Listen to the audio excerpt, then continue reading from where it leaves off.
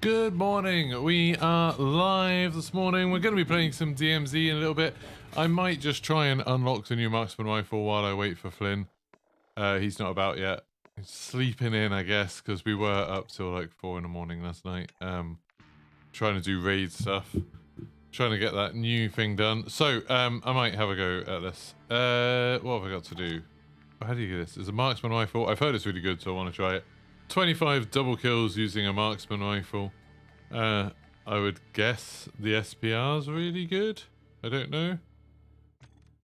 I know, like, it used to be the SPR with a canted sight was insanely good, so I'm not entirely sure if that's still a thing, but I'll have a look at what the best build is, and then we'll get going. So, SPR build. So, yeah, 12.5 barrel, apparently. Pad extension for the stock. Comb is the aim assist. It's literally called aim assist, and the bolt is the FSS. Right. So apparently this is really good. And then we'll do that multiplayer. And then just in case I lose it. And then I don't really want tracker one. I don't know what I want. Highlight probably. Yeah, I'll just stick with that. Why not? So let's get started. I don't know even what filters to do. I guess like domination, probably. Don't know. We'll try it. So I need to get double kills though. What's the best way to get double kills? Anyone know? But hi James. Hi Matt. Exiled. Hi Brycey. Hi Joe. Were we first to finish the raid on Veteran? No, we haven't done the raid on Veteran, actually. Because it took me an hour and 20 minutes to download the bloody map, the update, because there's no preload on PC, and they didn't tell us it was going to be 30 gigabytes. I mean, there's not really much I could have done about it anyway, but it's still annoying. Yeah, we just went through it on normal, and then Scotto had to go, so we just played like a bit of DMZ and a bit of multiplayer and stuff. Hardpoint and headquarters. Okay. Sorry. Headquarters though is like people have to like wait to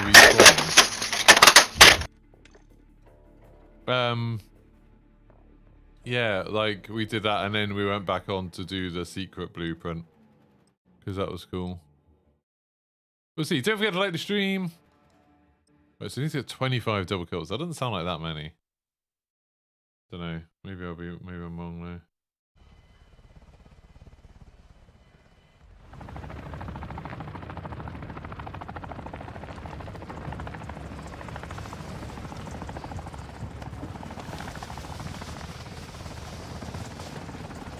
The in-game chat is incredibly loud. Okay. Turn it down. Wait up. Kind of.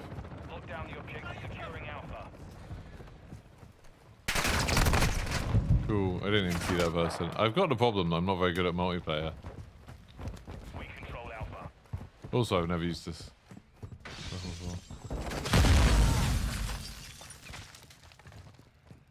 We've lost Bravo.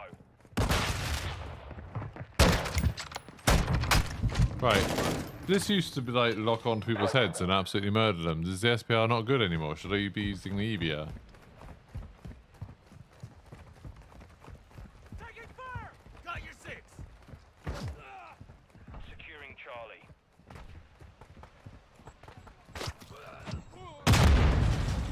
I feel like getting double kills on this is going to be tricky. The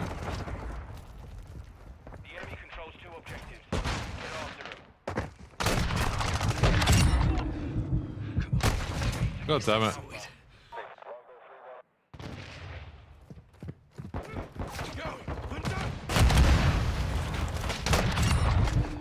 Okay, there we go.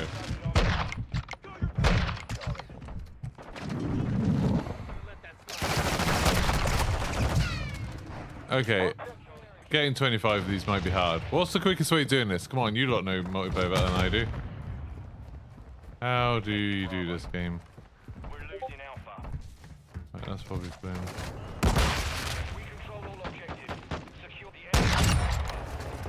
Just doing my job. Switching back.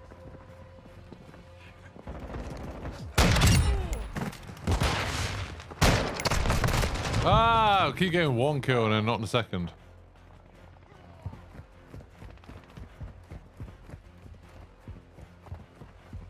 I'm sure someone's like perfected the route to do this.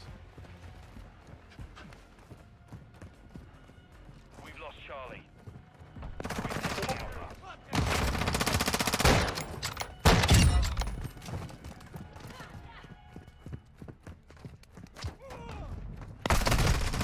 I'm just too slow. We're losing Bravo.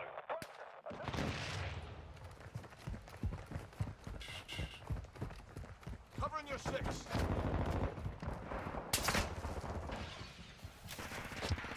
Enemy taking Bravo. Enemy holds 2 objectives. Secure those positions.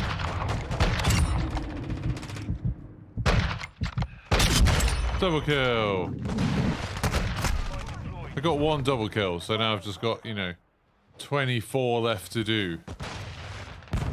Alpha secure. Ah, Call of Duty's so annoying sometimes. 24 left. I mean, at least I got 1.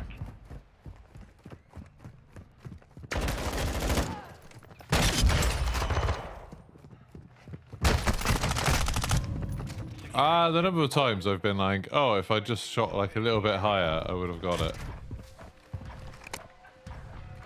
Objective Charlie secure. We used to be an absolute demon at this thing. Securing objective.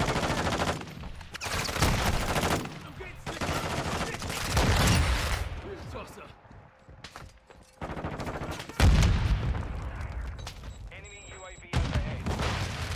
Enemy set. That had a blue dot over it. Thinking you might just get it from the store. Line. Like, Control 2 objectives.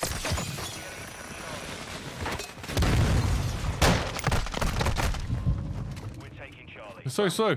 Go on, where's... Normally you're full of advice on how to do this sort of stuff. Where's the advice on this is the quickest way to get this done? Control Charlie. Enemy securing Alpha. Objective Alpha is compromised. Get it back.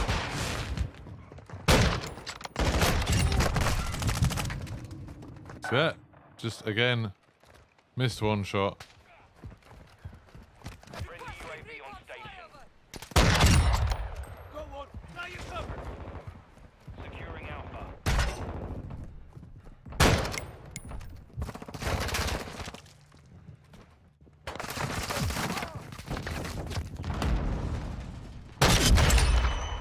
The enemy has captured 2 objectives. Secure Bravo. Oh, I ran out of bullets. We control Bravo. The enemy's gaining ground. Push them back. Yeah, that was fun.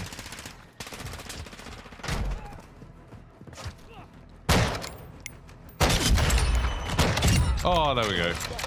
No. Enemy taking Charlie. Our UAV This is someone else's. area. What's good about this one? Charlie is compromised. Get it back.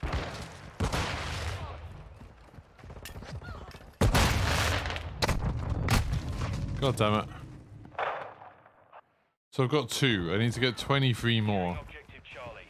Maybe some maps would be easier. Objective But I mean, really, it's my aim more than anything. It's my aim and like reaction speed and stuff that needs to be fixed.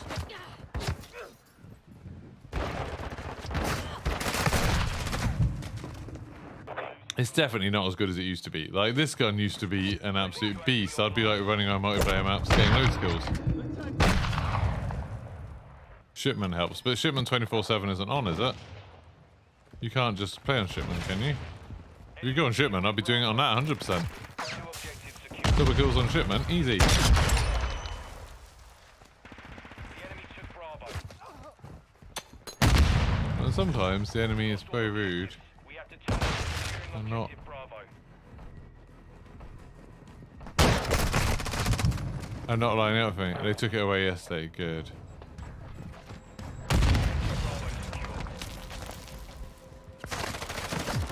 God, I hate having to grind for stuff.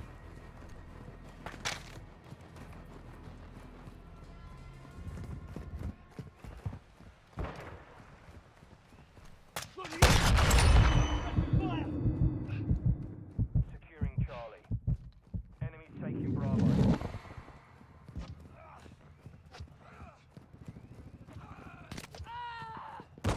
Enemy holds all objectives. We're getting our asses kicked. We're taking Alpha. Objective Alpha secure. Bravo. To unlock the new marksman rifle. Apparently, a new marksman rifle is good. So I want to unlock it, but it's really hard. I couldn't even see that person against that wall. Secure Bravo. So far, the only advice I've had from chat has been shipment, which you can't choose as a thing. That's no good. It's no good to me. Securing Charlie. Control Charlie. I need actionable advice.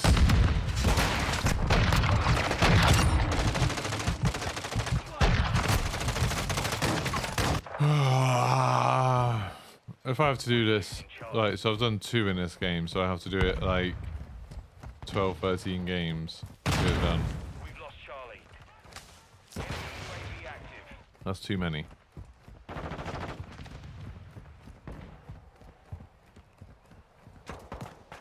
Securing objective Bravo. Cool, everyone's dead. That person's gonna shoot me. Like, this is a stupid mission for stupid people. Why doesn't it count things you've already... Okay. Why doesn't it count things you've already done? Why can't I unlock this in DMZ? Actually, I can unlock it in DMZ if someone else already has it. Does Flynn already have it? He can just give it to me in DMZ. Has Flynn already unlocked it? That'd be good. I think that will let you unlock it if someone else has already given it to you. If someone else has got it. We've lost Bravo. Maybe I could just do it that way. Taking fire. Enemies taking Alpha. We're taking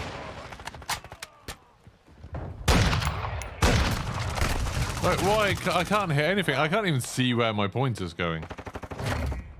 Friendly UAV on station. The enemy holds 2 objectives. That didn't even kill them. I'm starting to think the EBR might be the way forwards with this. Friendly The fact that I've seen other people using the SBR makes me think that maybe this is right, but... I got 2. I got 2 bloody double kills in that entire thing. base. Right, let me just sort out the thing so game chat's a bit quieter. But yeah, that's not great. Game, voice chat. Turn down. Alright, it'll be a lot quieter now. It's because I got to unlock, I want to unlock the new gun for DMZ, but I can't because this is hard. Basically. I think Flynn's going to be coming on. I was just really sort of doing it until Flynn came on. Let's try hard point and stuff.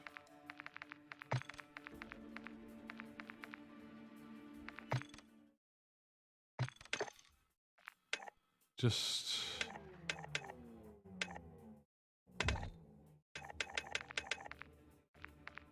It just sucks that it's so difficult. That's the problem. Is I wish it was easier. The TAC M, do you think? You got 7 in 2 games of drop zone with the TAC. Use deadly to get behind the zone. So what loadout do I put on the TAC M?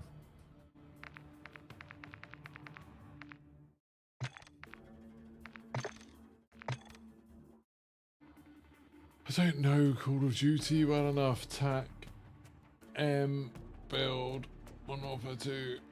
Right, so apparently it says lock shot. Barrel is the LR17.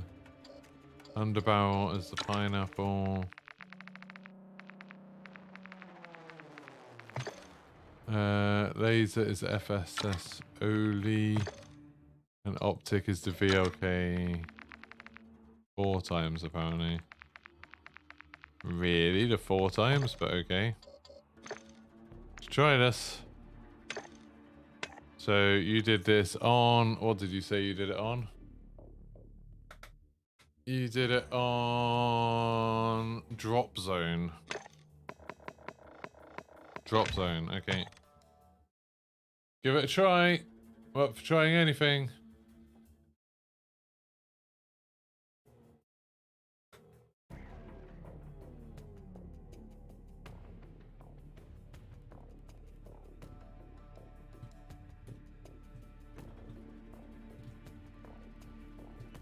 If Flint's already bloody unlocked it, then I'm wasting my time.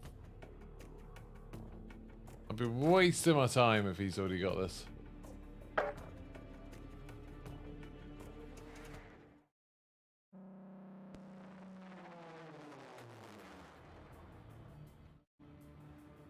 Yeah, that's what I'm saying, David. Go on. That's why I'm hoping that Flynn's already done this, so I don't have to. Because this is tedious. I'm really just kind of doing this while I wait for Flynn.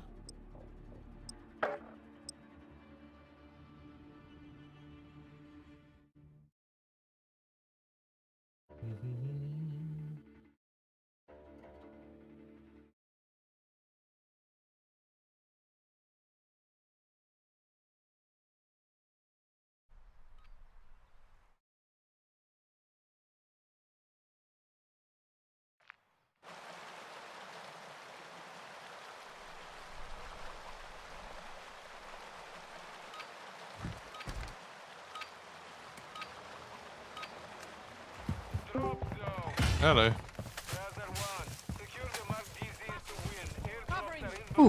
Hello. Good morning. How's it going? Morning, buddy. How's it going? Did you unlock the Tempest already? No. I was doing it last night, but then I just gave up. Yeah, that's kind of my own thing. I was hoping that you had already done it, so I wouldn't have to. Well, if you want to hop into multiplayer with me, Yeah, cool. then we could. One of us can unlock it, and whoever gets it first can just give it to the other person. Yeah, sounds good. Sounds good. It is nice that you can just give each other guns like that. Yeah.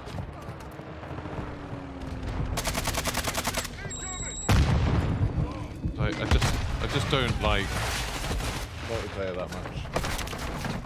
That's my problem. Yeah, it's tough. It's too fast, like. And it's just you constantly get killed by nonsense. Yeah. No, I'm out of bullets. This thing only has 10 bullets in a magazine. Are they expecting me to hit all my shots or something? He just exploded for no reason.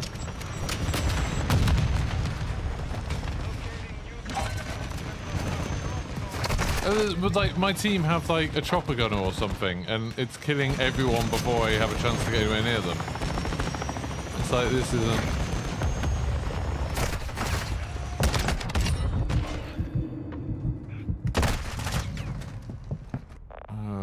yeah, Alien Tickler, I am having trouble.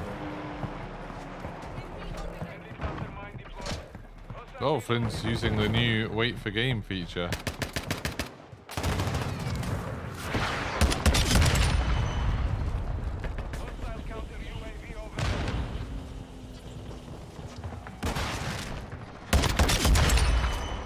It's not a double kill, is it? Double kill! I got one double kill. Woohoo!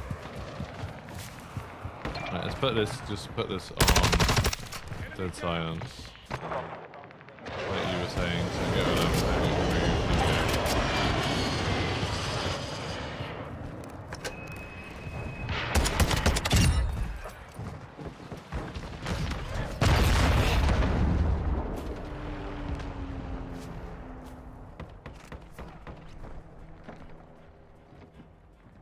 Yeah, I've done 3 of these double kills out of... I think you where that person was. Somewhat easier to do on hardcore modes. Is it? 'Cause then you die fast as well. I guess it means people are only one shot.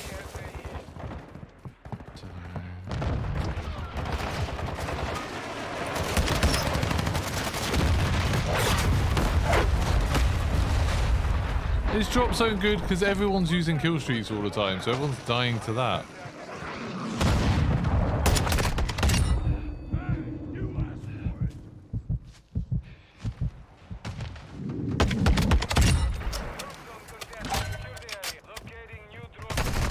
Not even getting double kills.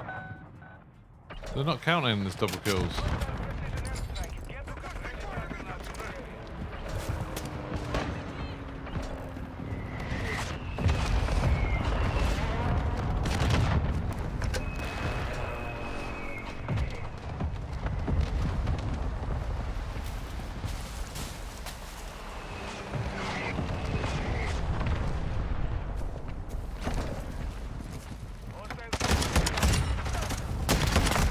Yeah, double kill. I am getting 2 per game.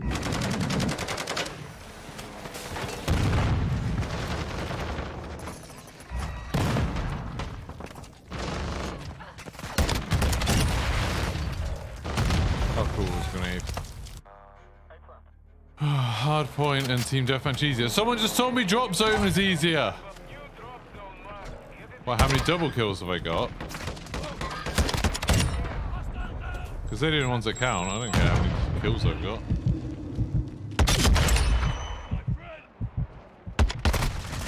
God damn it. I've got 4 double kills so far in 2 games.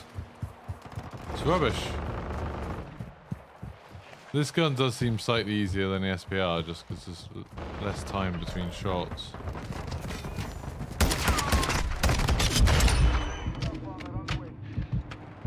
I need stims really.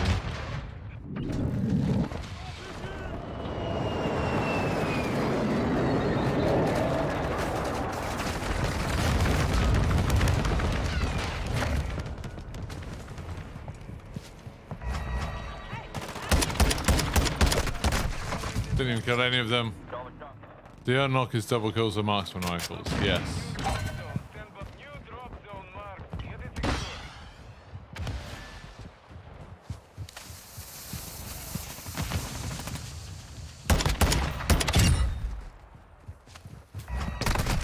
Cool. Shot him back. No, shipment isn't available, otherwise I'd be doing it on shipment.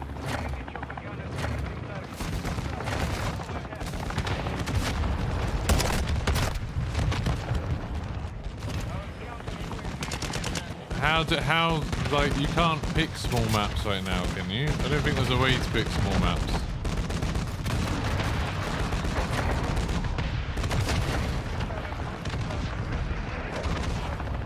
Still need 21 more double kills. How many more do you need, Flynn?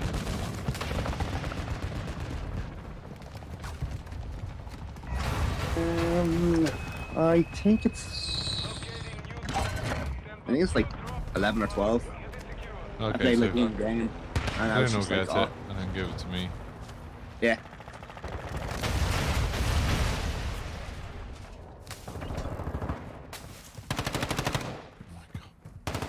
Just ran around the entire map and see a single person.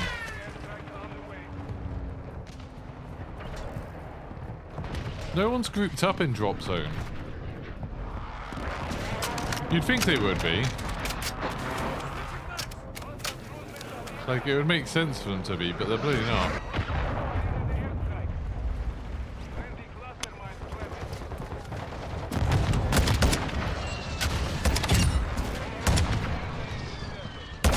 Yay, got another double kill. Yeah, there isn't. You like the new map on multiplayer? I've only played like 1 game on it. 2 games. 1 game. It's fine.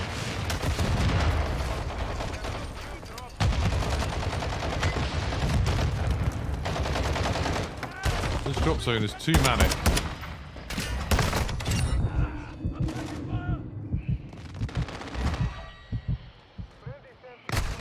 What? Oh, there's a guy up on that rock. No, I'm not going to do that, Coborn. You're going to end up waiting for days. Just need to sprint towards them, get a couple of kills, come back. I'll get like better at it as I find more.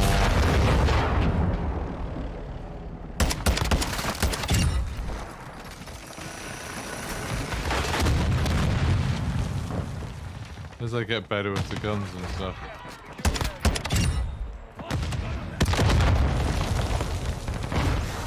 But right now, it's a pain. What about using a different gun? What gun? I've tried using the SPR for one game. I've tried using the TAC-M. My success rate has been about the same for both.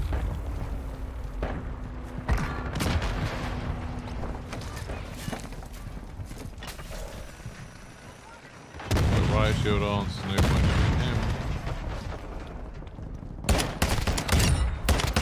Yay, another one. So that's 4 in this game, that's better.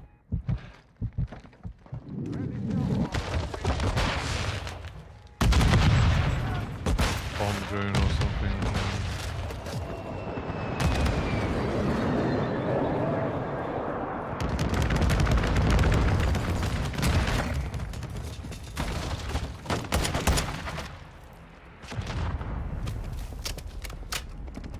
Friendly mortar strike on the way.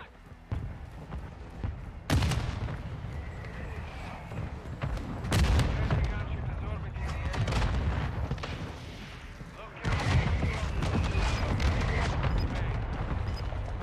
This game's bloodwind. God damn it!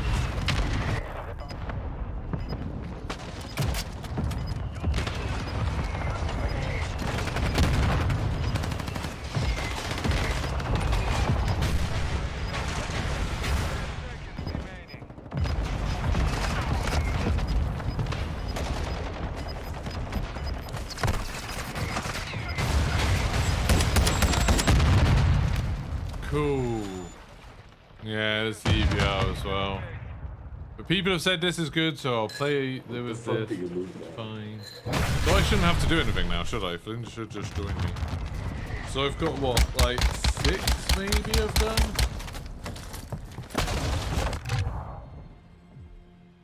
I mean, apparently I went 27 for 16 in that game, which considering I didn't use a single airstrike, it's pretty good. Try the small maps. Okay, so which playlist do you want me to go on? Do you want me to go on Quick Play? Or Battle on Santa Senya? Or Party Modes? Or Helmet Expo? I've got Close Quarters, but then it's Mosh Pit Game Mode, so I could get like a respawn mode, like Search and Destroy or something. Drop Zone, 10v10 Mosh Pit, Third Person Mosh Pit. Which one of those is the small map one? The only one I can think of is... where is it? I've lost it now. Close Quarters. But am I not going to get stuff like Search and Destroy and stuff? Okay, we'll try it. I'm worried. If I get Domination or something, good. Hardpoint, good. Headquarters, okay. If I get bloody Search and Destroy... Coming for you, David. I'm not really, but I'll be angry. I hate these challenges. 10v10 is better, more players. Oh, now I'm on Himmelmat Expo. This isn't even a small map. But the 10v10 one isn't a small map thing. I've got someone saying small maps are better, someone else saying 10v10's better. Try hardcore mode.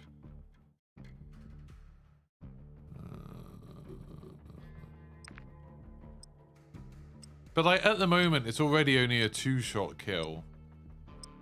And then if it's hardcore, that means I'm a 1-shot to people running around with SMGs. That seems like a bad time to me. Don't you think? Don't forget to like the stream, by the way. Don't forget to like this misery. Like, it's not gonna make that much difference to me. Like, me shooting someone twice isn't, like, that hard. Right, Flynn's gonna get it anyway. Flynn's gonna get it in this game. Secure the target area to win. This isn't even a small map. This is stupid. Target area confirmed. Get to the hard point.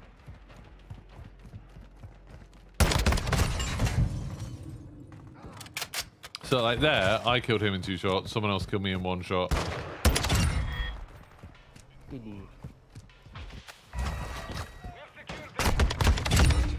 How's that not a double kill?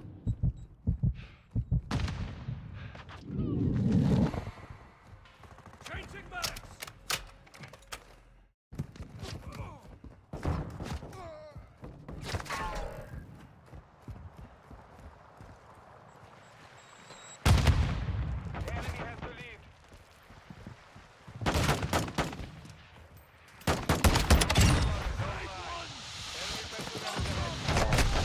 Oh, he's hiding there.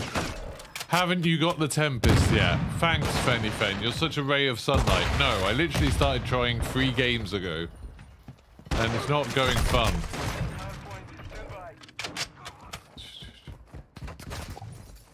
But I'm saying, how would you get faster double kills, Joe W? Like, I mean, I get that, like, it's 1 less bullet. Oh, guys, why didn't you die?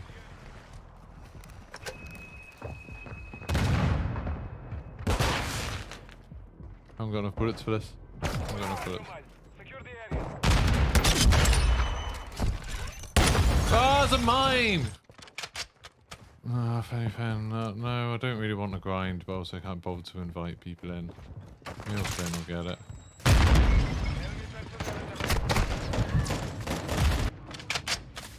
it. Also, you annoyed me coming in being like, haven't you got it yet? Came out yesterday afternoon! What have you been doing? A raid? Making videos about secrets, playing till 4 AM? Psh, haven't even got the Tempest yet. Bloody hell.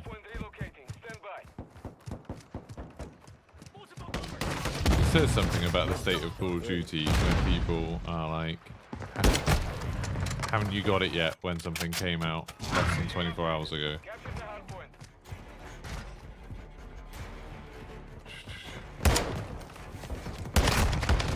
Okay, that was my bullet that killed him. It was fun. This map's rubbish for this. It's too big. Yeah, it's massive. Like this is the small map playlist apparently. Switching max.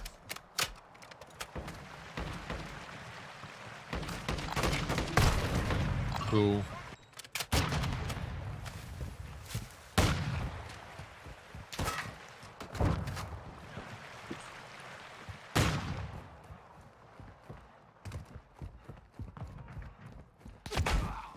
Yeah, let's see what else. How many double kills have you got so far? None. Yeah, I don't think I've got any yet. Got a shot with a shotgun though, so that was fun.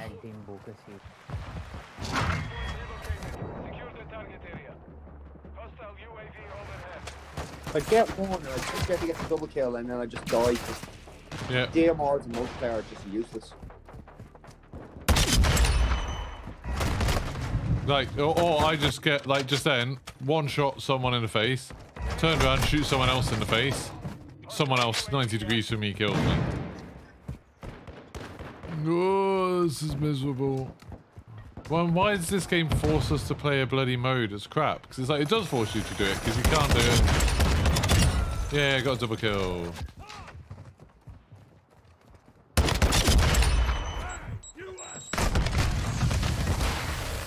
I got 1, so I think I'm on 5 now. Just 20 to go. Oh yeah.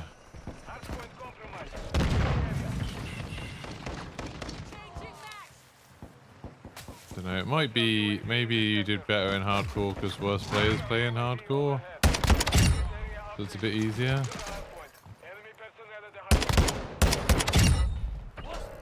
Was that not a double kill?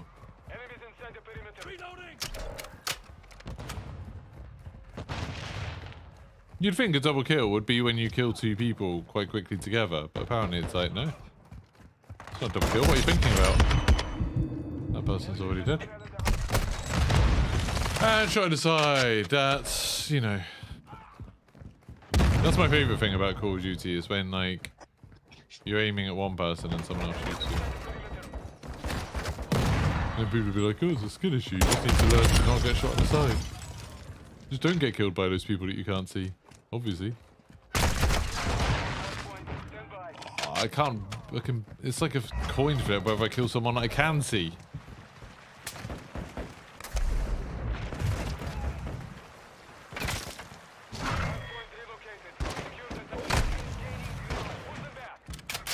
Make sure your double kills count between rounds. Cool.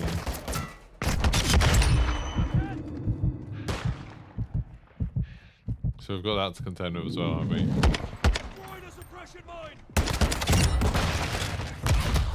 Because this only has such a pathetic magazine, getting double kills sucks.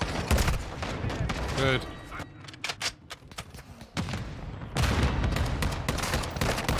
No, I just can't bother to be inviting people. I just want...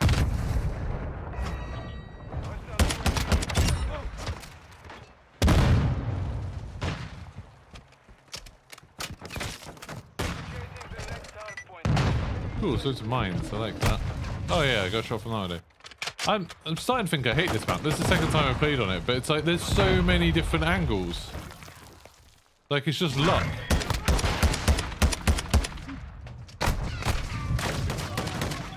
You can put a 20 round mag on it, but I assume that'll make the ADS a lot slower, which is why people didn't recommend it. But then people probably weren't just trying to get bloody double kills.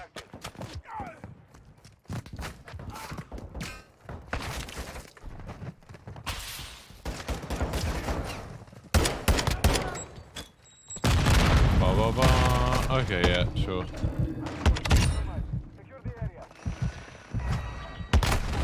Yeah, sure.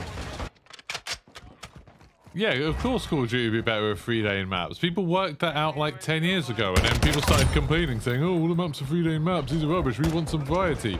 And then we get a load of crap maps, and people are like, oh, why can't you make maps like you used to? So maybe, yeah, got a double kill. Maybe 3-lane maps were the right way forward. Shockingly.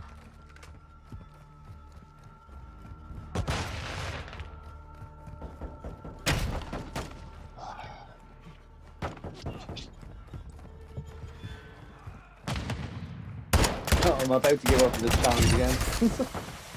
It's so... Like, there's so many different, like, random things. It's like you've got to find 2 enemies that are close to each other. You've got to, like, not step on one of the million random, like, mines, or... We'll just go play the finals. Get a gaming PC so we can play things like the finals. Oh, I wish I had him. I really do.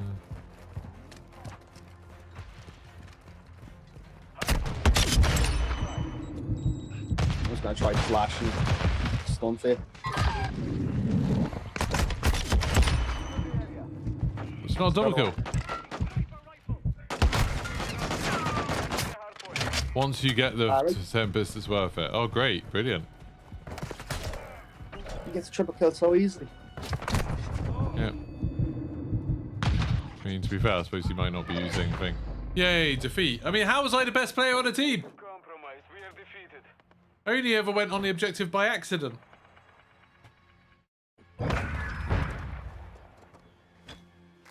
Everyone's trying to do it. Yeah. 100%. Why would anyone be playing this game for fun? Yeah. People are just doing it so they can unlock a gun in a different mode. If they just let me pay £2, I'd do that. I'd just be like, yeah, I'll pay £2. Rather than sit through this. Right, I've done 8 apparently.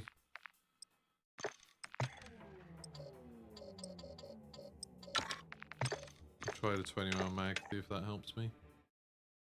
Wow. Yeah, Phony Fen, if you don't like it, you can get lost. 17 more, let's go. There we go, that's more like an Alien Tick though. You're the kind of viewer I want.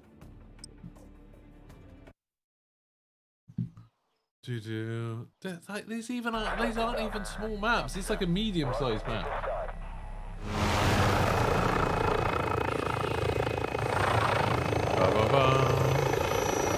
I don't know why I've got this VLK on it. I feel like I could probably put on some sort of reflex sight to be better.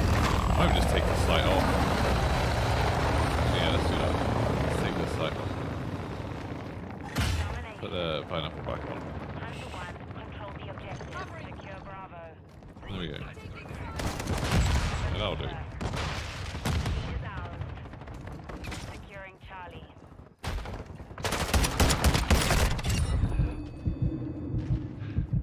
Oh look, there's no other enemies. Because this map's too big. Securing Alpha. There's no enemies. There's one. This playlist seems disingenuous. I know, this is just nonsense. But this is what was recommended to me by chat, so this is what I'm doing. They were like, oh yeah, do the small maps and bot playlist, that'll be easy. Securing Charlie. Okay, that third bullet just apparently went into the ever. Enemy to Charlie.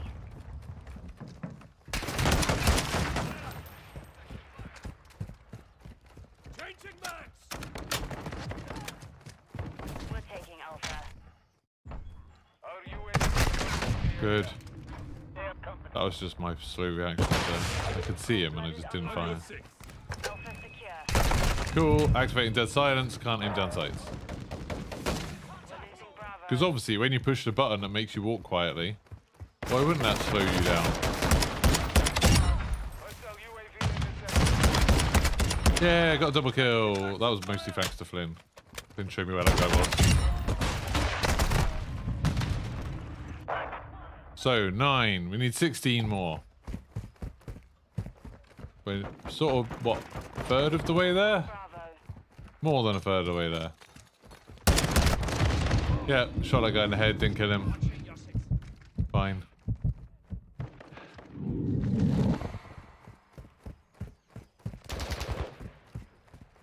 It's one of my favourite things about this game, is that when you shoot someone, you never know quite what it's going to do. Charlie. Tossing a decoy! Sometimes it might kill them, sometimes it might just bounce off them harmlessly. Securing Bravo. You know what they Securing say, objective Charlie. bullets in Call of Duty are like a box of chocolates. They do Secure. absolutely nothing when they get people. Compromise. Take it back. One kill. And there's no one else there. Objective Alpha. Yeah, of course.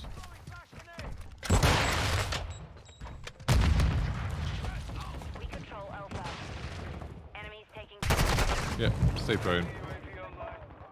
Securing objective Bravo. I'm glad that man was lying down there.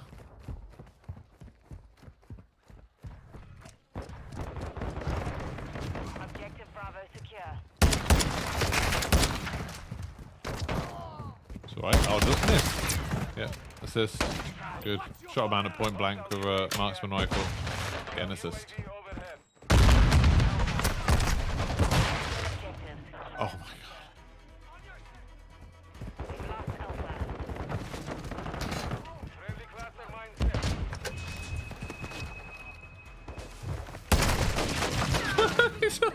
The time to kill so fast is just like... So sometimes you just see someone appear on your screen, it's like, oh, you're dead. Like, that's the guy that's not even very good on the other team. I mean, he's still better than me, obviously, but there we go, he's dead. Oh, and that guy's prone. There's a pilot, there's bodies all over a yard, and one of them just happened to be someone sitting there with a gun. All of them secure. Expect counter. Of course, I was meant to be able to tell that, I'm guessing. Enemies taking. Oh, good, that guy's standing behind the door. Cool. I'm not gonna just camp Fenny Fen. Why are you still here? I thought you were fed up of me whining. Enemies taking Bravo.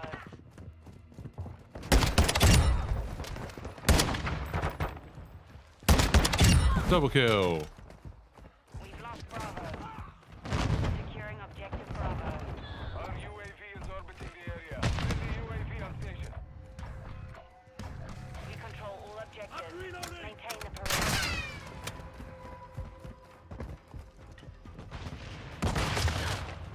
We're losing Charlie.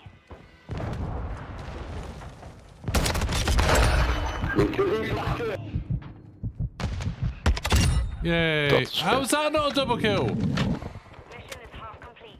Secured. Enemy securing Bravo. Double kills are a very frustrating thing. Why can't it be like headshots or... Objective Bravo I'm is looking second. compromised. Take it back. Oh good, a hostile chopper gunner. That's a fun gameplay thing. So because they're doing quite well, that means we get to get killed more. Good design. Securing objective Alpha.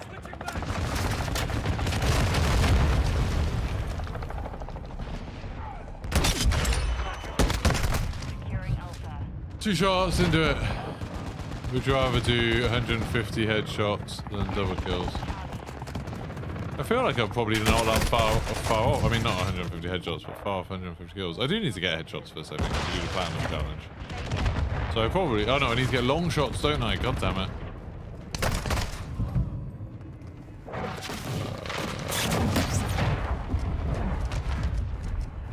Securing objective Charlie. We're taking Bravo. Airspace too crowded. Good. Yeah, why not? Why not? Why wouldn't airspace be too crowded? Bravo secure. Damn, what the fuck?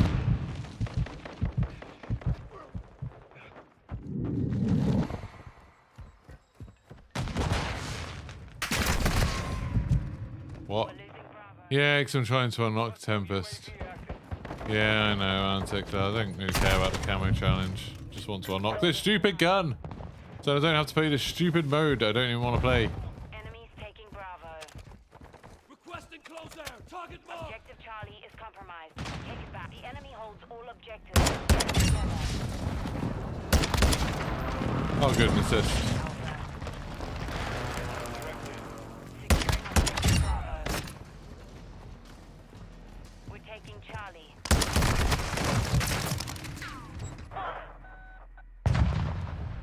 Objective Charlie secure. Remember when they made a big deal of like having all the gun unlock things in Black Ops Cold War? They were like, oh, we're going to make sure you can do it in whatever mode you want to play. So you can, like, there's a different challenge for zombies and a different challenge for water. That was cool, wasn't it? That was good. Secure Bravo. But now it's like, yeah, do this in multiplayer because, I mean, you're not going to get double kills with a marksman rifle in Warzone.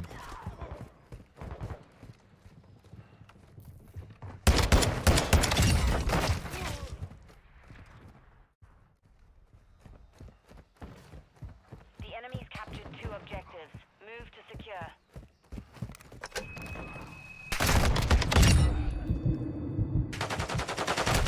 Good.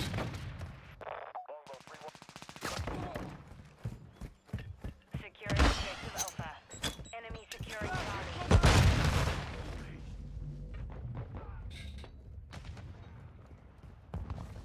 Objective Alpha secure.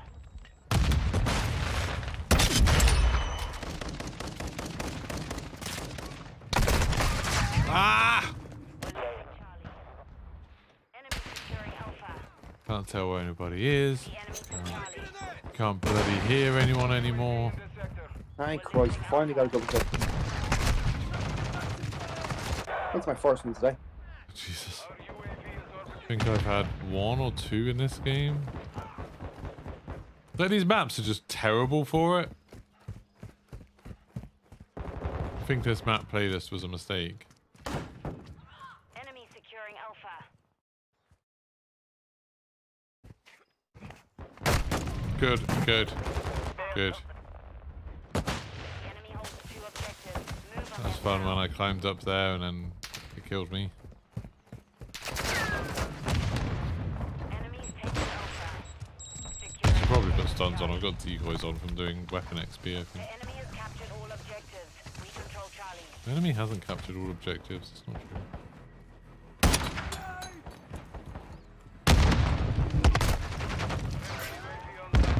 Do, do, do, do, do. Bravo.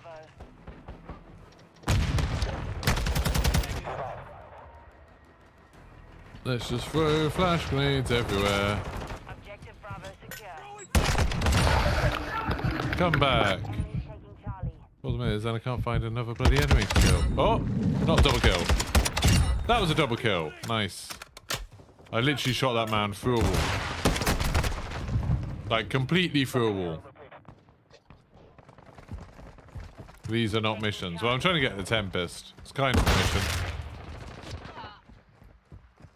I'm starting to warm up now. Got a second double kill. Nice. See, Flynn's ramping up. Flynn was already ahead of me at the beginning, so hopefully Flynn will just get it and then I won't have to do all 20. It's not a camo mission. This is a gun unlock. I wouldn't be doing this for a camo. I don't care about camos that much. That man's in the floor. That man was half in the floor. Oh, grenade, that's double kill. Damn. Charlie secure.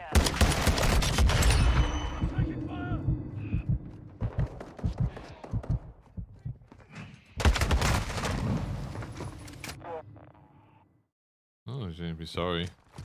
I'm just very, very frustrated about this entire thing. Because it's all nonsense. I don't think I've ever seen someone playing Call of Duty multiplayer who isn't talking like I am now. Where they're just complaining about everything. Seriously, where are the enemy team? It's just nonsense. Like, you just can't find them. Like, it's meant to be small maps, but this map is, I would say, quite a big map. As evidenced by the fact it takes ages to find anyone. And because we can't control what mode we're playing. Oh, I got a double kill. Yay.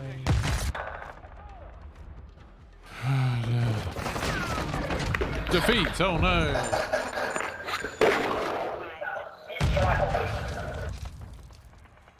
No, I don't think it would, Alpha, because then everyone will just run a suppressor right now. You know what would have fixed the problem? Audio. You know when in the beta you could hear where people were and it was great and you could work out where the fight was and you could work out where people are? That was awesome. But instead, a load of people complain saying, oh, it's slowing the game down too much. It's like, it's pandering to campers, like, get rid of it. And now we've got this where it's just crap. Because people are idiots. Right, I'm on 10 out of 25. I need 15 more. 15 more, Alien Tickler. 15 more. How many are you on, Flynn?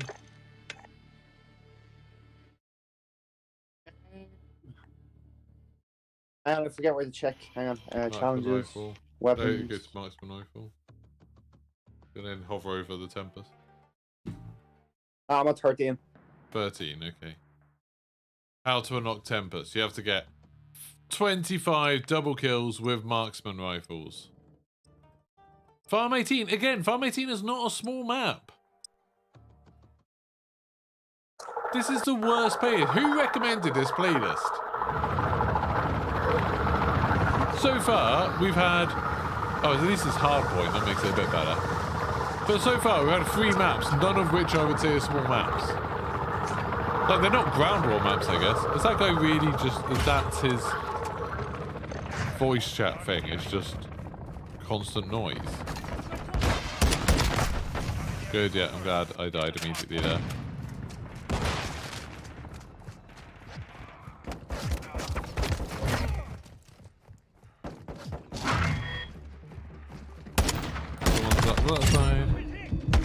Yay, double kill.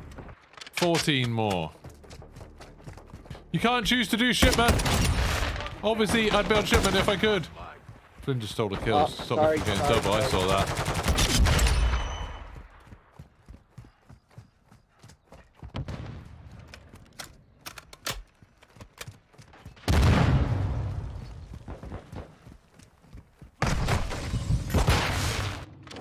Yeah, they did, Jacob.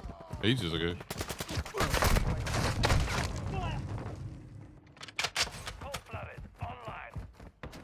Yeah, obviously, if shipment was out, we'd be doing this on shipment.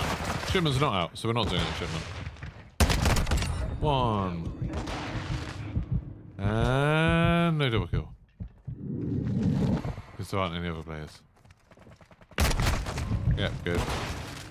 It is annoying, isn't it? Yeah, they found all 20. The last one was... Thanks, you.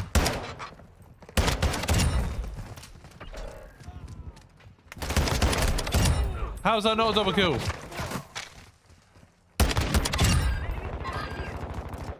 How are none of these double kills? I just killed 3 people in quite quick succession. Apparently none of them are double kills.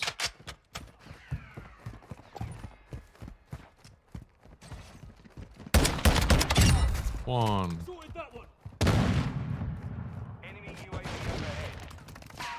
I think the enemy team's quite bad, so they're not like... staying alive long enough. Friendly counter UAV is on station. Hardpoint relocating. Stand by. Our UAV is already in the area.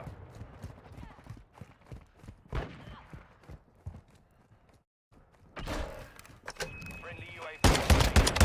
Hardpoint relocated. Secure the target area. Taking the lead. Ah, an assist! And it's Flynn again! You better have got a double kill out of that, Flynn. You didn't, did you? You killed anybody in ages. You did, you just killed someone. Oh, that was a triple kill. Nice. Does that count as 2 double kills or not? I think so. What? It should do, because I got a double kill with the first and second, then I got a double kill with the second and third. Enemy personnel at the hard point. Looking into next hard point. Get ready.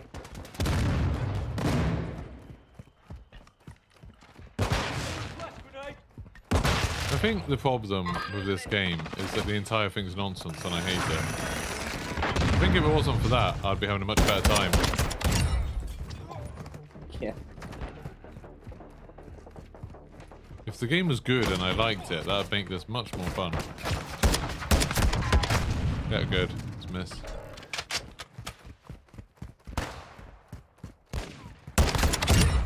One. Oh, nope, dead.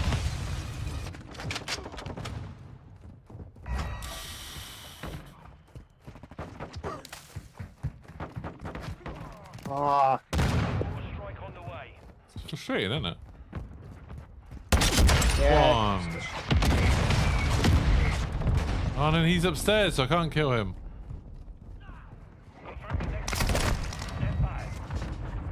The game is nonsense. The game is nonsense. The game is a nonsense.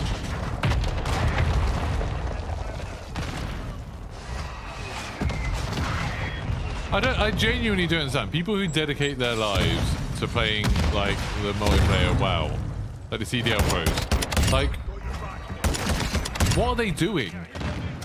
Why would you put yourself through this?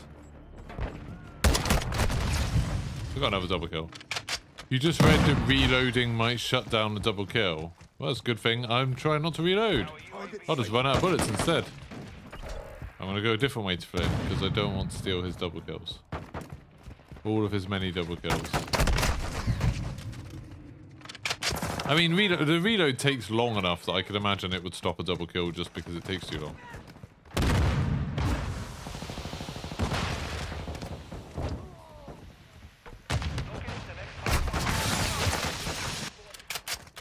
They should delete this game. They should just be like, we're sorry. We put this out into the world. It just causes misery and pain and suffering. So we've rethought it and we've decided, on the whole, Call of Duty was a mistake. So no more Call of Duty.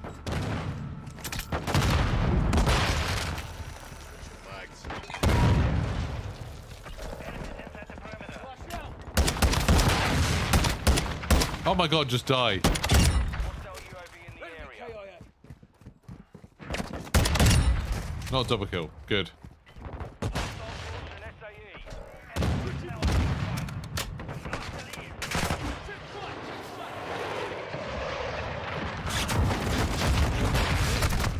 Ah, someone in there. Try it on hardcore. But why? So we talked about this before. I don't think it would be easier because I mean, we can try it. We can give it a go. But at the moment, we can kill people with 2 shots, which are very quick. You know, it's like, bam. That's not that long. Other people take a little bit longer to kill us if they're using a different gun. On hardcore, everyone will kill each other in 1 shot. But I do need to miss. I'm not saying anything about them not going out and touching grass. I'm just saying, like, of all the things you could dedicate your life to, I've got nothing against people dedicating their life to something. But this, in particular, is some nonsense.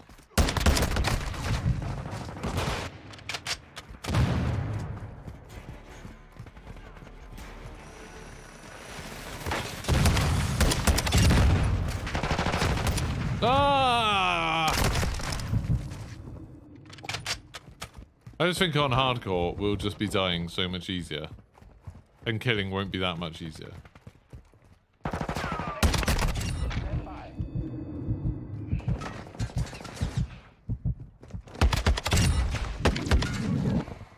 Someone else just get that kill. Oh my god. There were 2 people right next to me, and I killed one of them. And then, the other one's like his head was at the end of the barrel of my gun. Friendly UAV online. Ah, right next to each other. Thought as a member you wouldn't get ads. No, that's not a thing on YouTube, sadly. I haven't actually put ads in. I think I left an option on where it was going to like put ads mid-roll. I thought I'd try it, see if I made any money. But I don't know. But no, members don't. I don't think that affects ads on this. It does on Twitch. Yay! Double kill!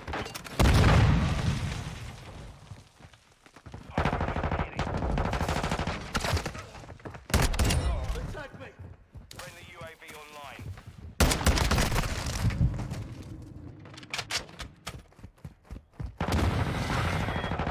Move to the hard point.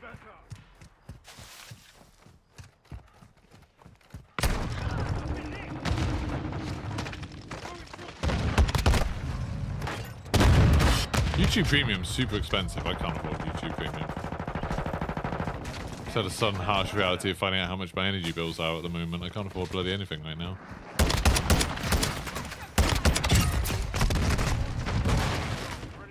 Have I tried ranked? I've played 2 games of it and it didn't go that well.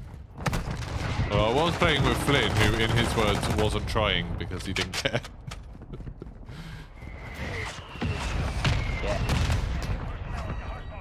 I think I'd only play ranked if I had a team. I don't think I can bother to do it solo. I'm definitely not going to do this stupid challenge, innit?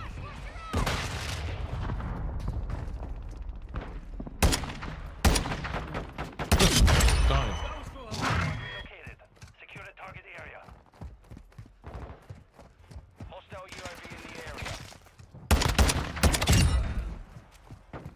Why are all the enemies so spaced out? Like, I'm getting kills, I'm just not...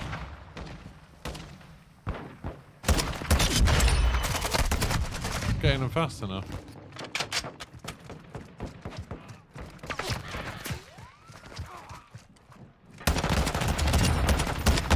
Yeah, double kill! Oh, Flynn died over here. Maybe there's enemies. Unless Flynn just, like, tripped, I guess. Enemies! Or enemy. Just one. Hardpoint relocating. Stand by. There's not enough enemies in this game.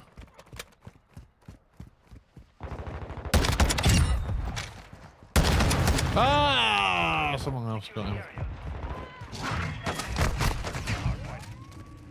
Thanks, another 420 user. That'd be fun to hear when I had it, but we don't have it, and it's really frustrating trying to get it. So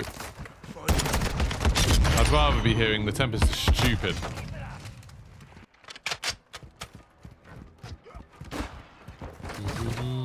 I just want to try other games. I'm super glad tomorrow I can play Diablo 4.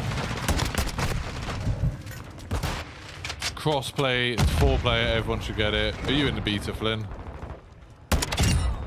No, I don't think so. Bloody hell. Enemy UAV is ahead. Flynn's gonna get it, he just doesn't know about it yet. There's an open beta the week next weekend as well. Oh, cool. Everyone can play.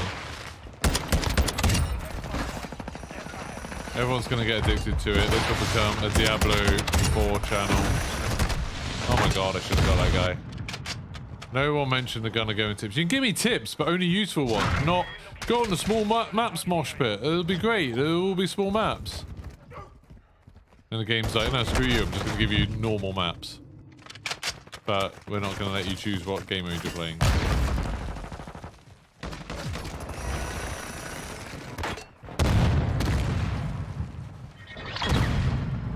Oh look, I'm the best player. Oh Jesus, I did quite well.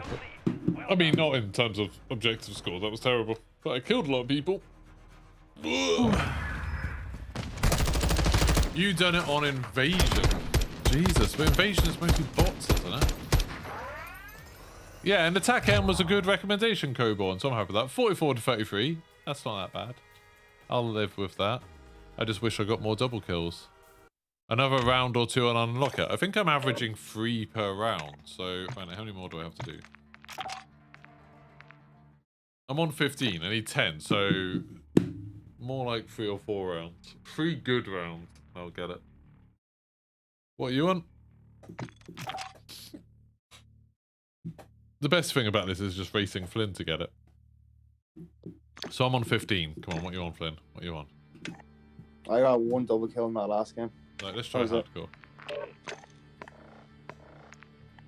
Let's try. How do you switch to hardcore? What? How do you even put it on hardcore?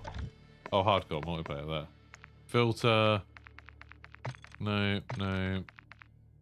Hardpoint. Yeah. Alright, here we go. We're gonna do hardcore. It's gonna be great. I've lost where you select hardcore. There we go. There. We'll try it on hardcore. People are saying that's better. It's not 19 to go, Alien Tickler. It's 10 to go. Don't do that to me. Oh, dear.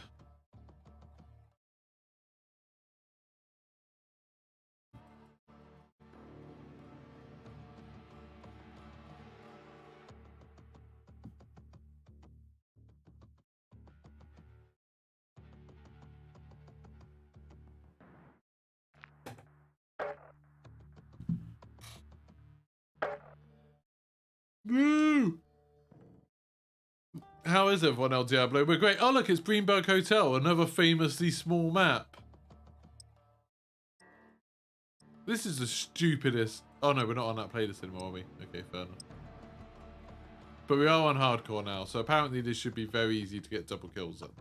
That's what I've been told. So I've been averaging 3 per game. Flynn's been averaging 1 per game.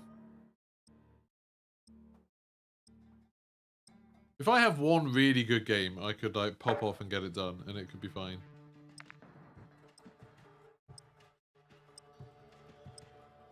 Oh wow, they've actually got video of that Russian jet hitting the drone. That's crazy.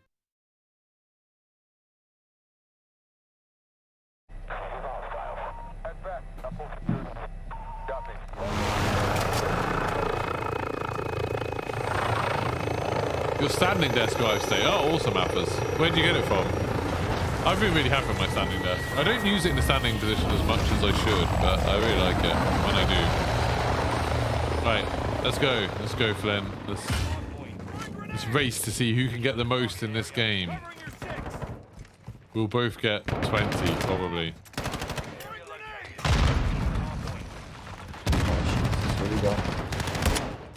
Can't actually see any enemies. 1. I mean, I haven't got a double kill. I just got a kill. And I'm dead. I kind of think hardcore is a ridiculous way to do this because everyone can just shoot you with assault rifles and SMGs and one-shot you. Yeah, I'm gonna go out and just say that hardcore is probably not the best way to do this. You give it a shot, but it's just like... Oh. I just can't find enough enemies. Too close.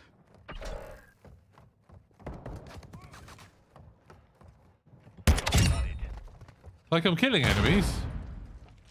That's going great.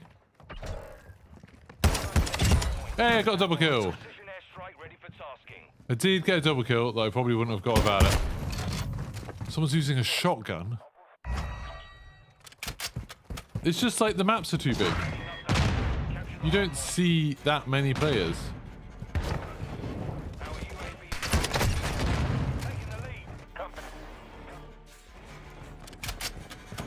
Yeah, I think hardcore's a terrible way to do this. It's just like random whether you get a shot or not.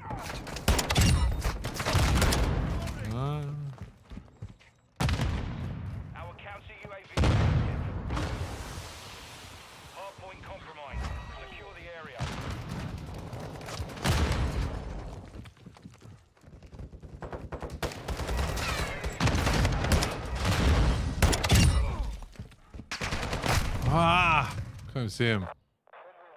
9 to go, yeah. I don't think I'm going to be getting loads in this game.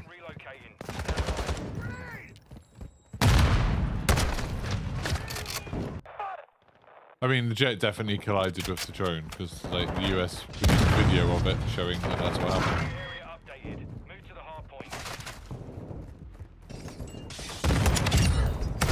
Ah, like that's so ridiculous for hardcore. Like how easily you can get killed. So you basically are just relying on seeing 2 people before they see you. Enemy personnel at the hard point.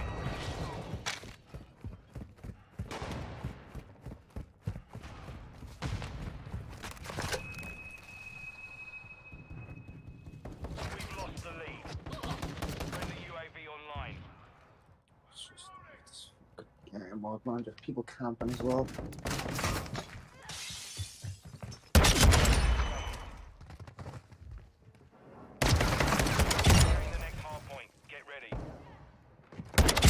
Double kill.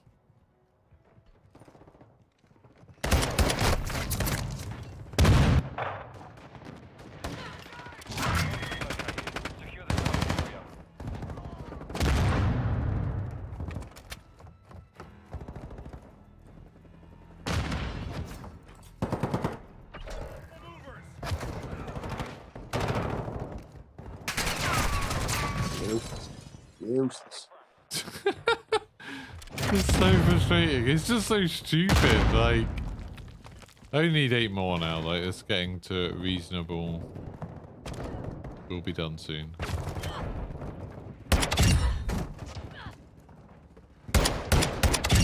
There we go. Got another one. Got a triple kill.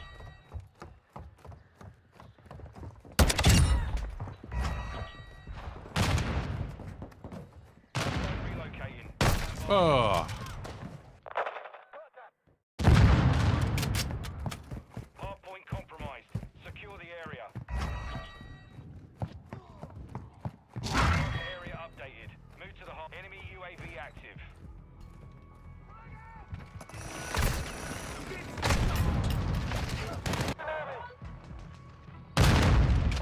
I'm just spending the whole time just trying to go routes where I don't think the enemy will be watching. Like trying to get behind them as much as possible. Good, that man jumped and shot me in the head. No, they were DK, they were trying to mess with it. They were like dumping fuel on it and stuff. They were just like trying to do things that would disrupt it without actually shooting at it, so they could like have plausible deniability, couldn't they? They could be like, oh no, well, we didn't know it was there because its transponder was off. But then they messed up and crashed into it.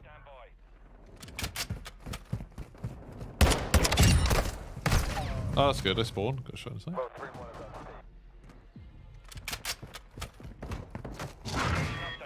Capture the hard point. This round's on you, yeah?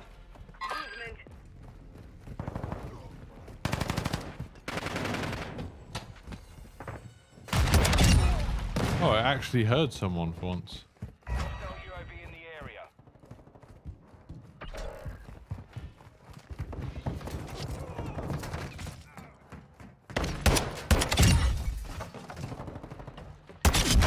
Double kill!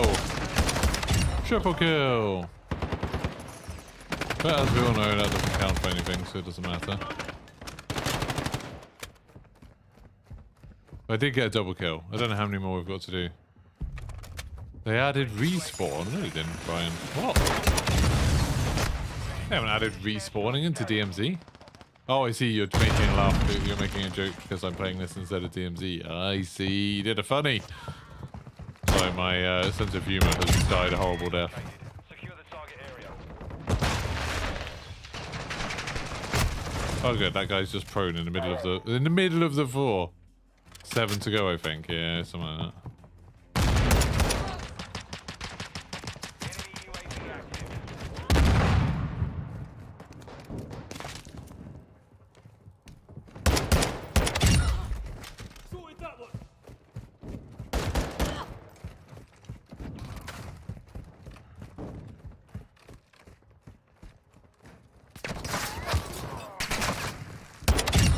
Killed that guy. Why is that guy's so annoying just lying in the floor? Yeah, it's the middle of the lobby. He killed me a couple of times doing that. It's just like you just don't expect someone to be there. You always expect people to be in the corners. Like that guy was, but I still didn't kill him.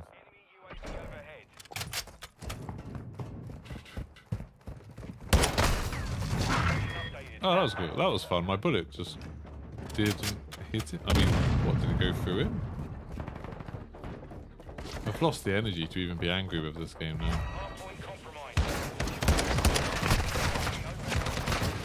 Do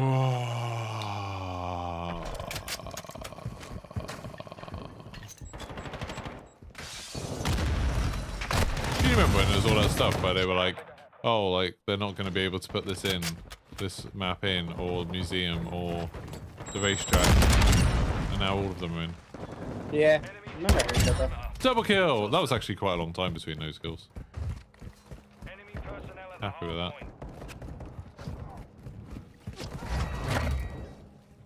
Hardpoint relocating. Stand by. Our UAV is orbiting the area. The enemy's advancing. Moving flash grenade. Ah, someone else killed him. Hardpoint relocating. Secure the target area. Ah, someone else killed them as well.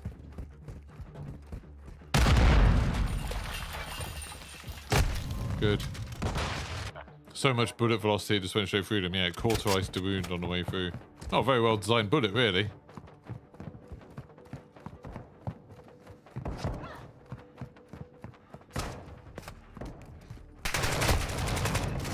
These people, I mean, I know they're playing the objective, but like, these people prone everywhere. It's so annoying. It's so frustrating. Mission compromised. We've been defeated. Oh, right. I think I need like 6 or 7 more. So done. I do wish they would have added the one part of the campaign where you have to run from the Mexican army as part of the Warzone map. Yeah, that was cool. Everybody exiled is completely ignoring us. How dare he? What a rude individual. Right, how many more? How many more? It's got to be nearly done. 5 more. I only need 5 more. I think that means I did 5 in that last game. This could be 1 more game. Okay, so maybe hardcore is the way forwards. Maybe. How many did you get in that one, Flynn? 1. I mean, that's the same as you did before, so... Yeah. 5 more. Alright. 5 more. I did massively shit that game. Sorry? I've already just given up on this challenge. Oh, good. Tarak. That's a nice small map to do this on. Mm-hmm. I'm enjoying Alien Tickler's hype. If I could gift you a sub in particular, I would.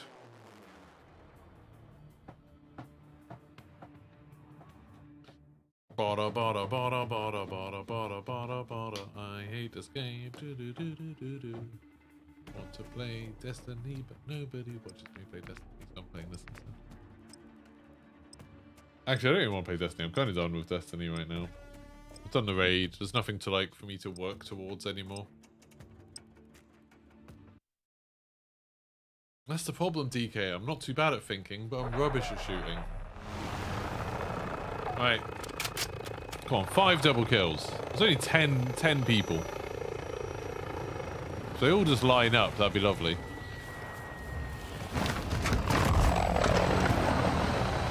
Should probably put a scope on this one though, because, you know, distance. Let's take that off and put a scope back on. Secure the target area to 1. Oh my god. Target area located. Secure the hard point. Hold your back, Nick.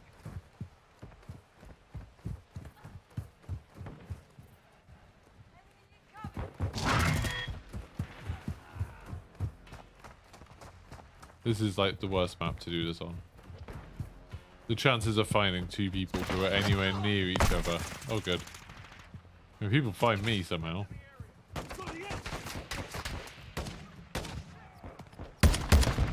Oh, they're dead. Cool. Got shot by someone. I literally can't even see now. Oh, I mean, thank you, DK, but that is not true.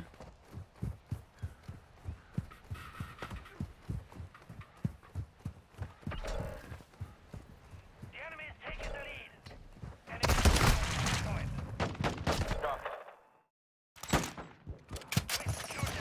DK's going to ignore. Not DK. Exile's going to go with bombs. The next hard point. Get ready. I haven't actually killed an enemy yet, so that's not ideal. Hey, one. Planet activated. Area updated. Move to the hard There's other lads in this lobby as well going for the exact same challenge from our team. Oh my god, I got a double kill! Sick! Oh my god, I just need 4 more now. Okay. You can't cover angles in Call of Duty. Unless it's a 3-lane map. 4 to go. I mean, that sounds perfectly reasonable, doesn't it? 4. That's what the challenge should have been to begin with.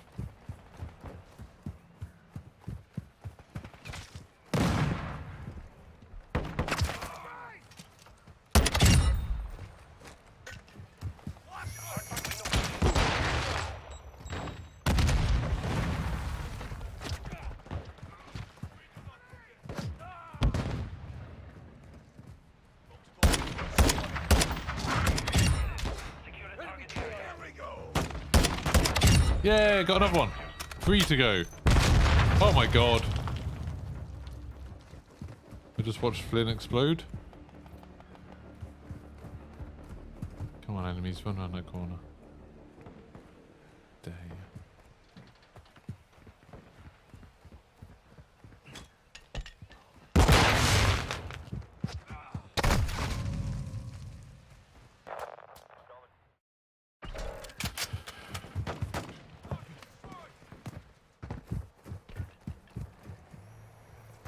He's on our team. Probably won't count if I shoot him.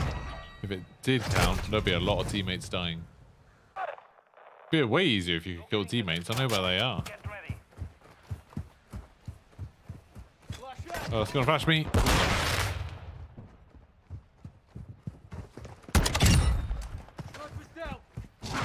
updated. Move to the hard point. Oh, I've got another one. I think I need 2 more. God damn it! Friendly UAV. 2 more. Come on, this is possible.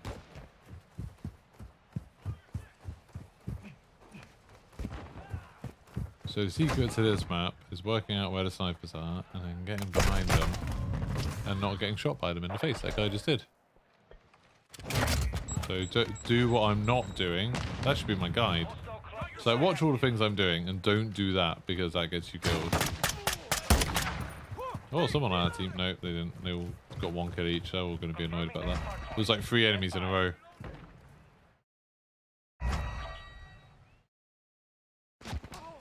Ah, someone else killed him. Oh, but he did get a double kill, so fair play. Capture the hard point. There's some sniper over there in that green building, and I can't work out exactly where they are. Oh, double kill! I need 1 more.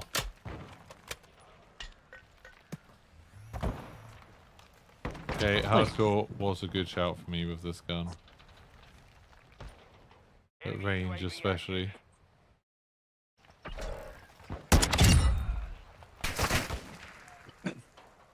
Just 1 more double kill and then we can get out of this game, though.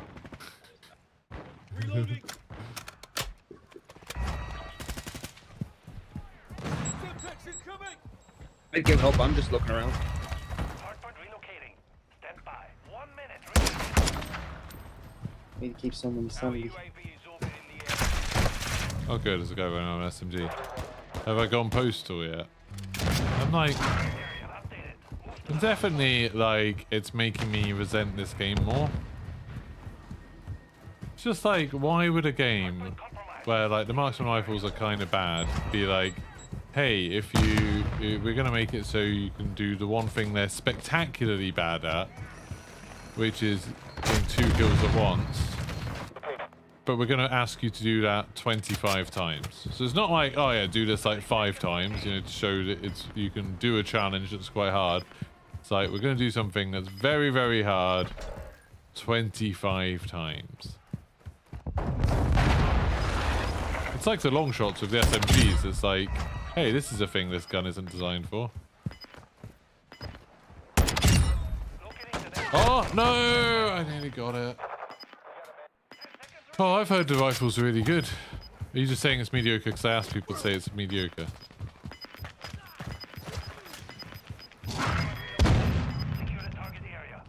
Oh no! I've got to do one more. That's not fair. It can't. The game can't end there. You can quit out, can't you? Like as soon as I do it and it says unlocked, I can quit, can't I? I don't have to finish the game. Nope.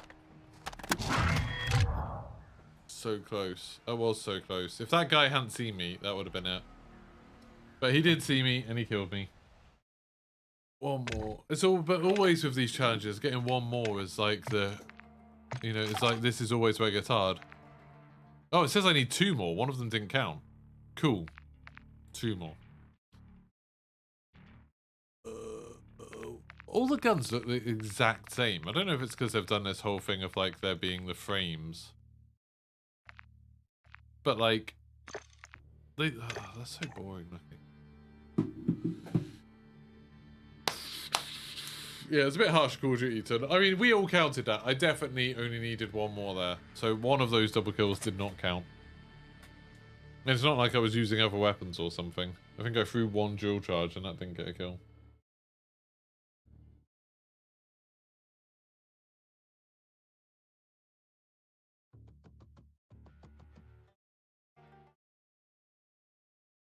They know what they're doing as well, removing shoe house and shipment as well.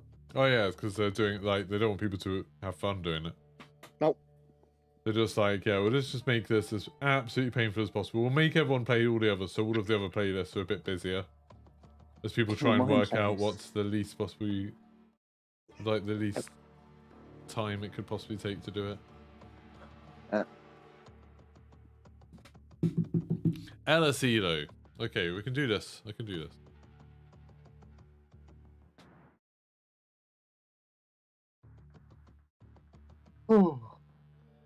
Just bop. Anyway, first 4 kills. Just quad kill, quad feed. And it'll, I mean, maybe it won't count.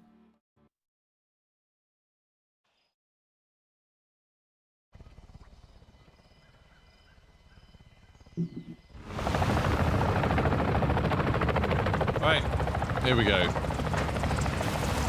Just envision the feeling you're going to get once I get that last double kill. I'm not going to care. I'm just going to have a new gun that people are saying is really good, but it probably won't actually be that good. I'll probably use it in DMZ and it'll be like, no, it's not very good. I just need to remember to give it to Flynn when we extract. Right, so you kill my targets. Bastard. I'll try BP. I'll just go ahead of you. Yeah, let me know when they are. Go on the back here. There's one. Go. There's no one else.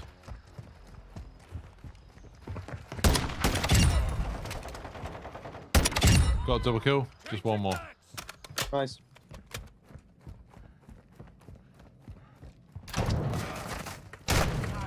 Ah.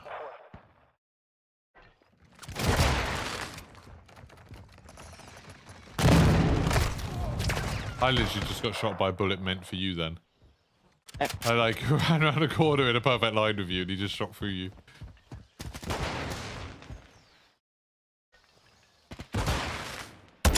Cold-blooded activated.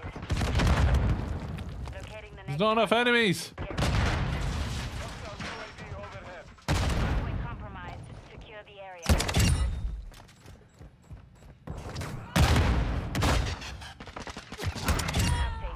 Capture the hard point.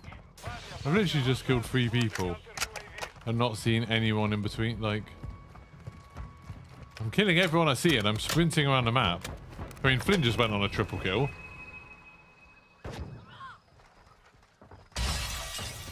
Flynn's gonna win the game for us.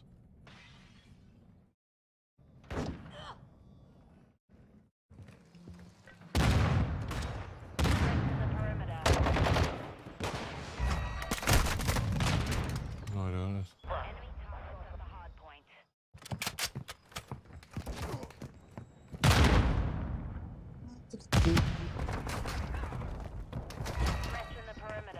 I don't. Hardpoint relocated. On your Stand six.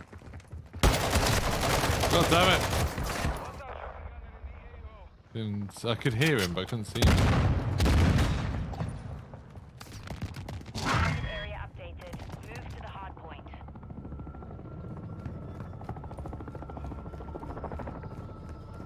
Thought you were baiting.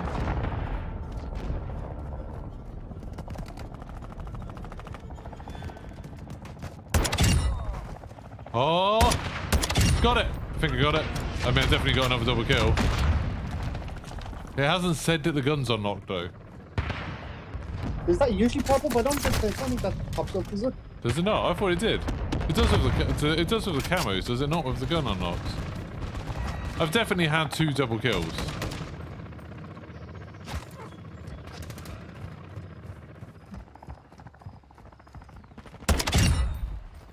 Might try and get another one for good Confirming measure. next hardpoint. Stand by.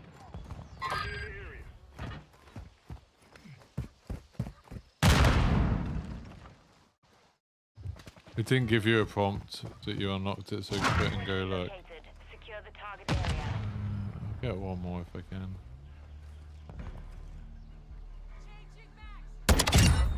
My friend. High alert activated.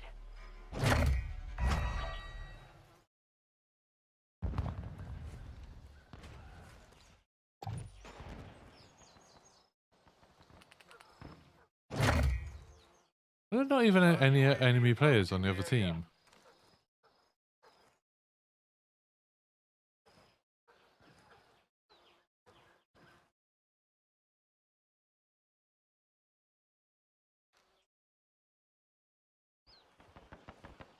Friendly VTOL inbound. Locating the next hardpoint. Get ready. Oh, that's gonna suck for me.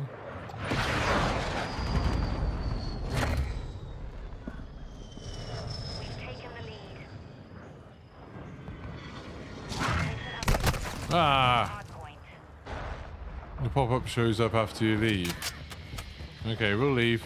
I'll just hope. There's no pop-up. There's no bloody pop-up. I've got it! I've got it! I've got it! We're done! Nice. Let's hop into the MD. I will immediately extract and give it to you. Sweet. Al Mazra, edit mission. No, I don't care about missions. Edit loadout. Change. Marksman rifles. Tempest. Did you unlock your stats? Sorry? Did you unlock your stats for DMZ? I don't know. Oh, I don't know actually. I'll have a look. Let's have a look. We did another game last night to try and do it, but then it didn't count it when I did it. No, it still says deployments 4. Didn't count. Oh. COD be weird like that. Yeah, I mean, why would you, when you're doing a challenge that requires you to do something quite difficult, why would you want to know when you've completed it? Why would that be helpful? Wasn't that a bad couple of hours? It wasn't a couple of hours. It took an hour and a half. Hour and a half, Fenny Fen. Why are you back here? I thought you said bye earlier. You were going. Now he's exaggerating how bad it was.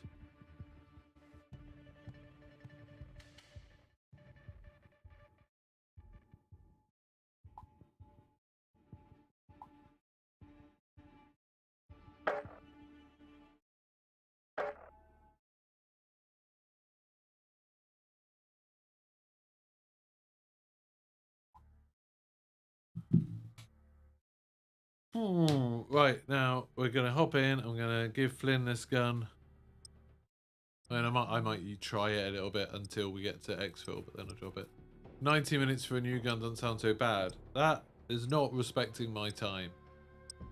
Why in a video game am I doing something I don't enjoy to be able to get the thing that I do like? Like, that's bad game design. Like, that just, like, you don't need to qualify an endpoint. You shouldn't have to do something you don't enjoy. At no point when you're playing a game should you be like, well, this sucks, but at least something good will happen in future. Like that, there's no point in a game should be like that. And when there is, it means they've messed up with their design. Like, that was just unpleasant all the way through, from beginning to end. I mean, I know Flynn was having a great time, but I was just hating it.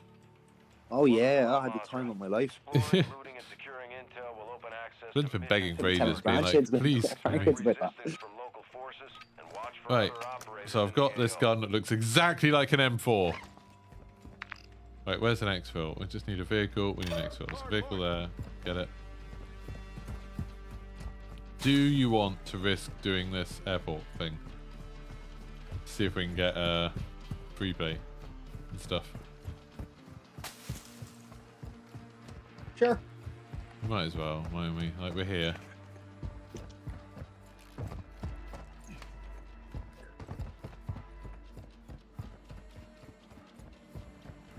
What's the worst that could happen?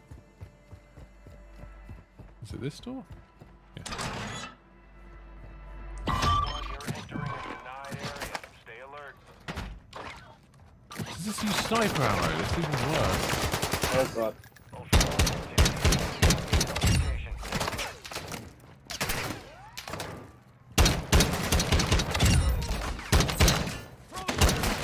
Well, it's not bad actually, this gun, you know. Like against these armored bots at least.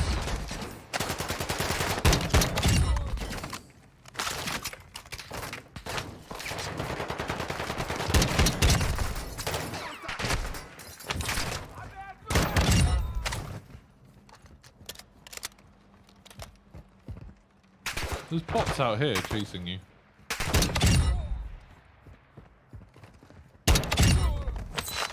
Yeah, like it one-shots the unarmored bots like in the chest. Yeah, yeah. Which is like, that's pretty good. Yeah, that's cool. I don't think the fire shotgun's even doing that. Oh, you've already got 3 places. Got a large backpack. Ooh.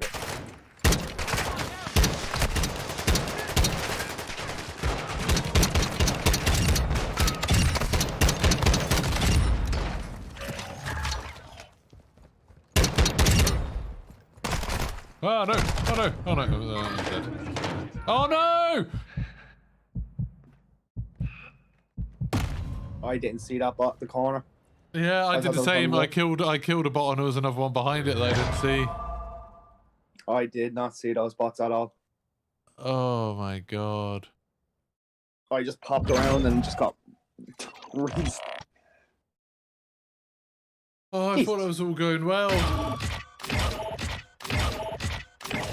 Well, there's only one insured weapon slot. Who cares? Right, let's do it. Let's do it the safer way. I just want Flynn to have this unlocked. We won't bother messing around. I did manage to unlock something for it. Oh, I should put on double XP, shouldn't I? Yeah.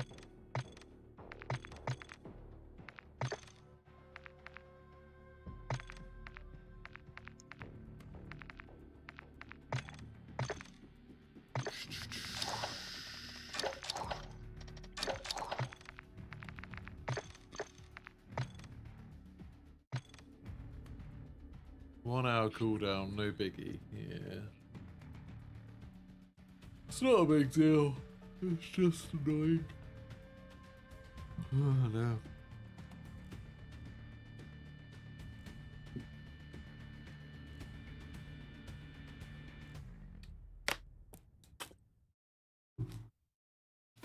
At least there's not many levels for it to level up. I feel like there was like 16 or something.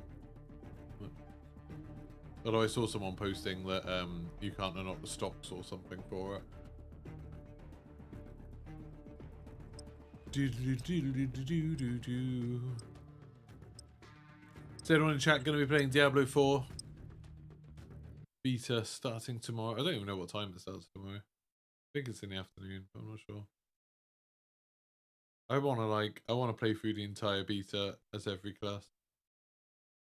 You'll have it done in 2 games with XP on. Maybe not this game, because we're just going to run to the exfil. That game, to be fair, the exfil was quite a way away. Sometimes you infiltrate and there's like literally something right next to you.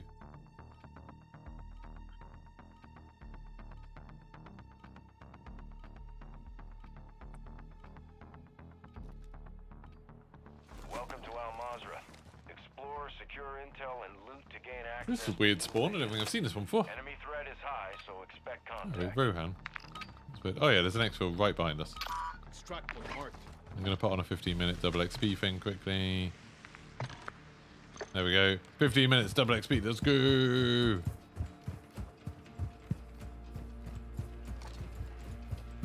There's some caches out here, isn't there?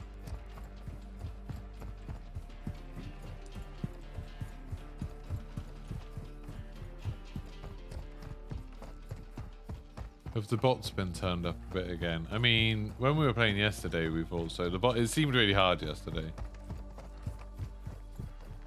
I don't know exactly what they're doing, but... Oh, see, I had the 300 ammo for the ISO.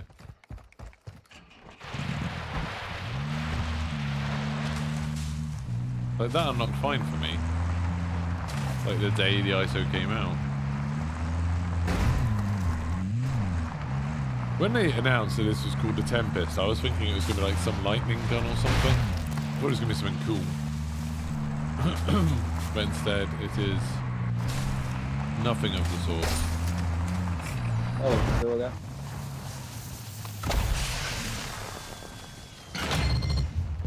Just before we get on, Ultra One, Dino Force inbound for extraction. 2 clicks out. where's the bots? I need to kill them. There. Oh my god, am I? I forget how vulnerable you are with one plate.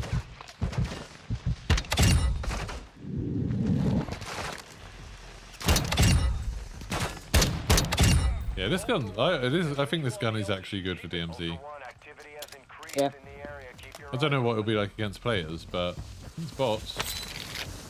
Do you need a plate? Are you okay? Oh, I'm all good. Might as well just grab absolutely everything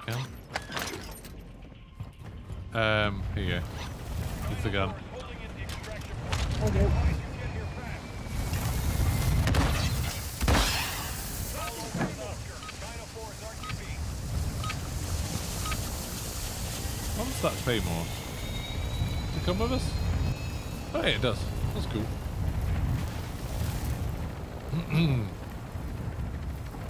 There, Flynn, you're not a DMZ. Yay. Yay. You can Sorry, put a what did I 50-round drum on it. What, on this gun? Do they not know how to make guns in Call of Duty? Do they not understand?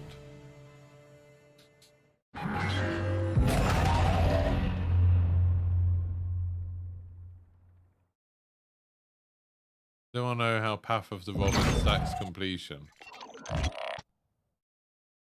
I don't know, maybe they fixed it so it doesn't count for points. Yeah, it's got 2 minutes unlock time for my... Killed 4 AI. Can you bring that gun back in for me?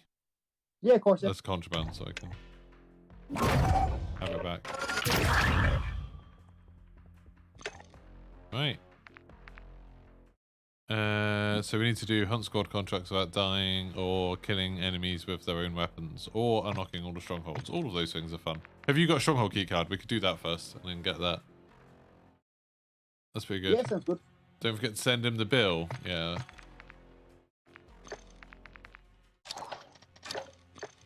How much do you think a Tempest is worth? No weapons equipped. They just came with a warning saying, like, are you sure? Like, I'm fine with no weapons. I'm going to take Flynn's weapon.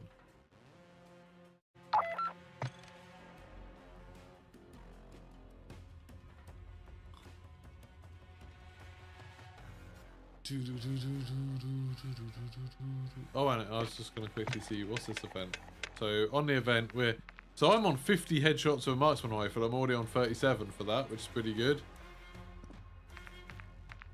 Assault rifles I'm only on 15, which seems weird, because I'm shooting loads of bots of them.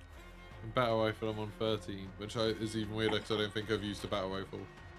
So I don't think the tracking is working, basically, is what I'm saying. Ooh. Cool, Jacob. Goodbye. Try and have fun. I try. DMZ I can have fun in. I don't mind, like, chasing players around and stuff in DMZ is always fun.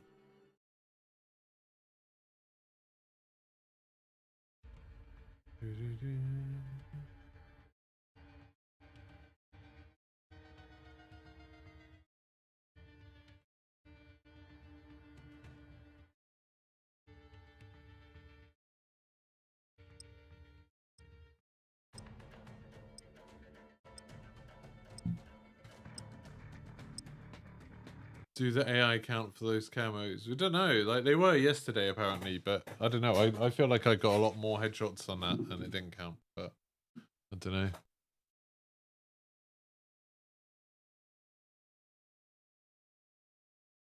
I just think I've given up on camo grinding. It's really boring. Knives don't work in DMZ for the event. Okay.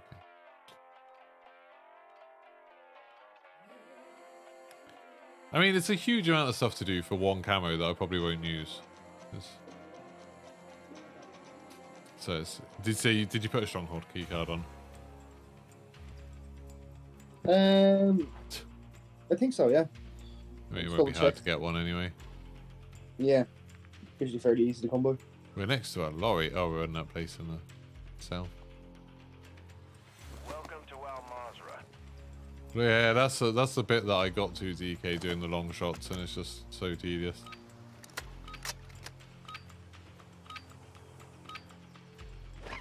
Yay! Gun.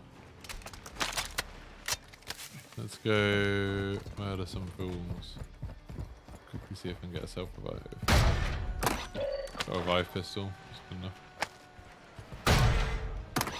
Got a spare revive pistol for you. Nice.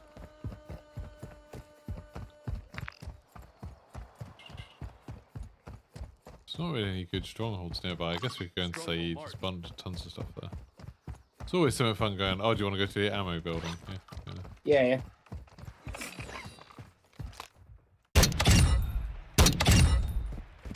It'd be good once we got a suppressor on this.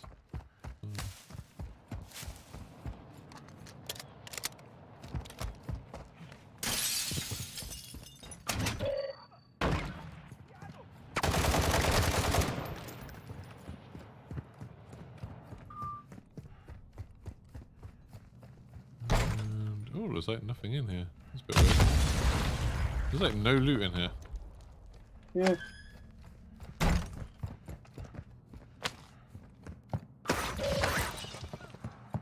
That's rubbish. Go grab that truck. Oh, you found a 2-player, all right? Yeah.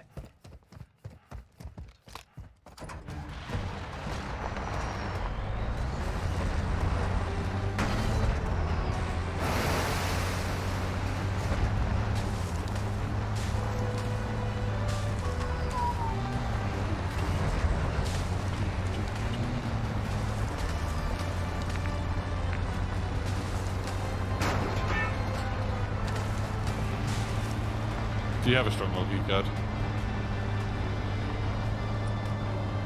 No, I actually don't. Let's bring it in. Sorry. Got some enemies.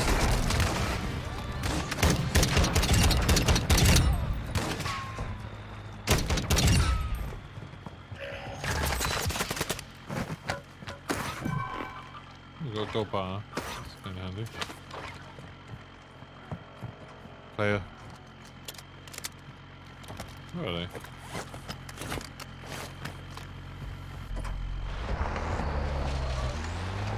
You just like glitch through that helicopter. You taking it? Yeah. We kill the enemies here, I'm sure we'll find it eventually. I might go to like the hospital and the police station. Oh god, I'm done. I've got to self-revive.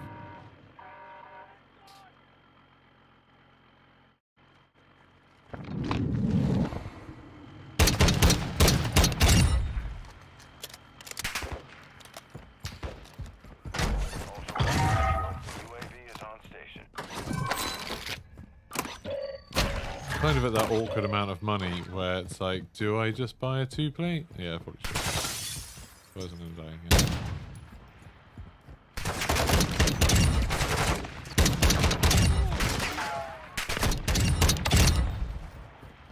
I know full well I'm gonna find a 2-plate as soon as I buy this.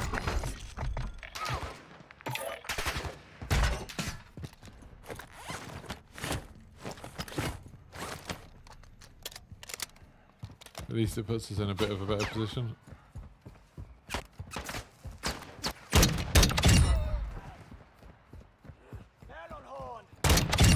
Haven't found any stronghold cards though, a bit weird. Killed quite a lot of enemies really. Yeah. Another thing about this gun is because it's sniper ammo, you don't actually hold that much ammo for it, which isn't perfect. Yeah, I've heard what you were saying about the cartoon. Did you check the hospital? No, I haven't checked the hospital. I'm just drilling the safe. Really? Oh, you drilled a safe. Wait, have you been in the hospital building? No, no. Okay, someone else has been there.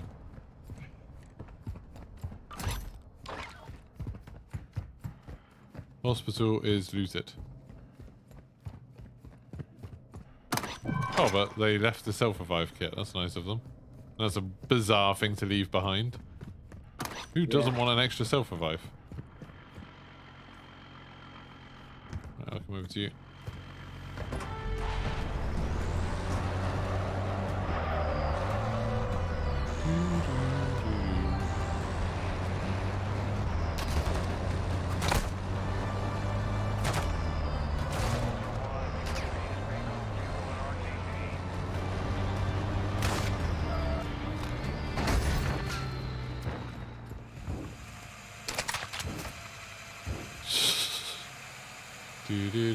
This makes the safe drill faster. I should do a video saying that that's true. And then just speed the footage up so it looks like it actually is. Secure all contents. Anything good? Attack recon and load cash.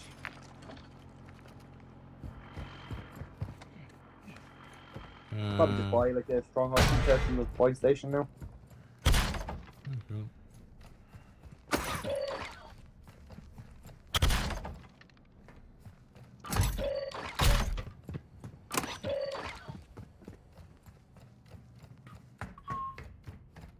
Whoa! Christina, your comment distracted me just long enough that when I looked back at the screen I realised there was a trip line right ahead of me. In a way, your comment just saved my life. So thanks.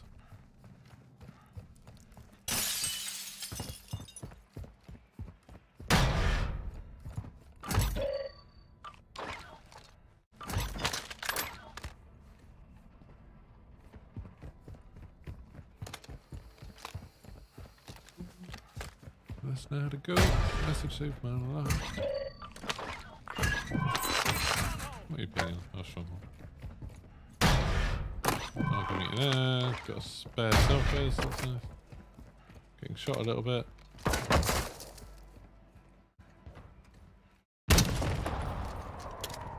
See how good this thing is up close.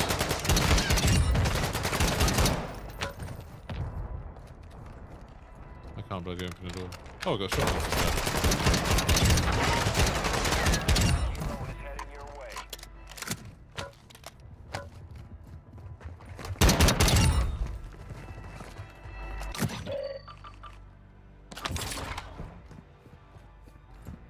Central Said top floor apartment key. That's here, isn't it? I think so. Large backpack in there if you need it. I don't need it. You see there were players. Yeah. Where's the apartment building? Is it here somewhere? One of these. I think so.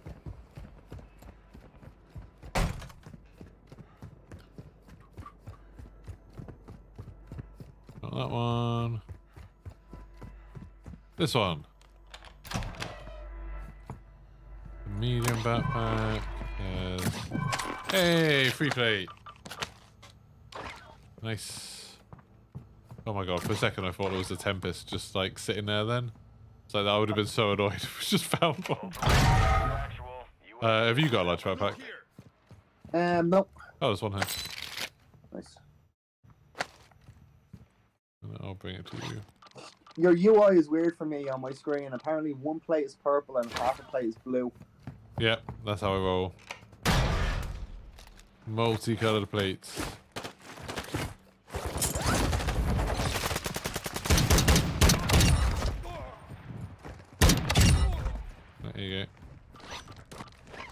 Thank you.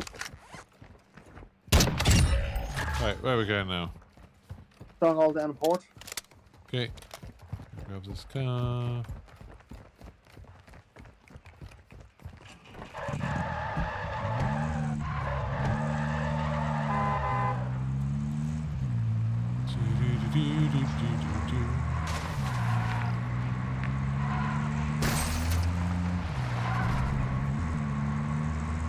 Yeah, are you using this gun? Are you using Tempest on it? No, I just gave you back your own and I'll just probably bring it in. After I level it up in multiplayer, because I don't want anyone else to get it before I level it up. Yeah. In case someone robs it off me. You don't want someone else to get the benefit. Nope.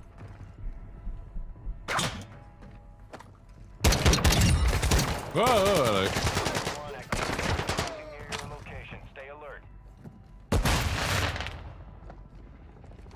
Hey, you got a free plate. Alright, we're sorted. Oh god, what's that?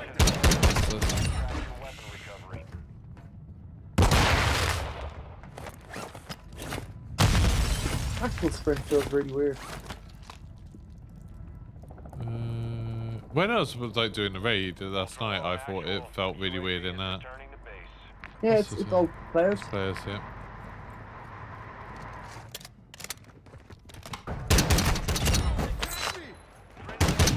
Oh, it's not players, it's really bots. Yeah, I was about to say, like, it's weird that there's so many bots around these players. That's going to take some getting used to. Yeah, it's really gonna take some getting used to. Do you want to go do a hunt contract, or do you just want to get out and come back in again? Well, we had to do 5 like strongholds in one deployment, so we only get that done. Yep. So we've done 2. That vehicle just exploded. Got a truck here. Get a truck in. Players. So? I thought it was players coming up, so that's why I threw the airstrike down. Yeah. Oh, you blew up the truck. I see. I see what happened there. I thought the bots just like drove into it. You could have got away with that. Yeah, see, I've only got 7 bullets. That's not. I mean, I've got a munitions crate, but yeah, I feel like ammo with that thing is a problem. Yeah. They've changed the way tac sprint works. They did it multiplayer. Something about it being like there was some bug with it, wasn't there, where it was like taking ages to recharge or reset or something. But I think it's like okay now. I think they fixed it. I don't know which one you want to go to next. There's some quite close together. There's like one in South Bay, then one in Actar, and then one in Airport. We could do those. Get that one. Yep.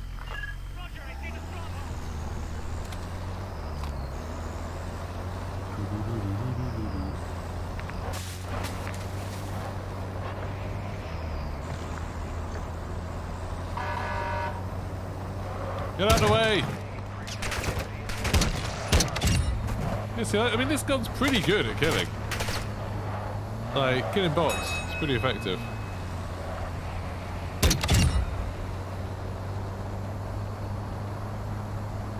Grab ammo while I'm parked there. No! Got an ammo box, fine. Then there's a tree there. You beeping your horn won't make the tree move. That's not. Put that tree there. Level 8! I think I'm like halfway done leveling this gun.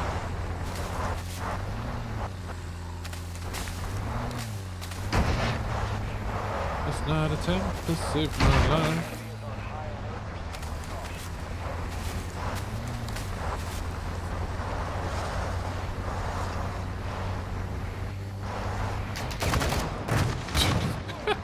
That's so funny to watch. I'm just gonna throw ammo down.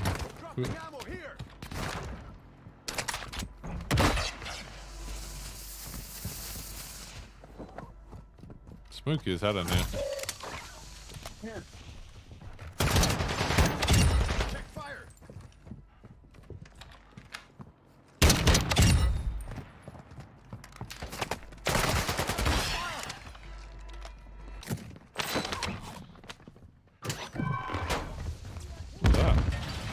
weird effect on my screen. Has we not cleared this?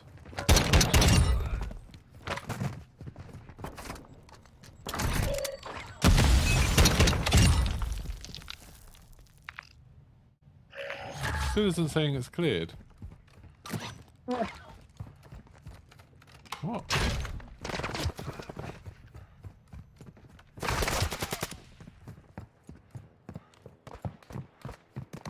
Okay, are there enemies on the roof? Oh yeah, on the roof. There we go. Players. You see?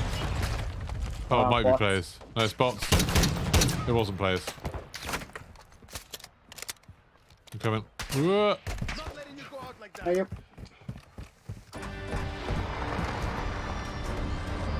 Where are we going next? Back there. Cool.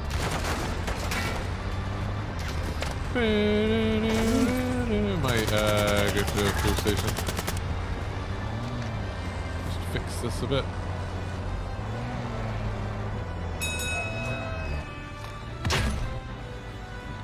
God save the king. That's what everyone thinks. Even if you weren't all saying it, you were thinking it. In your heart, you were thinking like, that King Charles, he's led such a difficult and underprivileged life. If anyone needs saving, it's the King of England.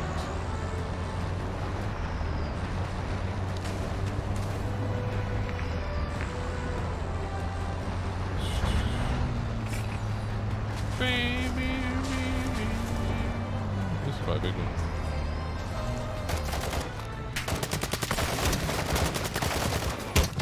Like, that's just crazy, man. Quick fire, you'll live. You should try like and not get shot. Just like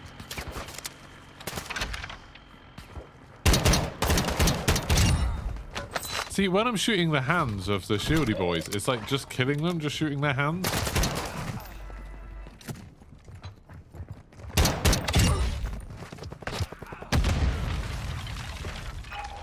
Oh, that was done. That was quick. Nice. Let's go.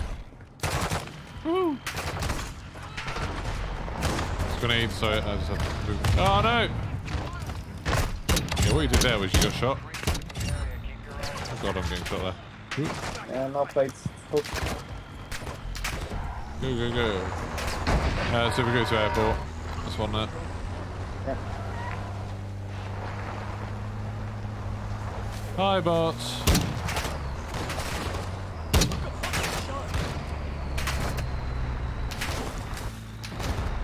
Ah, come on.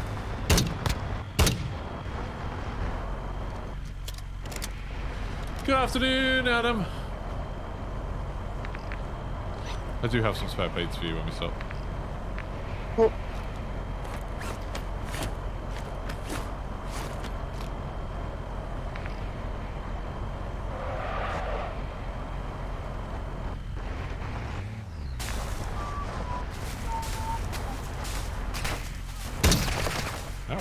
Oh my god, you're nearly dead. Yeah, this has happened so many times. Like, the bots are just... Here, I'll drop plates back here. There's two.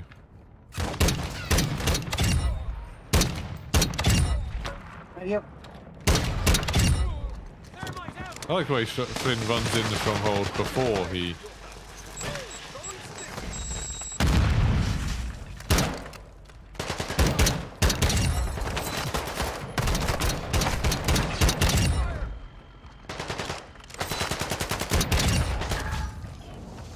Ultra One, activity is Trip line. increasing near your location. Stay alert.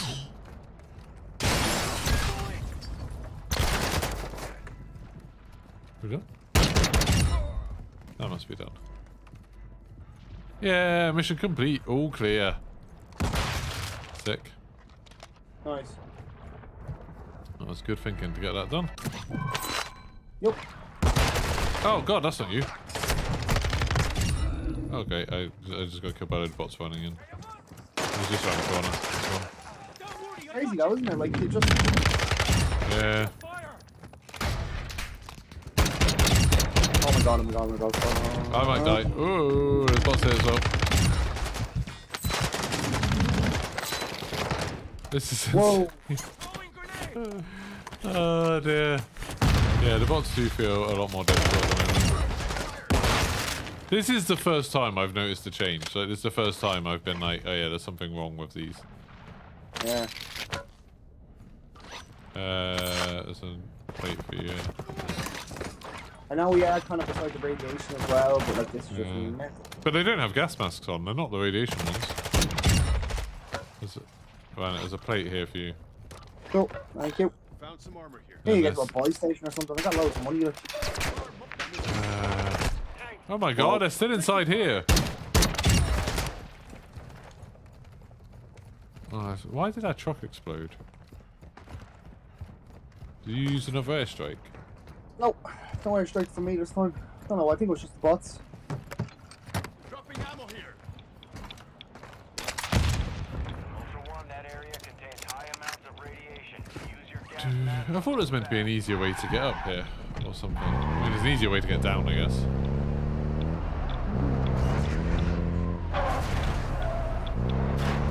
Is there a buy station on the way to the... I was going to go to that one, no, not really. Just try chance it, see if it's quiet. Yeah. Someone just left there. Yeah.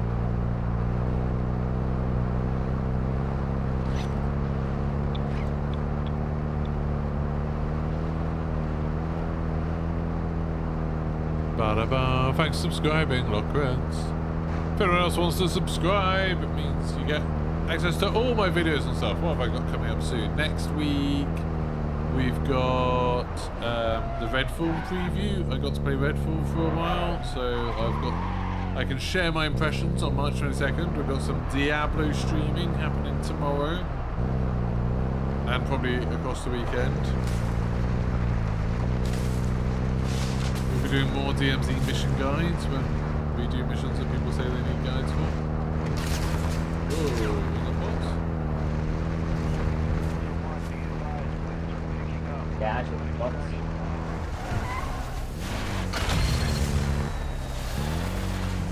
Yeah, you can see them. There's like 4 of them all lined up. Dino 4, we're moving to the LZ for extraction now. I like the way I suppose everyone it would comes to rather the bots be a bit more difficult than easier, like, do you know what I mean? Yeah, yeah, for sure. Always. More of a challenge.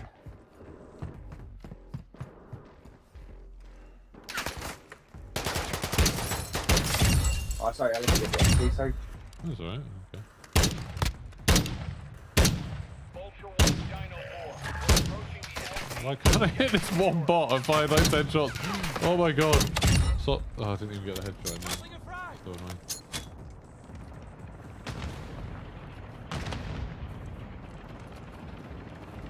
Oh, I've got some plates actually. I didn't realise I got some plates. There you go.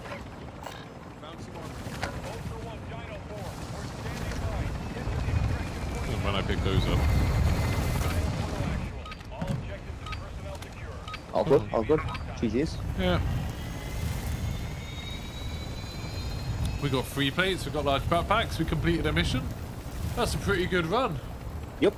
Back in 2 seconds. Yeah, that was pretty good, chat. Pretty good. But good. GG. Haven't had to fight any players. Quite like.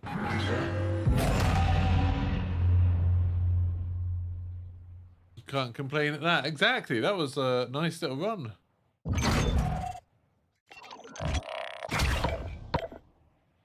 Got a double weapon XP token.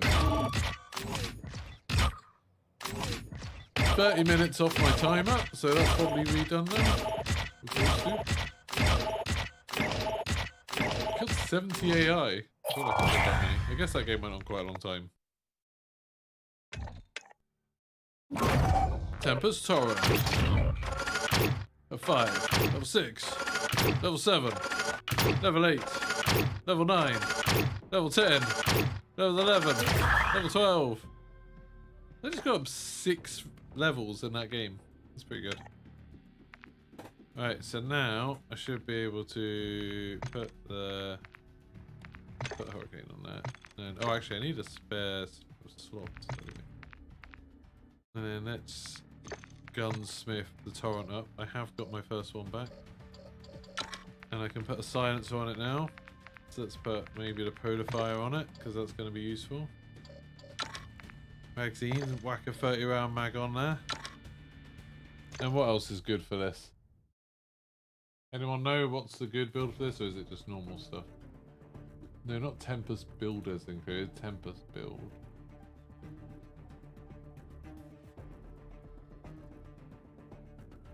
Right. Someone's done one.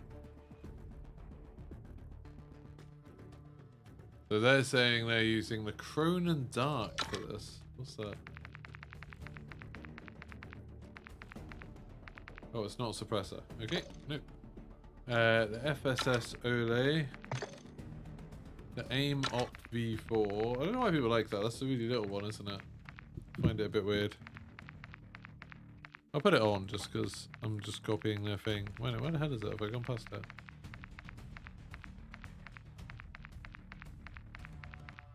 Yeah, this. PSO heavy stock. There we go. And they've said the Seiken grip. I'm going to keep the 30 round mag on because I think that's probably more useful in DMZ for me. Right. What? Smoke's on now. I've got a free plate. And what mission can we do? Complete 5 contracts, each in less than a minute. Probably do that. Whack that one on. Right, I'm gonna go to loot. I'll be back in a second. In the second chat.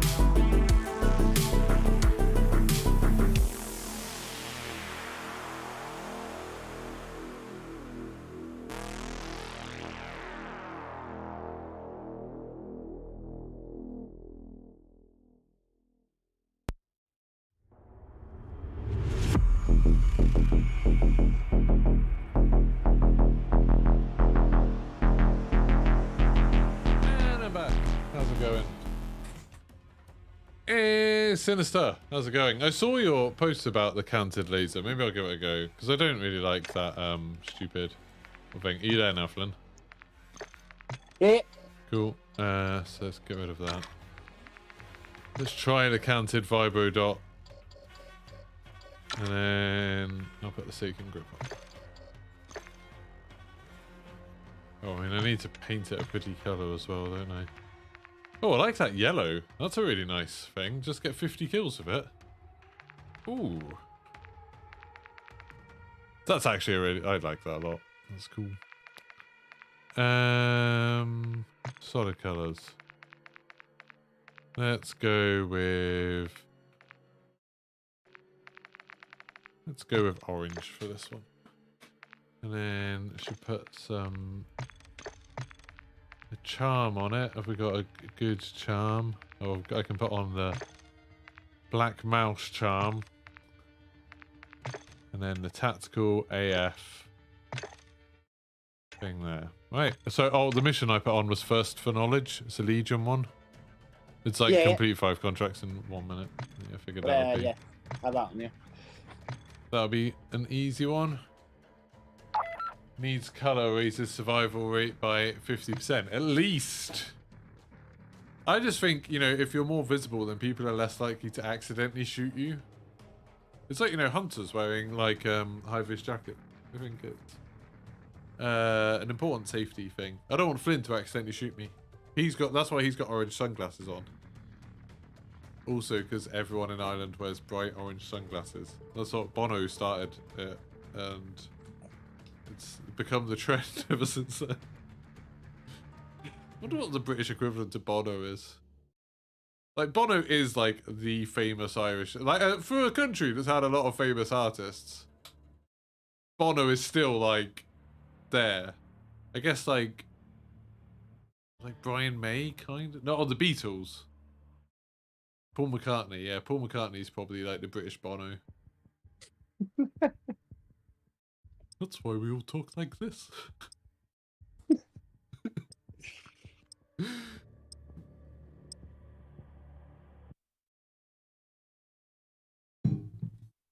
Come on, chat. Let's go. After we were discussing stereotypes very reasonably yesterday, let's go for which artist represents each country. Yeah, the raid was fun. It was fine. It's just like one of those things where you get it done. It just said that you've completed it. What? It just came up saying it's done. This mission. I'm on a black screen, so I can't see anything. Weird. Iceland is easy because it's, you know, Bjork. Bjork's like a very simple one for Iceland. Germany, you've got like Kraftwerk or Rammstein. I feel like most people my age think of Rammstein. Older people probably think of Kraftwerk. I don't know what young people think of for German music. Oh, well, it's not done for me now.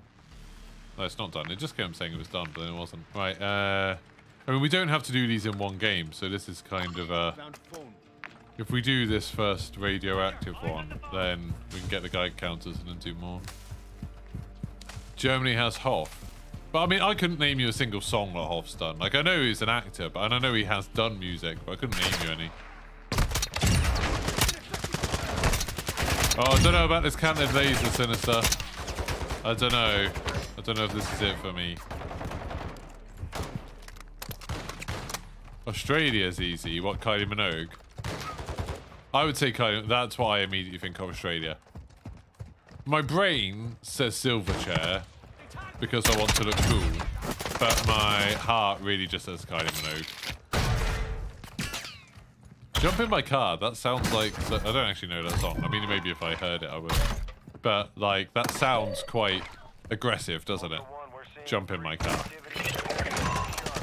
It sounds more like you're saying, get in my car.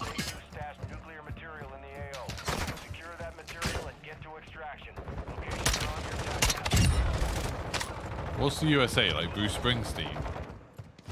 Just because he did a song called Born in the USA. Flynn. Flynn's having a bad day with bots today. Yeah.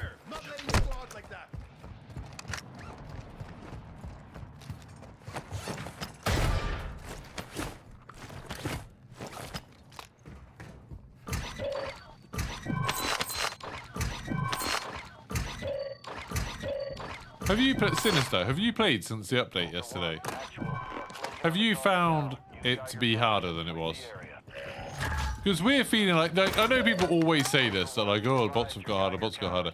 I genuinely, this is the first time where I felt it, where I'm like, yeah, the bots feel much harder at the moment. Since the patch.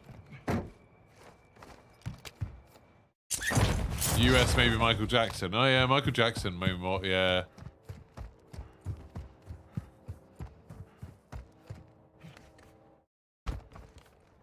What the heck? The bots feel so, like, tough. Like, even that time when they said it was broken and it was like, oh, you're getting stronghold bots everywhere, I didn't even notice it then. But this... Oh, did you complete it? What? Did you Yeah, find the contract's done, but it wasn't done in under a minute. Oh yeah, that's because we had to take time to find it, didn't we? Yeah, yeah. Found a But yeah, it's done. We've got Geiger counters now, so. We go get the truck. Yeah, we hope we do next time. Roger, eyes on the phone. You found a 5 attachment Victor someone. Jesus. There's people shooting over this way, so we might get to. Oh, they're shooting here. Where? What's that beeping? What? Are they doing the bomb? Oh yeah, they are. They're just there. No, not that's a spot. Up on the roof Coming. of the oil. Yeah, coming. In the area. Do they know we're here? Don't think so. Reload, sniper.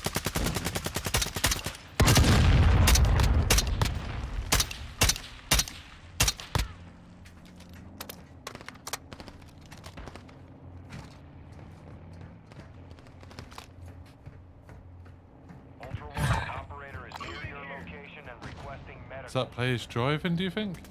Yeah.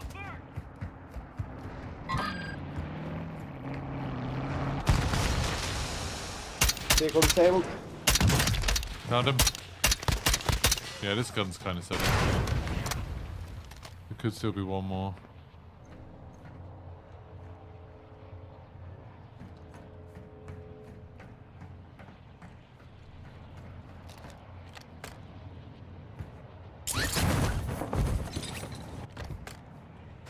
Stealing that guy's gun so I can use it for.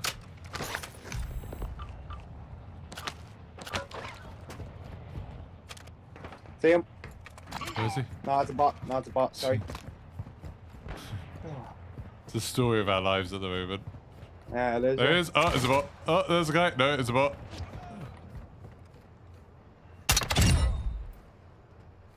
Yeah, this gun just does too much damage.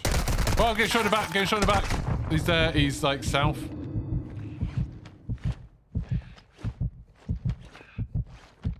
He was south somewhere. I was getting shot quite a lot, so I wouldn't be surprised if he's quite close.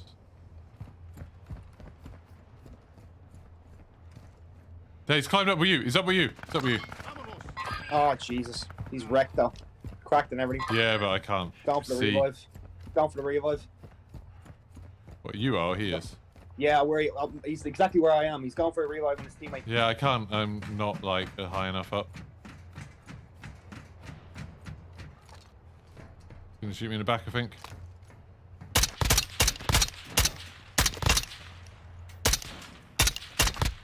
Down on both.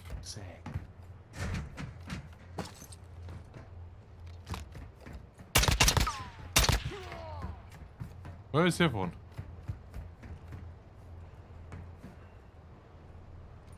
Ultra One, operator is requesting medical near your location. Where'd he go? No idea.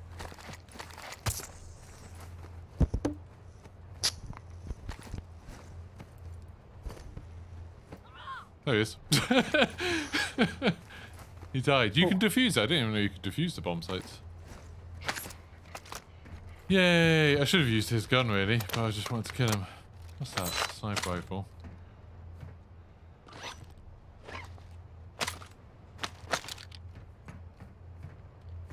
I don't know where the other guy went. I just heard him die.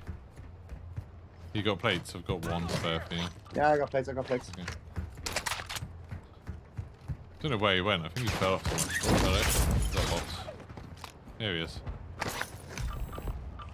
Got a sniper with no stuff on it. Watch out! Incoming! That was a fun little fight.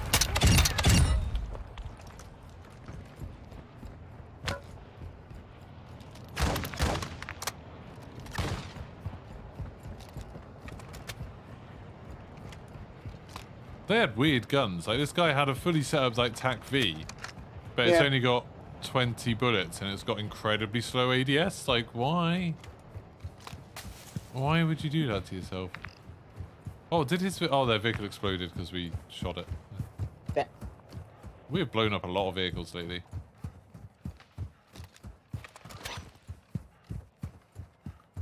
Yeah, I like this gun. That is good.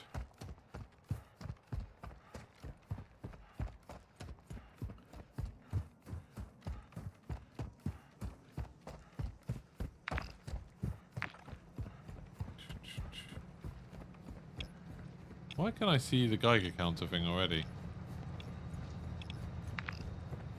Right, can I find this before you get the contract? I guess you must be able to. So then would only need to find one. Whoa! Okay.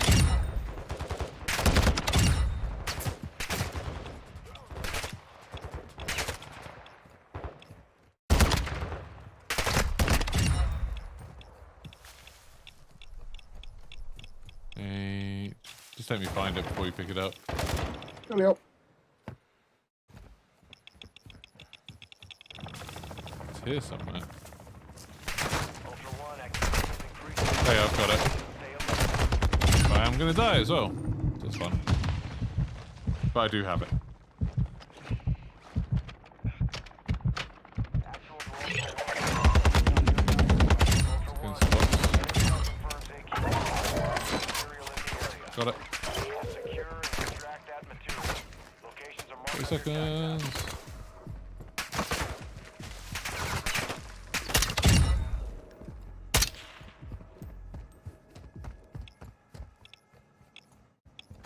Over towards your way, I think. Yeah. Nice. Is one contract done? Ultra One actual. Objective is secure. Move to Good job. call for extraction to earn a bonus. Plenty of time to spare. That's good to know that you can find those before you actually pick up the contract. I didn't know that. Just want to see if I can find bits of armor. Worth the pain of unlocking it then? No. Because like my problem with the whole unlocking thing is that it's such like an arbitrary stupid thing. Like they've just made it, you know, I don't know how to describe it without it sounding stupid. They've just made it up. Which I know obviously everything in a video game is made up. But like some developers have sat around, they didn't have to do it, but they just decided they'll sit around and like, I don't know, what should we get them to do? Like, it's a marksman rifle, so we'll get them to use a marksman rifle. Yeah, it's like, what would be a challenge? Like, double kills are quite hard with a marksman rifle. Yeah, right, how many should we do? I don't know, 25? And it's like, there was no need for that. There was no need for any of that stuff. They could have just given us all the gun. They could have done it a fun challenge. Like, you know, like the kind of philosophy behind what I was saying would make DMZ good, which they have done a bit of like getting rid of the grind and just making it so it's a hard challenge, but you don't have to do it many times. I think that'd be much better. So like, double kills 5 times, fine. Or get a kill from 200 meters away once, or something. Like that stuff like that would be more fun. And like that's what I've been going on and on about this for the last like 24 hours. That's what Black Ops 4 did so well. Like, oh, Flynn's just murdered someone. You're right, Flynn. Yeah, no, but Are there more? I think so. I didn't even know that was a bot, to be honest. The player. Oh, player. It's a bit harsh to call him a bot. Oh yeah, oh no, that's a bot.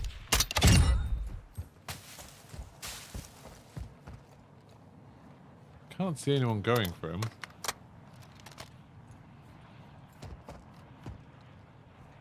There's one of them definitely over here anyway. Or can you hear him on voice or something? Oh, I think I've got one. Yeah, I've got the other one. I think there's one down here. Oh no, this might be a bot. I don't know. No, this is a bot.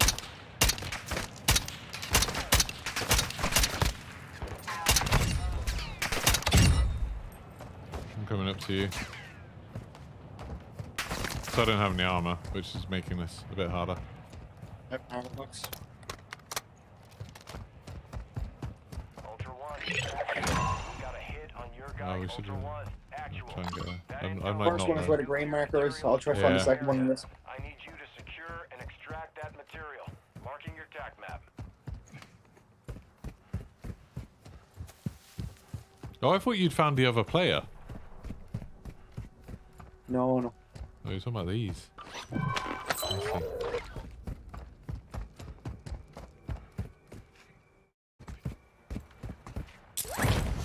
There it is. Saying it's over towards your way somewhere. Yeah, but it's just a load of mountains. Is it inside?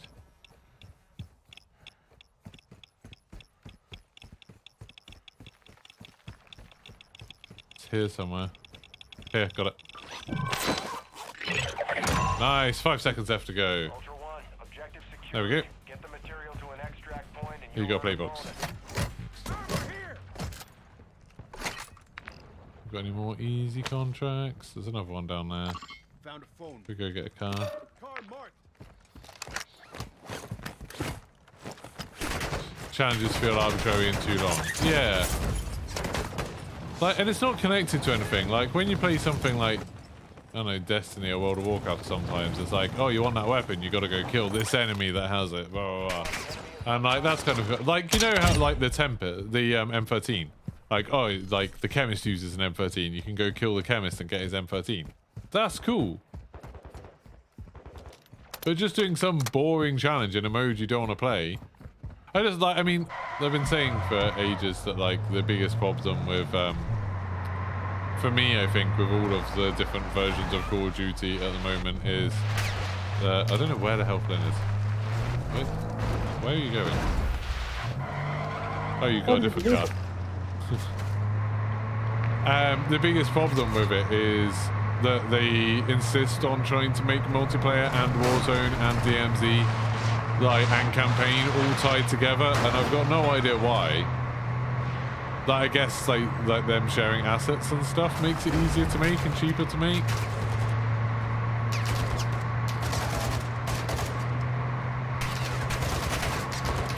But I'd rather they didn't.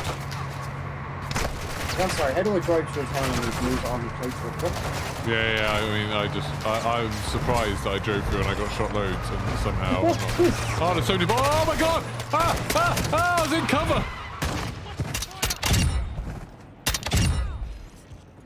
Sometimes Flynn's a really good teammate. Other times, when you're in cover against a lot of bots, he'll drive into you, pushing you out of cover, drive across a car park full of bots, and then die.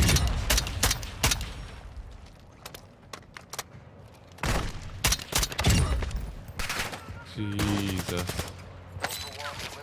I think doing that Tempest challenge has broken up.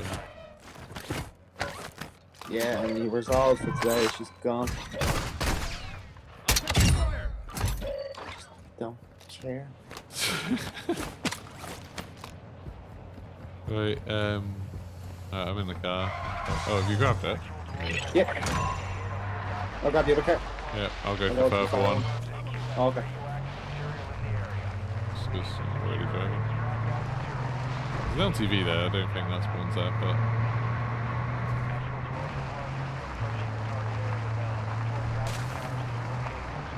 Was that it? Yeah, I found it. Yep. That was easy. I didn't even use the Geiger count, so I just drove up to it and it was like, oh, well, that's it, on the floor. There's a HVT there we could do.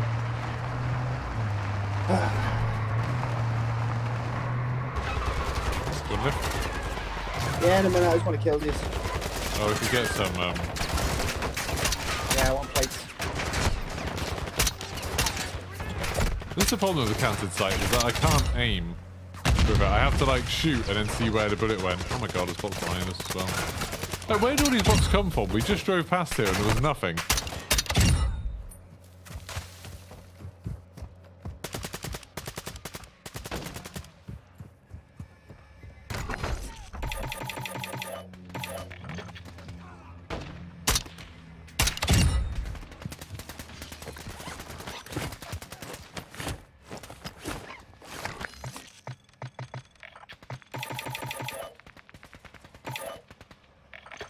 And of course, there's more just gliding. Oh my god! I mean, not just a couple more either, like, that's an insane number more. I'm really glad that I just bought a load of armor.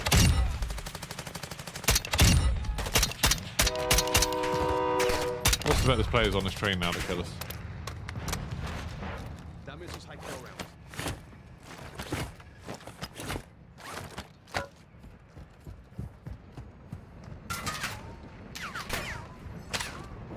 Can't see anyone. It's all been looted. Wait. Let's go. I'm gonna put the plate the right down. There's more bloody. Right, let's go. Let's go. Oh, okay. Let's go. Yeah, I'd get inside. Yeah. You can do this and then leave.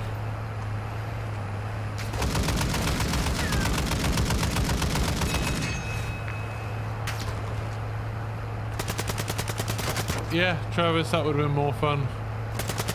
I just like, I'd much rather if DMZ had like different areas where you had like different kinds of enemies with different weapons to get, and then some of them like named enemies dropped blueprint versions of weapons. I think that'd be way more interesting.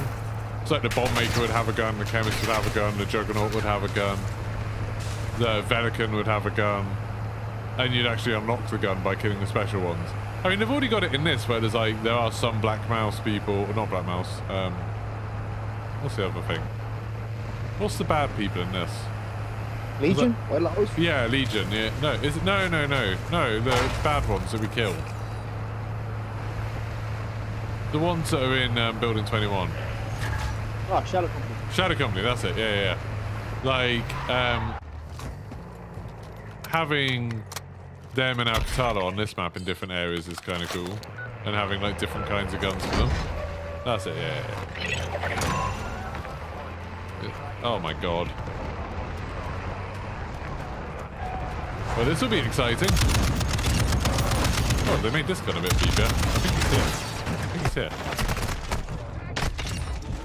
Oh my god, I'm dead. I'm dead. I don't know where he is, but I'm... Yeah. How would he have to shoot me through? Like, I just don't understand that. I really don't.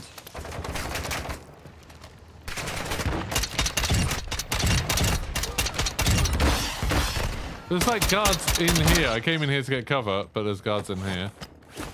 Oh, he's like gone. That's him. Yeah, it's moved. Like, I don't understand how we get here and then it just moves. Where is he? Did you get him? No. No, Pick a gun. Pick a gun. Got him. Jeez. Oh no, you got him, I think. You got him over here. Unless we got two. No, yeah. It was this guy who was green. It was just... Let's get out of here. Oh, where's my weapon over gone? Where's your what? This game is really testing me today. What's happened? My weapon has just disappeared. Like, I just picked up a random weapon and it just disappeared. It's gone. I believe the hemlock.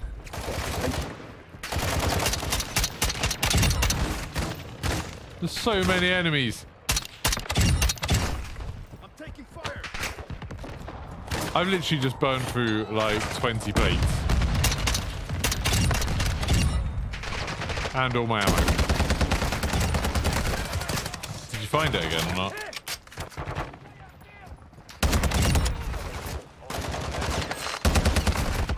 Oh, I'm dead. Don't have any plates. Don't have any plates. Don't have any plates.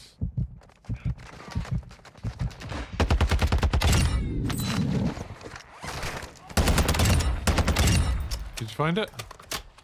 No, let's just go. There's an RPK here. Oh god, yeah, I might die. No, let's just go. I don't know if I can work out how to get out.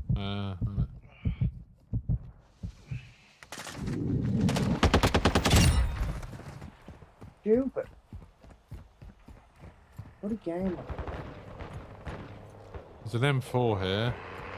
I have an M4, but the hemlock has just gone to the abyss. So annoying. But I thought I just like, okay, it's gone. Forget about it, it's gone. Jesus. Trying to have one base game for 3 distinctly different modes doesn't work. No, it just causes so many headaches. Like the gun balancing's all over the place. Unlocks are really annoying. It's like, I get the whole point. Is like their whole business model is something that I don't know if any other games have ever done, where it's like you have a free-to-play mode, but then you encourage people to buy the full price mode because they like get stuff for doing it. I get that that's like their business model. But then it also makes it so the online discourse is constantly complaining. I mean, maybe it would be anyway, I don't know. Would they get more sales if it was just like a fun game?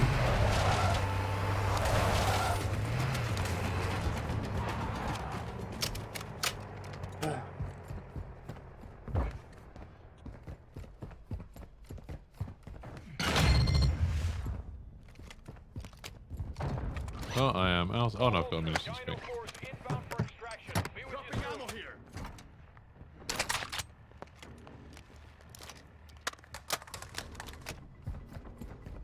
And This is Dino 4.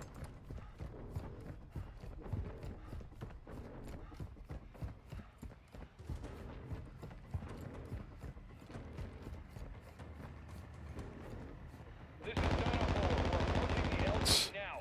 Keep it Flynn's secure, now bud. shooting seagulls. Dino 4.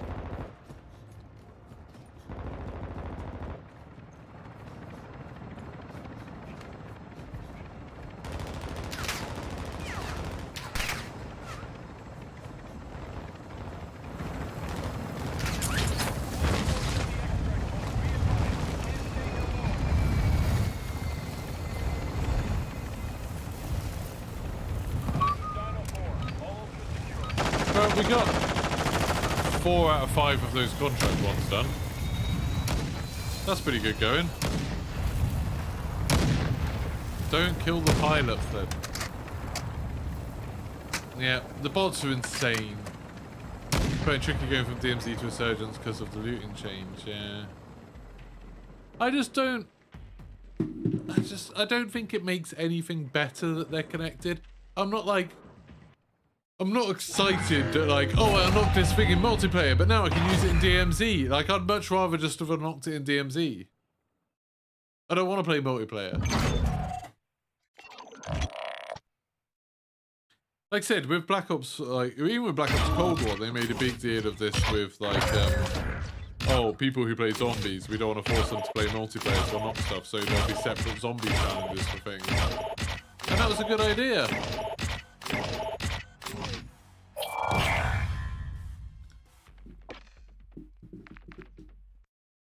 Black Ops 4 had it best, where the challenges were insane, but you could all do them in one game. The challenges to unlock the skins, the operators, the different operators, and then eventually they just unlocked the operators for everyone, and it was just skins. But that was really, really cool, where it was like, one more thing. It was just stuff like, oh, you have to fly a helicopter for 5 minutes and then win the game. I think there's one where it's like, fly a helicopter for 5 minutes, get a kill from over 200 meters away, and then win the game. And like, that's super hard to do all that stuff, but it wasn't impossible.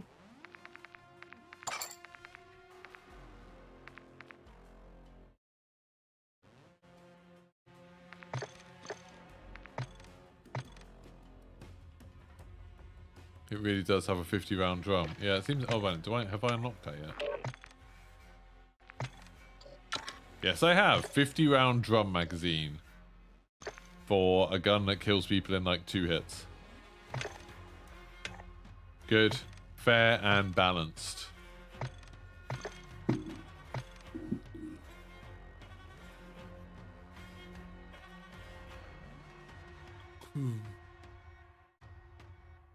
I wish we'd go back to Black Ops 4. I wish like they'd just look at Black Ops 4 and say that was good Call of Duty.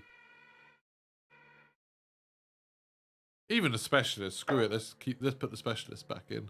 All the crazy abilities. I like the maps in Black Ops 4, I like zombies in Black Ops 4, I liked Blackout a lot. Don't care that there wasn't a campaign, didn't matter.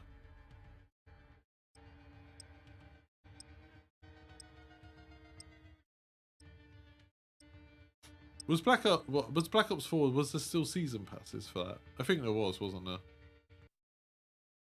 I'm glad they got rid of season passes. That was good. Like, not season passes, you know, expansions. I'm glad they got rid of that, because that was really annoying when, like, you wanted to play on new maps, but your friends didn't have them. That was super annoying. Footstep audio. Just put footstep audio back to what it is in the beta. Footstep audio in the beta was amazing.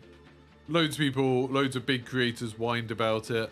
Being like, oh, it's just catering to casuals and campers. We want a game that's less fun for the majority of people.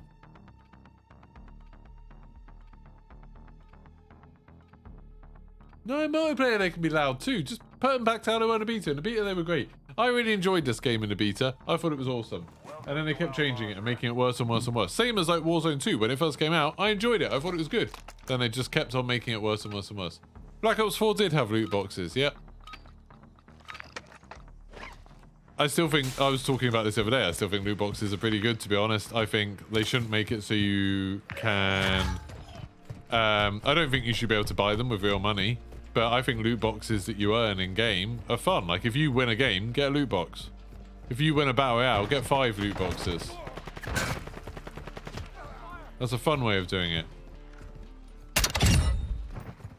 But I know they need to monetize, so that's why I keep saying I'd like it if Call of Duty had a subscription.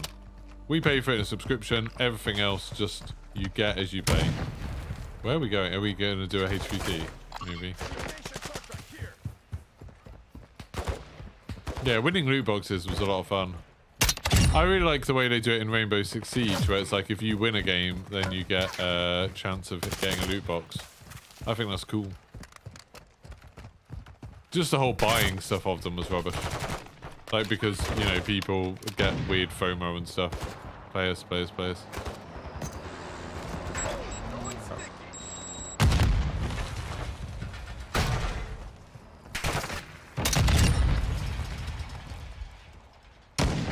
Oh my god.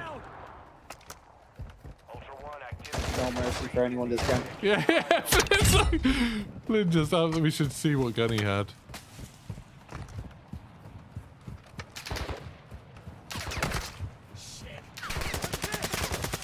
It's just constant. In these games, it's just like bots are constantly hurting.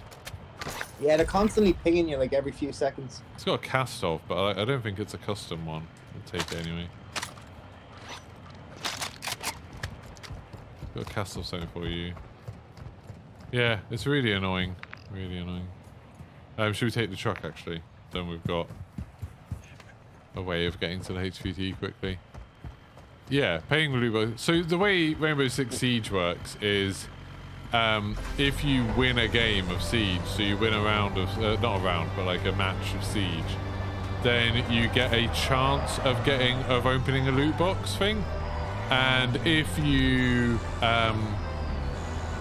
don't get it, like if you don't win the chance thing, it's like a wheel that spins, then your chance next time you win a game is bigger. So eventually you're guaranteed to get one, but like sometimes you can just get lucky and get one. And it's always exciting getting one.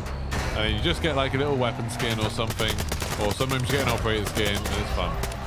How's the new operator? Pretty good, to be honest. Pretty good. Oh, it's up in the hospital. If you want to stay with the truck and just go straight for it, oh, because I won't be able to get out of here quickly. But you're better at killing these things quickly than I am. It's like upstairs in the police station. Jesus. It's not an easy place to get in or out of.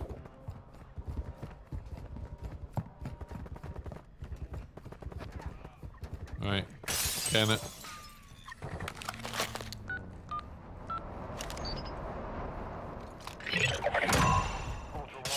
Oh, Jesus. Yeah.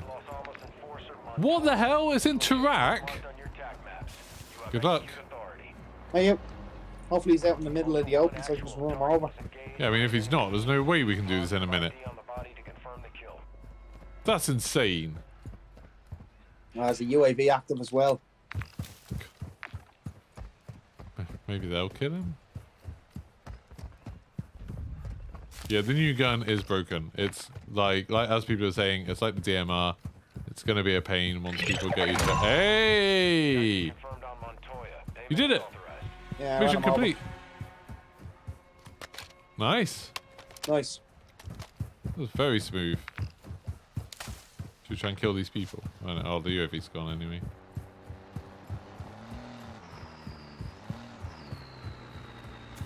Do you need plates? Are you okay? No, I'm all good. Have we got any hump contracts? No. There's one in the city.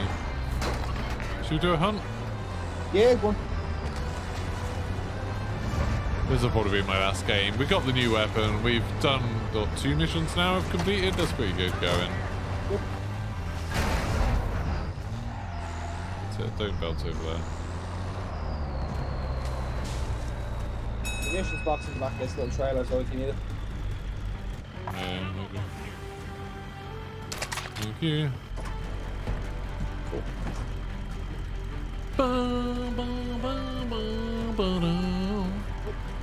Yeah, but like I haven't really noticed changes in the bots, but over the last 2 days they have just been, I don't know if it's just targeting me specifically.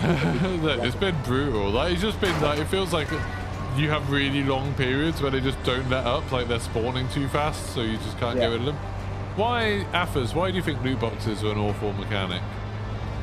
What's wrong with loot boxes? Explain your stance to me. And like I said, to make it clear, I understand why loot boxes that you can buy are a bad mechanic. I don't want, like, that's a bad thing, I get that. I just mean, if you get free loot boxes, like, you know, Overwatch used to have, or Rainbow Six Siege, ones that you get from winning games, where you get a random cosmetic. One random cosmetic that you would normally get from the store or from a bundle.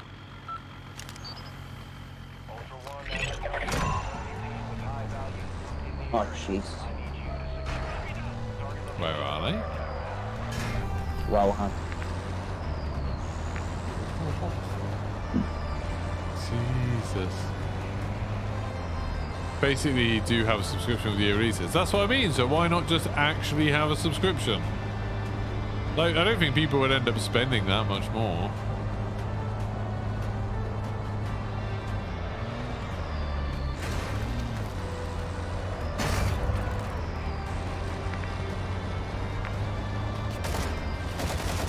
I think they're going to hold up in that stronghold. They're moving out towards us. Yeah, see? Like, I'm getting absolutely convinced I'm just in the passenger. Yeah. Like, I've just lost a load of things.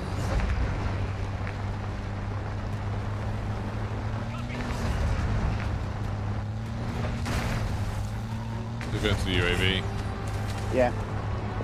At least that means we know where they are. Can you ping the UAV for me? Unfortunately, we are about to hit a load of bots. Okay, where are the things dead? They haven't hit the UAV yet, though. They're shooting near it. They're shooting near it. They're on it now, I think.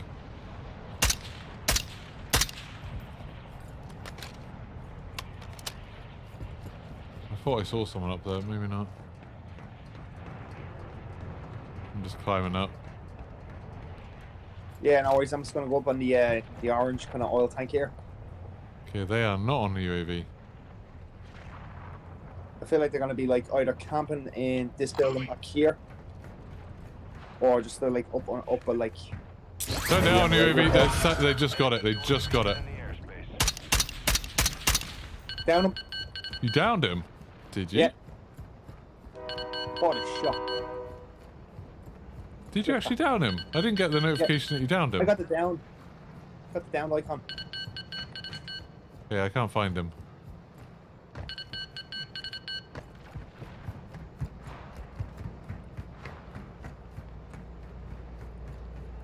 Hello. You found him. Nice. Oh my god, the amount of plates here, like 20 plates. Oh, nice. Oh, bloody pleading for help. God damn you.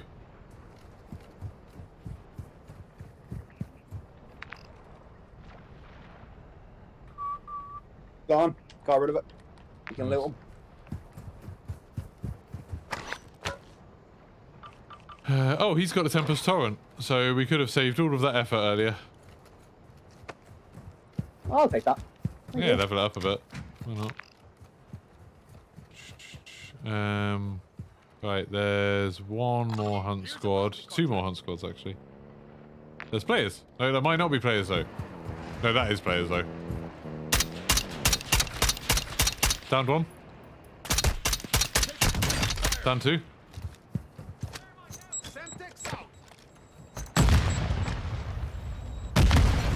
Killed him. Oh, car's gonna explode. Stay away. Nice. Those were his teammates, I think. I think I should have used... They had fairy lights on that car. I should have used one of their guns instead. Oh well. He's got a fully stocked M4. And an EBR 14. Big fancy EBR 14. Oh, I had a gold skull as well. Oh, nice. That guy's got a TAC 56. I might take that as my trying to kill other players with a gun thing. Oh, actually, I'll take a sniper rifle.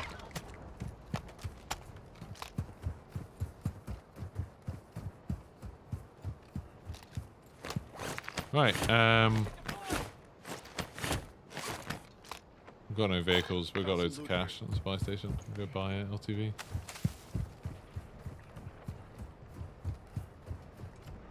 Man, this gun, like, they were just next to that car. It was just like, I couldn't even really tell where I was aiming. We were just like, blink, blink, blink, blink, blink, and they're dead. It was crazy. All of loot boxes implementations lead to monetized versions. Even when you get one for free, it's pushed heavily to purchase them. That's why I'm saying have loot boxes that you can't buy. Free loot boxes are tedious since most standard cosmetics aren't good, which anything interesting hidden in a bundle. Battle passes provide much better value for players. I disagree. Overwatch's original implementation being a really good example. Overwatch one of the main offenders, which led to the ban. I think if you have free loot boxes, so you have ones where just you literally get what I was saying, like what I was saying, if you had loot boxes where you have all of the stuff that you could possibly buy in bundles in a pool of free loot boxes, then every time you win a match, you get one. And you get a chance of getting something, and 90% of the time it'll be something crap like a sticker or an emblem, and then occasionally you get something kind of alright, and then very occasionally you get something awesome, like, you know, with Overwatch, where sometimes you get a skin or something. I would much rather have that than battle passes. The season passes, everything the season passes has been crap, like you're saying was a problem with loot boxes. Like 99% of the stuff in I would say in every battle pass there's been like one thing that I thought was alright looking. Someone just grabbed it. Yeah, there always seems to be like one thing that's kind of alright looking and a load of stuff that's crap. And you can see as soon as they do like the battle pass reveal on the first day, you can look for it and you can see, oh yeah, that's the cool thing, and then you slowly work towards getting it, and then you get it and it's done. It's just like there's no excitement there. There's nothing excitement. There's nothing interesting because the rewards themselves are intrinsically shit. Like the thing. Okay.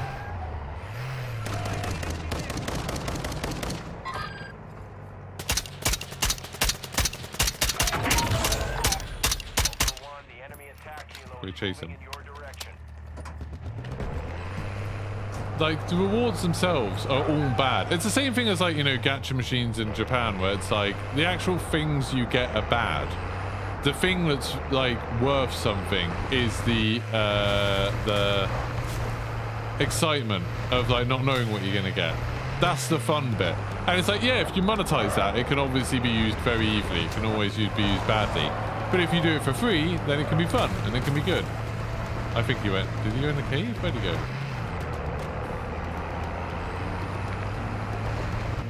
Yeah, he's directly in front of us northeast. He's in the river still. He's in the river? Yeah. Okay. 100% he's still in the river. That's him, that's him. I think we might be in trouble here with the car. Oh, no, we're not in trouble. Flynn's a mastermind of this. He's in there, he's in there.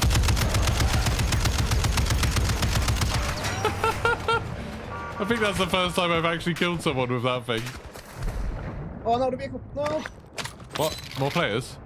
No, the vehicle. The vehicle. Oh. I see. It's okay. Oh. There's a sniper rifle on there. Did it not work? What? No, that's like 100% out of the water. Yeah. But yeah. Shh. Yeah, I mean Overwatch. I never bought a single one of those boxes, and I enjoyed when I got one, opening it up and seeing what I got. So that's why I'm saying if they have a subscription rather than a monetization model being on loot boxes, which they can't do anyway because they've been banned in so many places. If you just have a monthly subscription and then when you win matches you get them, that'd be fun. Makes like winning something actually like matter a bit, like whether it's a multiplayer game, whether it's Warzone, whatever. It just means like the whole thing that I like about it in Siege is like if you win, it feels like it means something. Because you get a fun little, like, you know, you get a chance of getting something. Oh, where is he? Both of them, they're in there, aren't they?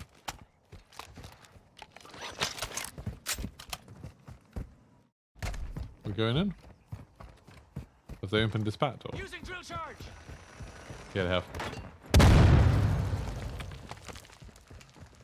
Denied area. Stay sharp.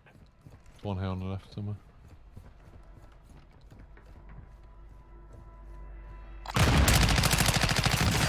Down one. Down the other.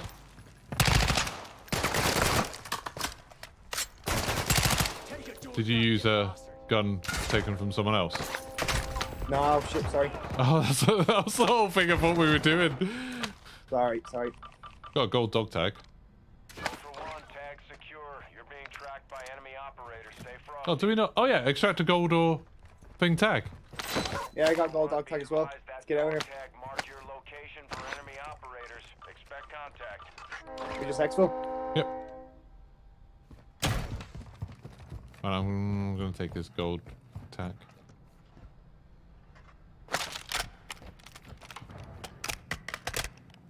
Oh, I was so excited. I killed both of them with a chimera that I'd picked up. I downed both of them. But I guess it's like it only counts who finishes them rather than it only counts if maybe it only counts it if both the down and the finish is done with it.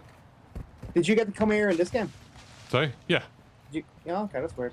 Card marked. Yeah, I just got it from one of those people in Rohan. Oh, okay.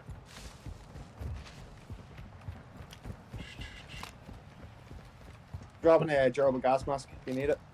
I've got one, thanks. Well, Affers, do you care when you win like a game of Call of Duty multiplayer? Because like, I just feel like you don't get anything.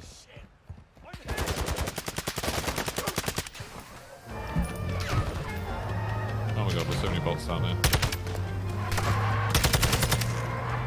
Where are we going? Go around. Okay. I 100% want RNG elements to make more of a comeback. Like, I think the demand for people to be able to theory craft everything and work everything out and make everything entirely predictable has made multiplayer gaming so unbelievably boring. I think that's why there's been such a positive reaction to the finals, because there's so much RNG in it. Like, there's so much random stuff that can happen in a game just with the destruction and stuff, and like they have like random modifiers that come on and stuff. The weird like demonization of RNG in games by people who care about being good at games is just killing the fun. So you win a Call of Duty game and then you win and you're like, yeah, we won. I just feel like it just doesn't matter. I just feel like whether you win or lose, there's like nothing. I just don't... There's a player there. No, it's a bot. Looks like a player. Wasn't.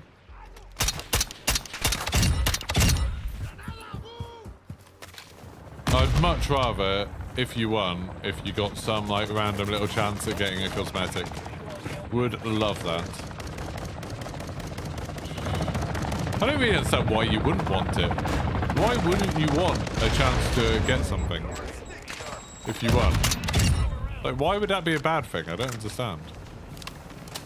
I mean, it doesn't matter. No one's like looking to us to decide how they do the monetization of games. The boring, predictable model is obviously winning out. Battle passes and store bundles, because that makes a ton of money.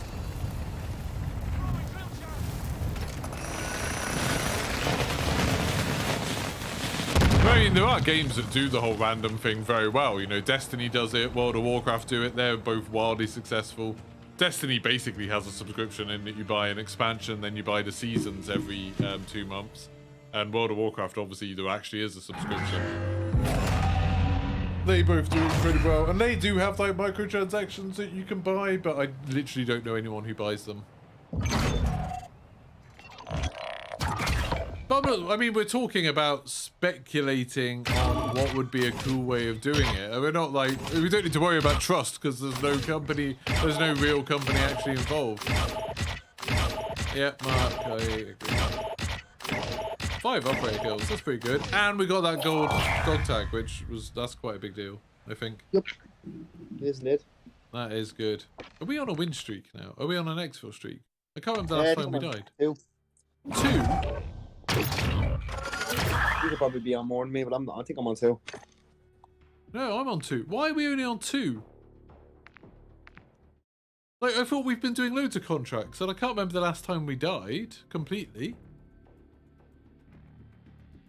Like, that was, like, the first game when I lost that Tempest, wasn't it? Yeah, I think then we did a game afterwards, but I don't think we did a contract.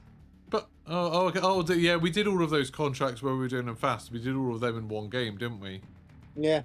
Like, we did 4 of them in one game, and then we just did 1 in the next. Yeah. Oh, that sucks. I mean, now, if those perks are working, it's actually worth getting the exfil streak. And suddenly that makes quite a big difference. Oh, yeah, we did just do it. We only just finished First for Knowledge in this one. Because like I have the strong arm perk and I could see the trajectory of where I was going to throw stuff. That's really cool. I mean, if you can get high alert or something in this, that'd be amazing. Yeah. I've got scavenger now as well, which I think are really good. In terms of games, I play them on higher difficulties and enjoy mastering mechanics. Like I played God of War and Give Me God of War. Yeah, but that's not... I mean, that's quite different. A single-player game's very different. That's like very different from a multiplayer game. Single-player games don't tend to have like microtransactions or battle passes or anything anyway, do they? Like season passes. Yeah, incentivizing winning is like a good thing. I mean, I am all for like single-player games should just have a range of different difficulty things. So yeah, if Athas enjoys playing at a hard difficulty and needing to like master every little part of it, then that's great. And then it should also have like an easy difficulty so you can just fly through the story, see what you want to see and get out. I'm all for that. I'd love it even, you know, as someone that has finished Elden Ring twice and all of the Dark Souls games, I would love it if those games had an easy mode. Just so people who wanted to just experience the world and the lore and everything could just fly through on easy. And then people who want a really hard challenge can make up their own challenges and do that. That's fine. You approach multiplayer games similarly and play to win. I just find like, I mean, I don't know, how many wins have I got in Warzone? I feel like I've got quite a lot of wins, even in Warzone 2. And I just don't care about any of them. I can barely remember a win in Warzone that I cared about. Where I was like, oh, that's amazing that we won. It's just, sometimes we win, sometimes we don't. It's just, meh.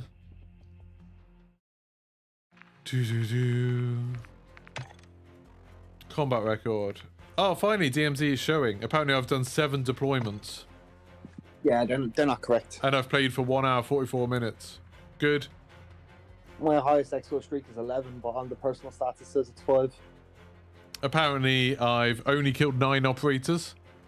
I mean, the other day, I killed 11 operators in 1 game. But apparently, I've killed 9 operators and had 8 deaths. So my kill death thing is terrible. I've only had 4 successful exfils. What? This is silly. I suppose it's only just started counting it. Oh yeah, it says career starting season 2.5. Well, that's annoying, isn't it? That's an annoying time to start counting the DMZ stats when we're basically done with it. Jesus. Apparently I've extracted 0 dog tags. Even though we just completed a mission for completing that. So annoying. And I've done 7 deployments, but my lifetime stats are slightly different from my last 10 deployments. It's so stupid. Like, why don't these work? Oh yeah, and I can't see my Battle Royale stats because apparently I haven't played because that restarted in Season 2. What, so did that Battle Royale stats restart in this season? Are they going to restart every month? That's insane. Except you can see your things here. Right, where's placement? Can I see how many wins I've got? So according to this, I've had 64 wins, which I don't think is true. But apparently, yeah, I've had 64 wins in Warzone. It's like, they're just meaningless.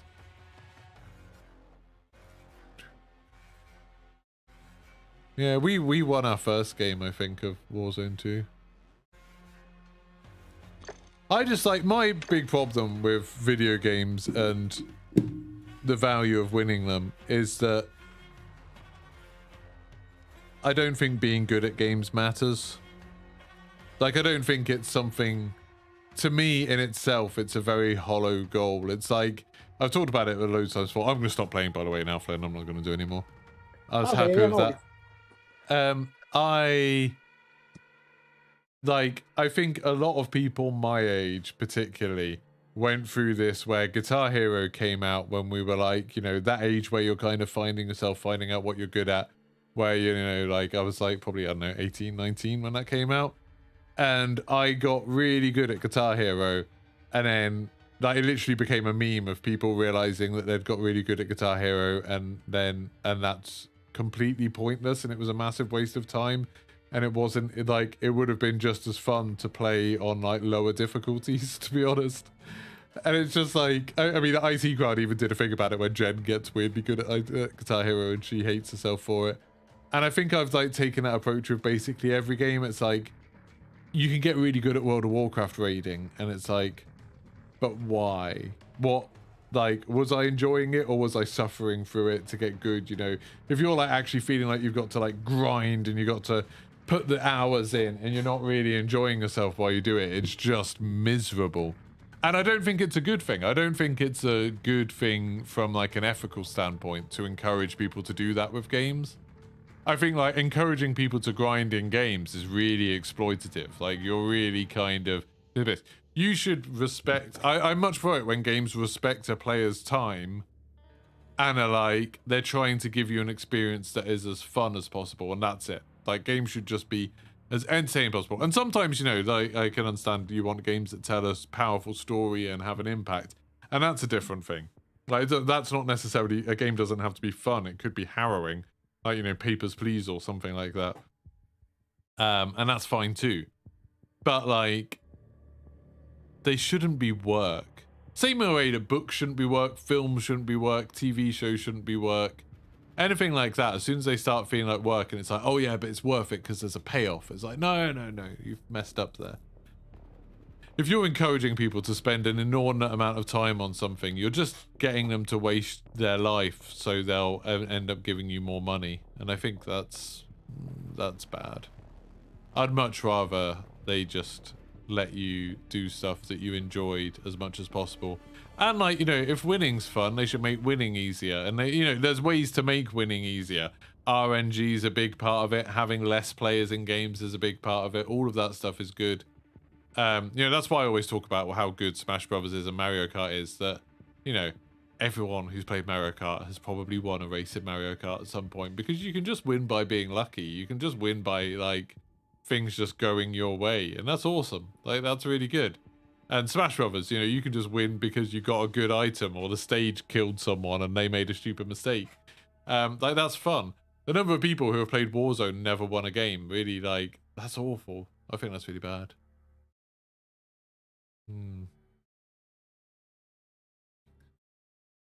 You're 34 next week, so fully agree. Yeah, I'm going to be, I mean, happy birthday for next week. I'm going to be 37 in a couple of weeks.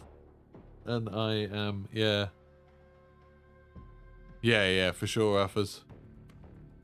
Like, when you come into Warzone, like, I fully believe when you play a game of Warzone, like a Battle Royale match of Warzone, you should go in and regardless of your ability level or your skill level or whatever, you should have a decent chance of winning. Like, if you play a session of Warzone, you should win a game. Like, you know, if you hop on and you play like a 2-hour session of Warzone, I think you should win. That should be like the design ideal, is you should have a decent chance of winning the game.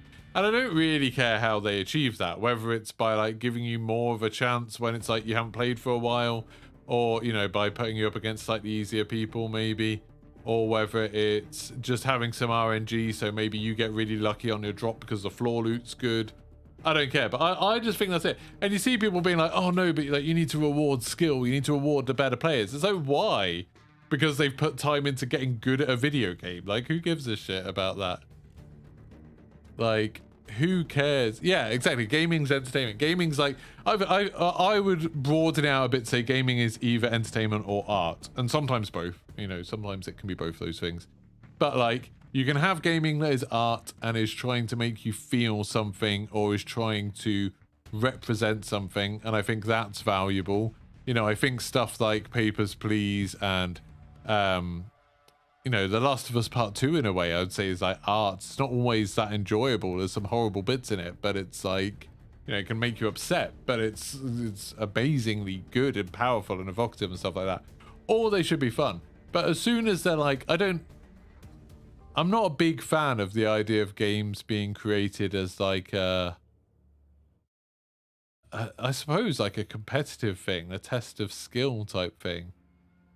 I don't know. I just think like there's probably a niche for that, but I don't think mainstream games should need to be that. You know, you have like Counter-Strike is that, and like I suppose Valorant to an, you know, Valorant's kind of like that. But I think like that's, you know, its own genre is these kind of hyper competitive games, kind of the same way like you have in racing games. You've got like iRacing and you've got like Forza Horizon, and they're at very different ends of, or Need for Speed. They're at very different ends of the spectrum. Forza and Need for Speed don't need to be competitive. They don't need to be about the best person winning. iRacing absolutely does. Fine. People who want to do that can do that. People who want to enjoy the game can do that. But even then, it's like I would be very. I think there's some weird ethical problem in a mainstream game being like highlighting the competitive side of it and trying to push people to make them feel like they need to get good at it. Like, there's enough real world skills that you can get good at that could be rewarding in other ways. You know, they make, you know, sports making you healthier or making you more sociable, or art letting you create something and letting you like express yourself. I don't think making these arbitrary weird ones are a good thing. It's kind of like, to me, it's like the same kind of thing as I find it ridiculous when you see like professional darts or professional 10-pin bowling. Like, that to me is kind of dumb. I think it feels kind of dumb to me. It's like you're making something fun that was designed to be a fun thing, a fun like casual thing, into something that it's like about proving that you're the best at something that doesn't matter, something completely arbitrary. And you know, to be honest, I kind of feel that way about football and stuff, but I get that football has a the spectacle side of it, that people enjoy watching it. So, you know, that's fun in itself. It's created a whole like cultural thing around it. And I get that there's a value to that. But when you see like a darts competition and there's like 10 people in the audience and there's a bunch of people like analyzing like exactly how they're throwing the darts and stuff, that's kind of how I feel when I watch like CDL. I'm just like, why are we doing this? But then again, I mean, I don't get it. I don't find CDL that fun to watch or anything. Yeah, 100% alphas.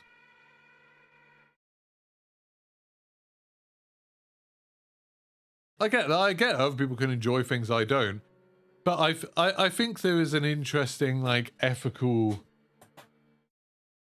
question about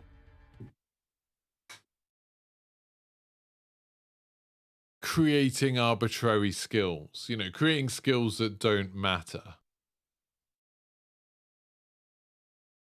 I think there's something odd about that.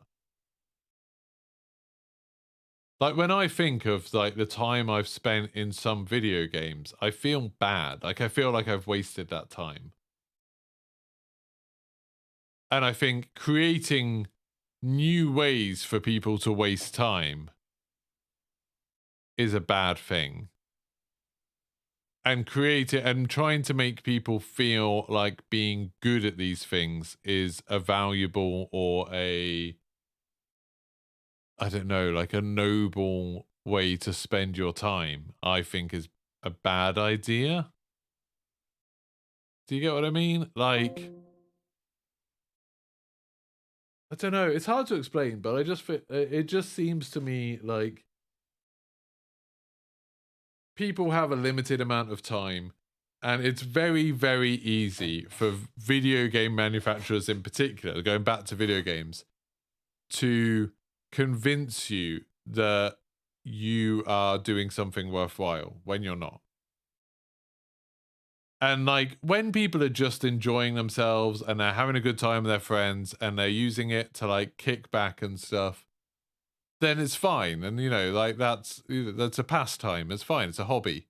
But as soon as you know that people get to the point where they're like they're skipping school or they're skipping work or they're not getting sleep or they're not eating right or they're missing social events and stuff like that because they want to do something that will make them better at a video game, whether that's like grinding World of Warcraft or some other MMO, or like practicing at Call of Duty, or you know, grinding out to try and get a nuke or whatever. There's something like wrong there. There's something that I find very unsettling. That it's like these are completely arbitrary skills that have been created by a company where it's like they're trying to glamorize, hey, you want to spend loads of time doing this, you want to get really invested in this, you want to have like, you don't want to miss out on like this time, you don't want to miss out on playing this. And it's like battle passes have done that in terms of like, hey, every couple of months you want to spend 45 hours playing our game, like we want you to spend an hour or two a day playing our game. Otherwise you're going to be missing out. Otherwise you're going to miss out on the level 100 reward. That's the good one. That's the one you want. Or like, hey, you want to get really good at this game. You want to practice every day, because if you don't practice much, then you're going to fall behind and you're not going to be good at it. You're not going to be able to enjoy it anymore. And it's like, there's something I don't like about that. There's something unsettling about it. When I find a game where you can play it and everyone has a good time and it doesn't really matter how good you are at it, just everyone has fun, I think that is very, very good. I think that's something that should be praised and should be celebrated. You know, if you find it, Fall Guys is a good example. And I know people take Fall Guys to ridiculous extents and there's tournaments and stuff like that. But it's never felt to me like the people who make Fall Guys really encourage that. They're just like, hey, there's this game you can play, and you can play it with your friends or you can play it by yourself. And there's a lot of RNG in it, and you don't have to be that good, and sometimes you'll win just because it's funny. It's just a funny thing. And like I said, Nintendo games have always been like that, like Mario Kart and Smash Brothers. It's why Nintendo have never created Mario Kart or Smash Brothers tournaments or leagues or anything like that, because they're like, we don't want this to be a competitive, skill-based thing. We want people to pick up this game and be like, hey, I'm playing it right because I'm having fun. Not I'm playing it right because I'm getting like the fastest times or I'm like beating other people. I think that's like, you know, and they throw in stuff like blue shells and stuff to equalize it. I think that's like a good thing. And I think Call of Duty and Battle Royale has been pushed by the community and increasingly by the developers towards, hey, if you're enjoying Call of Duty, that's because you're good at Call of Duty. If you're not good at Call of Duty, you're not enjoying yourself. You shouldn't enjoy yourself. You should feel bad if you're not good at it. You should play Call of Duty for hours and hours and hours every day. Like, that's crap. That's nonsense. But Pokemon it's not Nintendo that run the tournaments.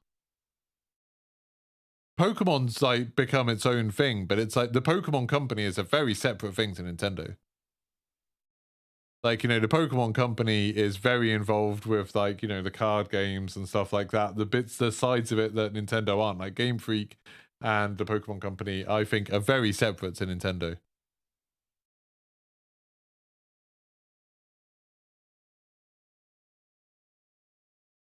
But you're improving and trying to get better. It's a fun hobby for you. A little 7 years sober from opiates and games like Dark Souls really gave you something to do and focus on. And yeah, and I think like that's a good thing in a way, Corey. If you're just enjoying getting good at something. You know, when you have games that have depth, and if you want to sink into it and get really good at the game, you can. I can understand how that's a good thing, and I've obviously enjoyed doing that. You know, I enjoyed playing Guitar Hero, I enjoyed Rock Band, I enjoyed getting good at those things. I enjoy, you know, sometimes I enjoy playing Call of Duty. But I'm also very aware that it's distracting me from doing something more productive with my life, something, you know, that has value. I don't think my skills in Elden Ring or Call of Duty or Roller Coaster Tycoon 2, I don't think they have any value. I think that time is like, I've got the enjoyment out of it and nothing else. And like, if you were ranking ways to spend your time, doing sport would have been better. Learning an art would have been better. Learning a language would have been better. Doing a social activity would have been better. Because it's like, yeah, you're getting that enjoyment of mastering something and getting good at something, but you're also putting something out into the world, or you're also like creating friendships and stuff like that. And it's like, I think when people get into this argument, they always do the thing that, you know, I used to do when I was younger of like, oh yeah, but when you're playing Call of Duty, you know, you're making friends and you're playing with friends. It's like, I think a lot of people don't. Like, you know, you just look at my YouTube comments, a number of people who want to know how to do stuff in DMZ solo. And it's like, they're super into Call of Duty. They haven't made friends that they can play with regularly. Like, I just think it's a danger. And, you know, for me, it's like a big part of why I started doing the videos and the streaming is I wanted to do something a bit creative with it. I wanted to make some value. I sort of feel bad. If I play Call of Duty and I'm not streaming or making videos, I feel bad about it. And I tend not to do it. I hardly ever play Call of Duty when I'm not streaming or making a video. There's some games I play because, you know, I enjoy them in the same way that you'd enjoy a book or a film or a TV show. But I don't tend to spend dozens and dozens of hours in it. And it's just like, you know, it's a difficult balance. It's not like there's a right and a wrong. This isn't a binary thing. It's more just, I think games that design themselves around creating skills that they want you to spend lots of time getting good at, I think that's a bad thing, and I don't think they should do it.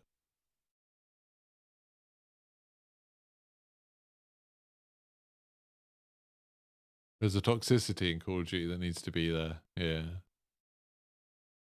Not every activity has to be productive or have a broader value outside of enjoyment. No, but it's good when it does.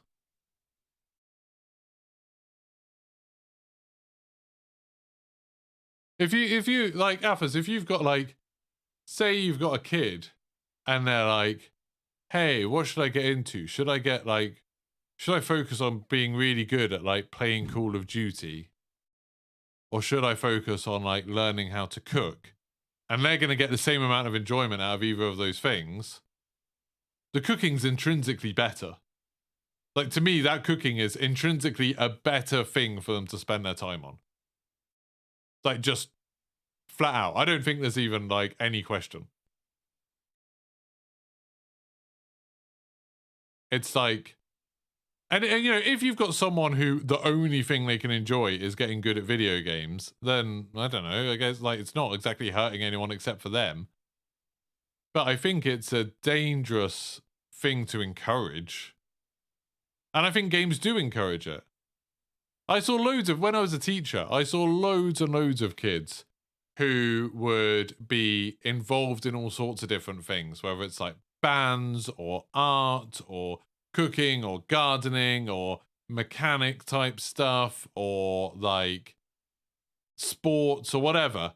And they were so like fulfilled and they were learning loads of different skills and they were maturing and they had like friendship groups and they had like, I don't know, they just seemed like quite well rounded. And then you had some kids who were like, would talk about like when they went home, what they did was they played loads of Roblox, or they played loads of Fortnite, or they played loads of Call of Duty, or they played loads of GTA Online.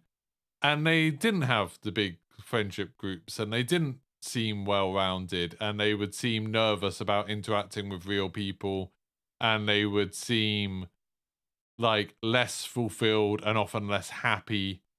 And it's like, that's over 13 years of kind of seeing, I probably taught every year, I taught about 150 kids. That was a constant, like a real constant of the kids who like their thing was video games, particularly online multiplayer video games, were less kind of rounded people. And like, and it's easy to understand why. Like, it's easy to think through why that is. But that's not what I said, Affers. I said one particular thing. I didn't say allowing a child to play games. I said, and I didn't say compare it to encouraging a range of activities. I said, if you had a kid that was trying to decide whether they were going to spend a lot of time trying to get really good at a video game or trying to spend a lot of time getting really good at cooking, which one would be better? That's not what I didn't say allow them to play video games or encourage a broad range of activities.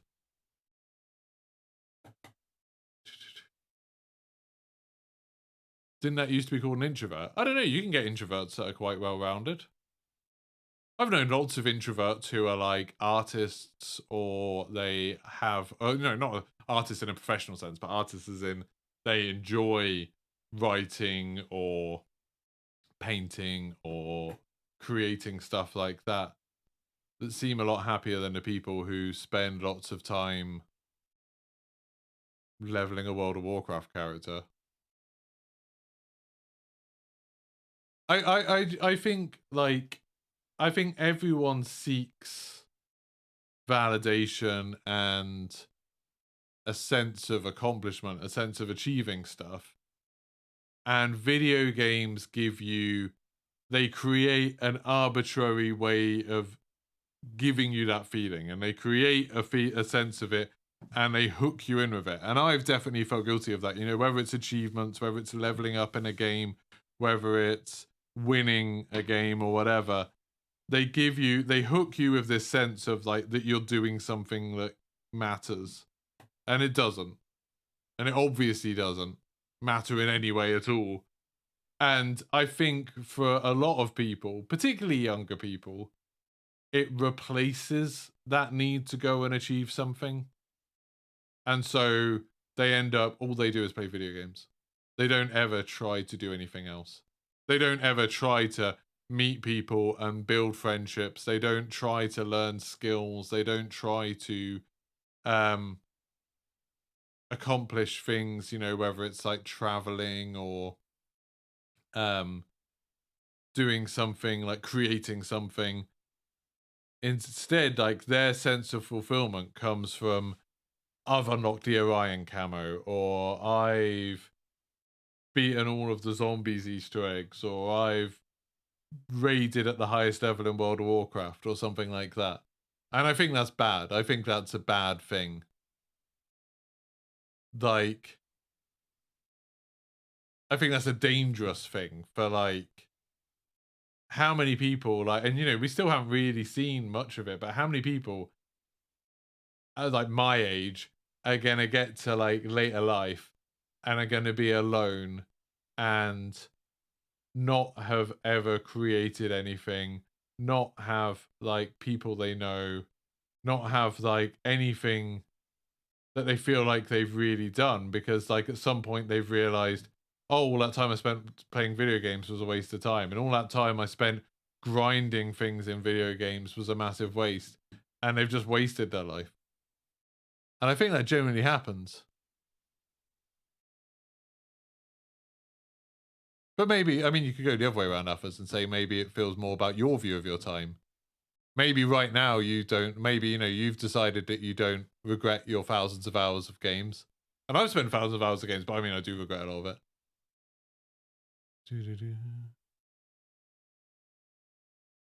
It's not like one of us has to be right or wrong. Affers. Be better saying people who only live for the weekend and go out and get drunk every weekend. Yeah.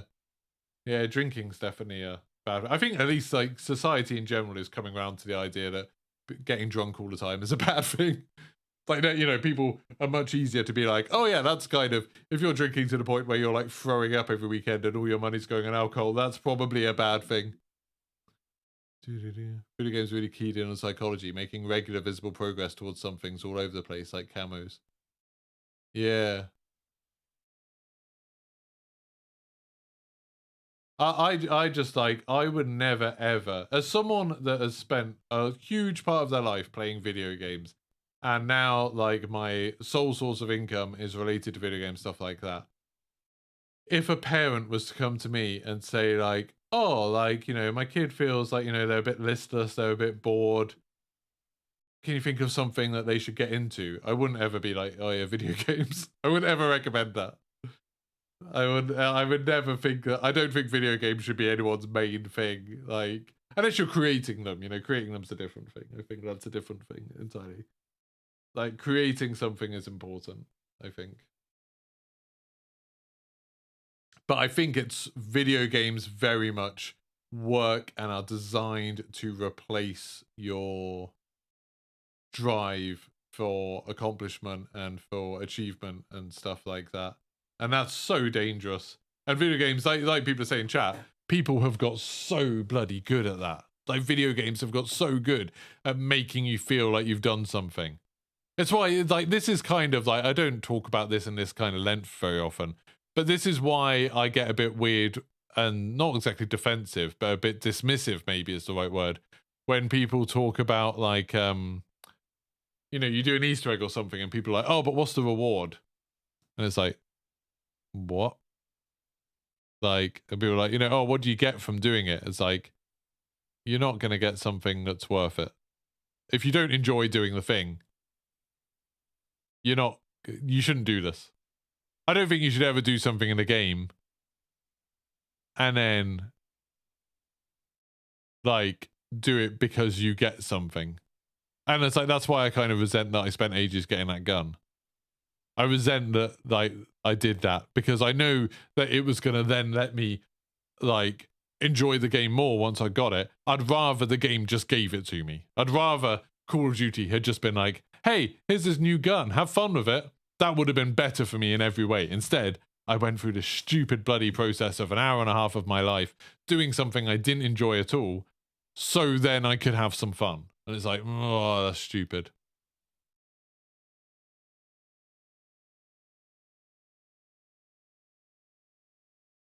Suppose the only thing a video game is very accessible to everyone, whereas sport isn't.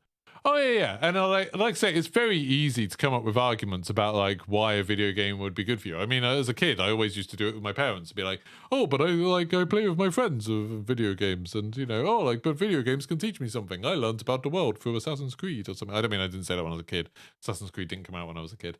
But you know what I mean, like that. You know, those arguments are all like, oh, but then like not everyone can do sports, so people should be able to like people can do a video game instead. It's like, but those are sort of fringe cases, and it's like that's you know that's not what we're talking about.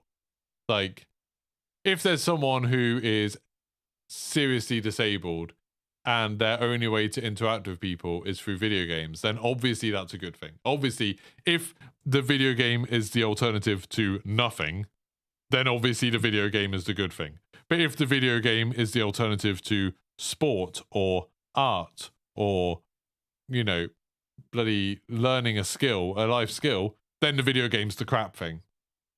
Like, pretty much always. Oh, thanks, JM. Thanks for coming in and just talking. I mean, JM's there is, I'm assuming he's watching from the start and he's just doing a comment. This is a good example of, like, why the video games thing is shit. So JM, I mean, can someone say in chat that JM should catch up because we're talking about him? He's come in and he's like watched a complete stranger playing a video game, and he's like, "Oh, you're not very good at this video game. Your skills in this video game, in this game, aren't good enough. Like, you should improve your skills at this video game." And it's like, it's not, oh, you're having fun in the game. It's like, not, oh, are you making something cool in the game? It's just like, no, you're not doing the game right. It's like, that's weird, isn't it? Why does it matter? what's gone on in JM's head where he's like, I need to tell this stranger that the toy he's playing with, he's not playing with it in the way that I think he should be. Like, that's weird, isn't it? Like, what did you used to get, like, kids in play school and stuff, see someone playing with, like, Lego and be like, you're doing the Lego wrong. You shouldn't put that piece there. Like, that's not how you Lego. And I know there are people who have, like, rules about how you do Lego and stuff. I'm trying to think of a, like, comparison. Like, video games are essentially, something like Call of Duty is a toy. It's something you use to enjoy yourself with. Like, that's it. And if you've got to the point where you're discussing whether someone else is doing that right, like, something's gone wrong. Like, something's weird. And it's like people do it all the time, you know? They get loads of people who, like, decide that they need to tell strangers how they're playing a video game or something. Backseating is always not a correct thing to do. Yeah, 100%. I mean, it's like, it's just a super odd thing to do. I know some people get their kicks out of, like, coming and giving advice to streamers. Like, that's just what they do with their life. I don't know. Or, like, that's what they do with, like, when they watch streams. I don't know why people think it's okay. An importance of your voice is a byproduct of social media. Yeah, 100%. The whole, like, the, what do you call it? There's a word for it, isn't it? Like caring about your identity a lot more. Like, rather than you caring about your, like, social identity, caring about your uniqueness and thinking that your voice, your opinion is important to everyone, is a very kind of, I think, a very modern thing. I remember it, like, when I was a kid, you wouldn't dream of going and giving advice to a stranger. Like, that would be a super weird thing to do. And then it's like, as, and I know there have always probably been some people who are like that, and you get, like, mansplaining and stuff like that. And I feel like I've probably been guilty of that because I got brought up in this time where it's like, hey, you're important. What you think matters. Your opinion matters. And it's like, people internalize that as like, oh, I should always tell people what I think about them. I should always tell people. I should always rate people and, like, judge people. And that seems, like, really strange. Like, it seems really odd. I feel like when I was a kid, people had more, like, social awareness of, like, oh, that person doesn't care what I think. I shouldn't share with them what I think. It doesn't matter. You know, almost to a fault to the other extreme of people thinking that their opinion never mattered. And that's what people tried to correct, and we overcorrected. It is very easy to tell people what you think now, yeah. It's weird enough that you're doing... Yeah, I mean, all of you are talking to a stranger. All of you are talking to someone that I've got no idea who any of you are, like, where you live, how old you are, what your experience is, or anything like that. And you don't know much about me, really. Like, you know, I play Call of Duty games, and, you know, some of you know a bit more because you've watched me for years now. But, like, it's a weird, like, parasocial relationship.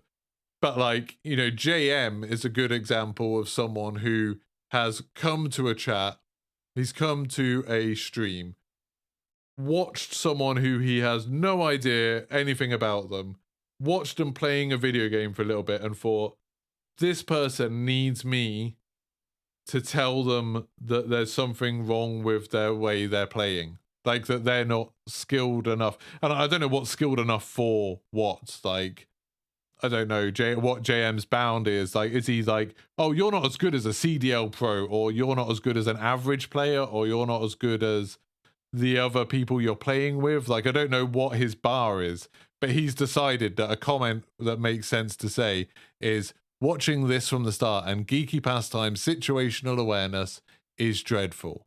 And it's like, what prompted that? At what point did you think that was going to be received in a positive way? What were you hoping someone to read from that? Do you think I was going to read that comment and be like, oh, so my situational awareness is terrible. Please tell me, JM, what could I do to improve my situational awareness? Like, what would matter? You've watched me since Cold War. Okay, I don't know. What's that got to do with it? Again, does that make you think you know me because you've watched me play Call of Duty since Cold War? Because that would be weird. I was running past enemies. Okay. So You're okay when asking for weapons advice. What? I feel like English isn't JM's first language, so we're having some difficulty here, so maybe we shouldn't spend a lot of time with it. You're okay when asking for weapons advice. I don't understand. Try to think, JM. What do you think you're doing? Do you think you're helping? Do you think I'm sitting here being like, I really wish someone would tell me what my flaws are when I'm playing Call of Duty? I'm really hoping some stranger is going to tell me, point out the things that I do wrong when I'm playing a game. You've been watching me since Cold War, so you know how I play. You know how I've been playing for, what's that, 3 years now? And you think right now is the time when you're like, you know, your situational awareness, that's terrible. What were you hoping was going to be the result of that? I don't understand. It's a video game. I played a video game. I played a video game the same way I've played a video game for a long while. I'm obviously fine with that. I wasn't saying to people, hey, can you point out like why I'm not winning as much, I guess? I'm not really sure. I don't understand like what the intention was. We've spoke loads of times on stream and on previous Twitter account. Okay, I don't know who you are. But if we spoke loads of times, then why would you come in and start backseat gaming when that's one of the things that I've always hated and been very outspoken about? It seems a weird thing to do. It wasn't meant as a dig at you. Your first message in the chat was, watching from the start and Geeky Pastime situational awareness is dreadful. What part of that wasn't a dig? Watching this from the start, and then you tagged me to make sure I'd notice your message. Watching this from the start and Geeky Pastime situational awareness is dreadful. What was that other than a dig at me? What was that other than pointing out something I was doing wrong? I'm not sure. But anyway, we're focusing a little bit too much on JM and like his relation to what we were talking about. I'm too sensitive. Was that not a dig at me either?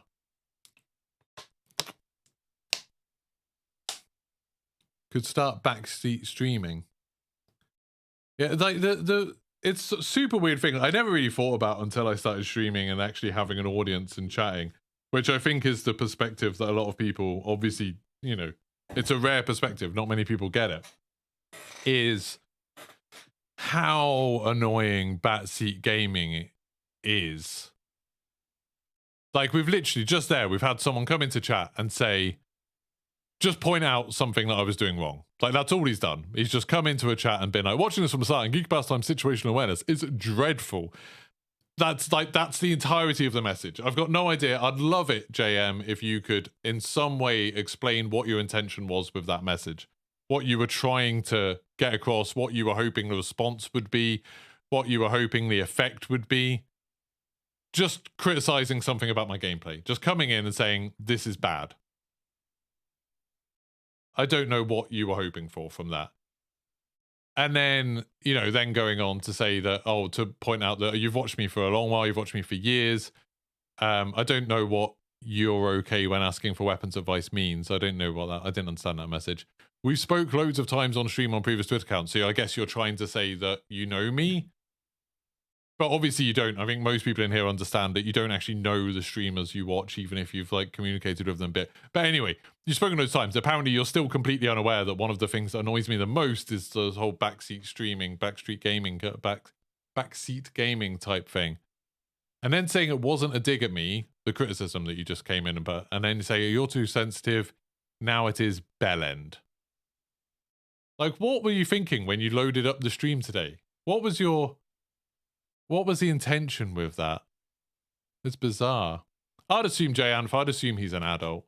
I would assume he's someone who's like in his, let's do a quick analysis. I would say 20s or 30s, maybe late 20s, someone who likes to see himself as being better than other people when it comes to playing a video game, which is what we were talking about when he came in and helpfully illustrated my point of like the dangers of prizing your like skills at a video game, being manipulated into thinking like, hey, this is an important thing, this is the thing that matters. Not enjoyment doesn't matter, creating something doesn't matter, all that matters is how good are you at this thing compared to other people, and it breeds that kind of toxicity. You often have different views, Alphas, we're not wrong. You watch because like explore Easter eggs and other parts of the game we can never find out and discover, and discussions like this. I know there's obviously like a small subset of my viewers that enjoy these kind of discussions. It's quite a small thing. And I do get that, like I am sensitive to things. Like I understand that. I find when people say things that are offensive or do things that are offensive, I get offended. I'm not like ashamed of that. Like I think some people should grow up a bit. I think some people should be more careful about the way they interact with strangers. I think that's quite important. Yeah, I think age is a big part of it. But I think like I used to make an assumption, especially around the porn takes porn times, you know, when I first started streaming and actually having people to talk to who were watching my streams. I think I made a mistake a lot around then of assuming that the people that were that way were kids, and they're not. Like the number of times I've thought someone was a kid and then I've been in like a voice chat or something and heard them talk and been like, oh, you're an adult. You're an adult, but you still think like this. Like that to me, that's scary. And that sort of feeds into the whole thing that I've been talking about this afternoon. Like that I think some video games, and Call of Duty especially, encourages this like weird elitism and gatekeeping and like making people think that like they're higher up on like some sort of social hierarchy because like their kill death is higher, or their number of wins is higher, or the number of camos they've unlocked is higher, or their rank is higher, whatever it is. Like they've been kind of conditioned into thinking that's something that matters because that's the thing that's giving them their reward. That's the thing that's giving them their kick of being like, hey, like this was worthwhile. Like that's their achievement in life, is kind of, I've got good at this, or I've, you know, accomplished this or whatever. And then when someone else is like flippant about it or doesn't care, that makes them angry because it's like saying that like their achievements don't matter, that like their the thing that they're like basing their self-esteem on doesn't matter anymore.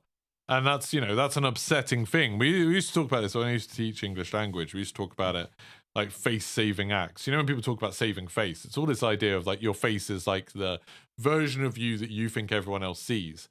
And you have an idea of that. And it could go both ways. You can have like, you know, positive stuff of like, oh, you know, I see myself as being good at Call of Duty, and I see myself as being good at sports and whatever. And then you can have negative face of like, oh, I see myself as bad at cooking, or I see myself as bad at World of Warcraft or something. And then when someone challenges that, someone does like what you call a face challenging act, all they're doing is saying something that doesn't go with how you see yourself. It damages in some way how you see yourself. And it's like, so it could be them saying like, oh no, you're actually bad at Call of Duty, or you're bad at sports, or someone saying like, oh, I think actually your cooking's great and stuff. So it can go both ways, but then it puts you in this difficult position of like, what do you do about it? And some people will argue with it. Some people will, you know, say like, they'll be arrogant about it and be like, oh no, you're wrong. Like what you say doesn't matter. Like what I think is right, so what you think is wrong. Or they can sometimes, you know, people who have low self-esteem can give into it and be like, oh, well, I thought I was good at Call of Duty, but that person said I was bad at Call of Duty, so they must be right. I must be bad at Call of Duty. And then you're like reducing yourself. You're like shifting it. And some people will just like block it out entirely. Some people will just ignore it. They'll just be like, what you think doesn't matter at all. Like, I'm not going to acknowledge it. And I think a lot of streamers get to that point. A lot of streamers are like confident enough and have the self-esteem required to see those kind of messages and just be like, nah, it's just some rando on the internet. Like, who cares what they think? I think that happens quite a lot. And I think that's probably like the best way to be in a way, is to like internalize your own kind of feelings about what matters and what's important to you and stuff, and then like only let people you trust and respect change it. So like, you know, people you look up to, and not a random person on the internet, because you know that's what all of you are. It's like just random people on the internet. That's all I am to you. It's just a random person on the internet. You don't know me. Like none of you know me. JM, despite having watched me since Cold War and apparently interacted repeatedly on Twitter, he doesn't know me, and I have no idea who he is. Like, I literally don't know who he is. I don't know. He said that apparently I've interacted with him on Twitter on a previous Twitter account. I don't know what that means. Did he have a previous Twitter account with a different name? I'm not sure how I'm meant to know who he is then. But anyway, it's weird. It's incredibly tragic the number of streamers who you'd think are under 25 but went into the 30s. Why is that tragic, Alphas? Why is that tragic? I think he's gone, Med. I think JM has gone because he's come in here thinking he'd be like, oh, situational awareness is terrible. He probably, I don't know, maybe he didn't think that I would read it. And he thought that he would maybe have a little chat with someone else being like, yeah, Geek Pastimes is terrible at Call of Duty. And then he'd be like, yeah. And then like that's like him building up himself, because then he's feeling superior to someone. So it's like making him feel better about himself. It's like reinforcing his face, like reinforcing his own self-opinion. And then he got like called out on it of me being like, oh, what were you hoping to say by that? And then he had to actually think about it and didn't have an answer. So instead he called me a bellend, which, you know, that's one way to deal with those sort of situations, is just to kind of lash out and be rude to someone. Anyway. Probably because we're older and probably my background as a teacher. I definitely think my background as a teacher has given me a perspective of, you know, it's given me a perspective on how people of different ages interact with video games, stuff like that. And it's also probably given me a bit of a different perspective about people lashing out at you. Because obviously kids sometimes say hurtful things to each other, and they say hurtful things to teachers as well, I suppose. And I always find it really interesting as a teacher, thinking about what got to me and what didn't.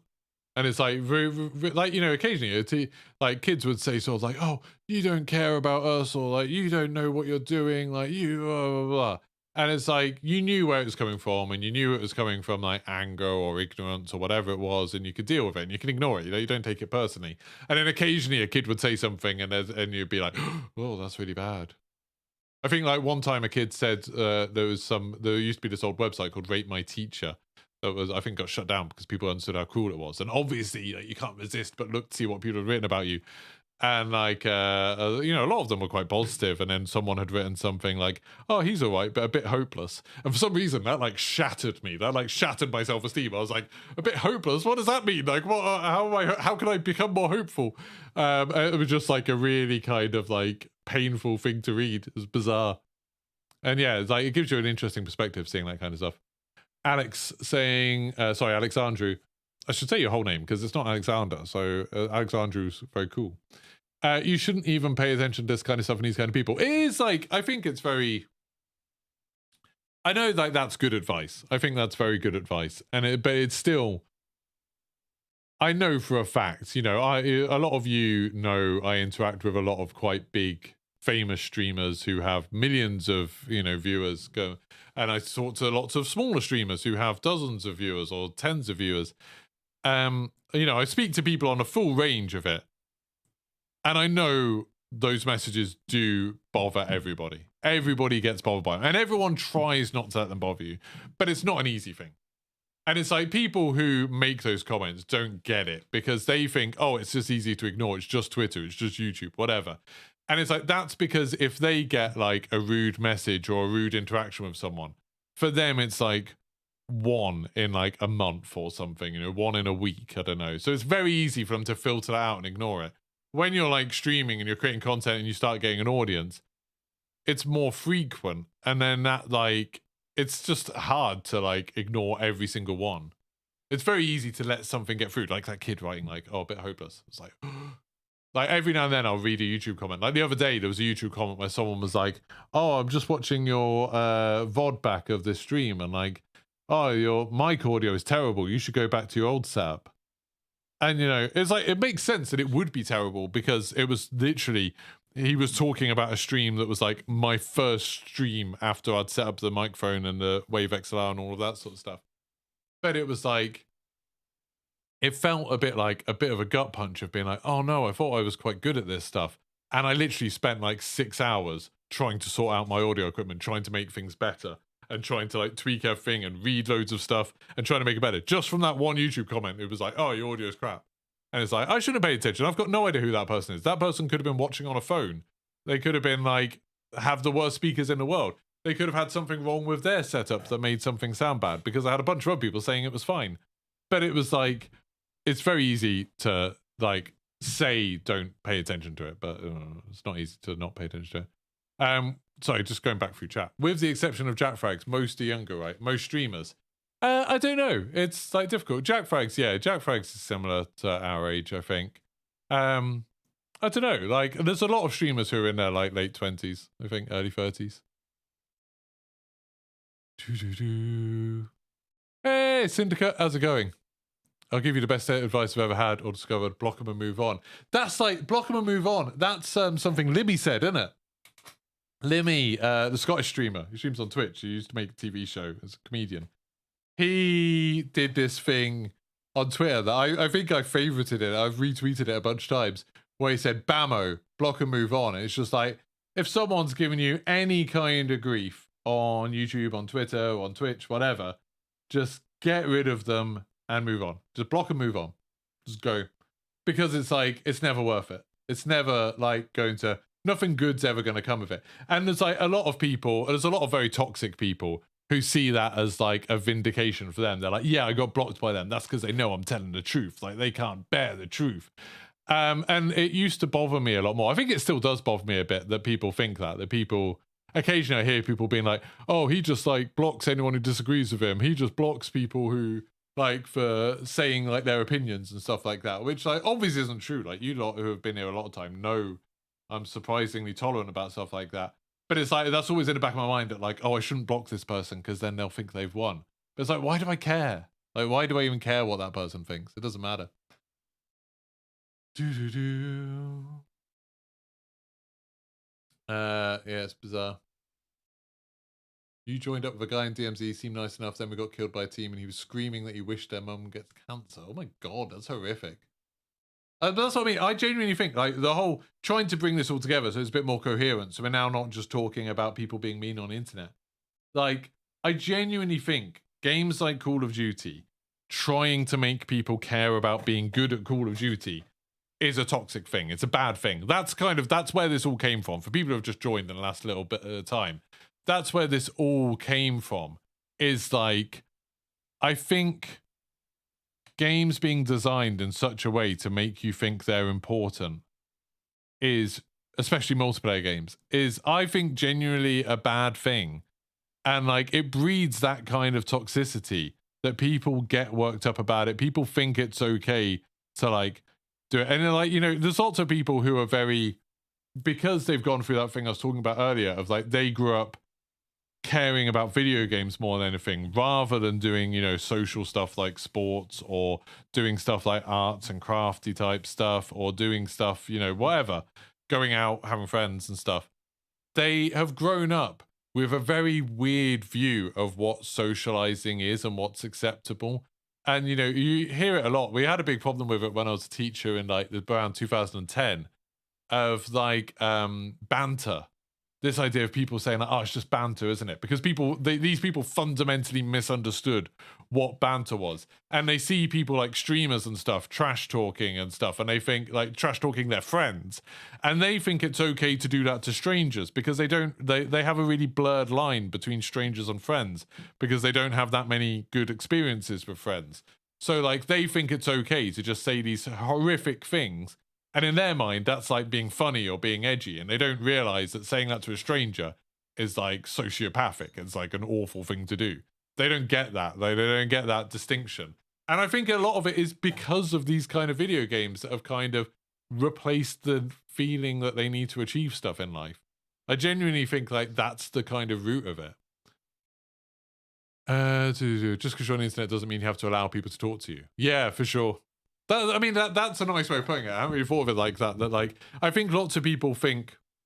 I was talking about this to my wife the other day about how like people see like, oh, you know, you have people who have vlogs and stuff like that. They're like, oh, because they put their life out there on the internet, that means they're asking for criticism. And it's like, I don't think that follows. It's like the whole thing where people are like, oh, well, celebrities are famous, so they're like making their lives public, so they need to accept that people are gonna like intrude on their private life and stuff. And it's like, that doesn't follow at all.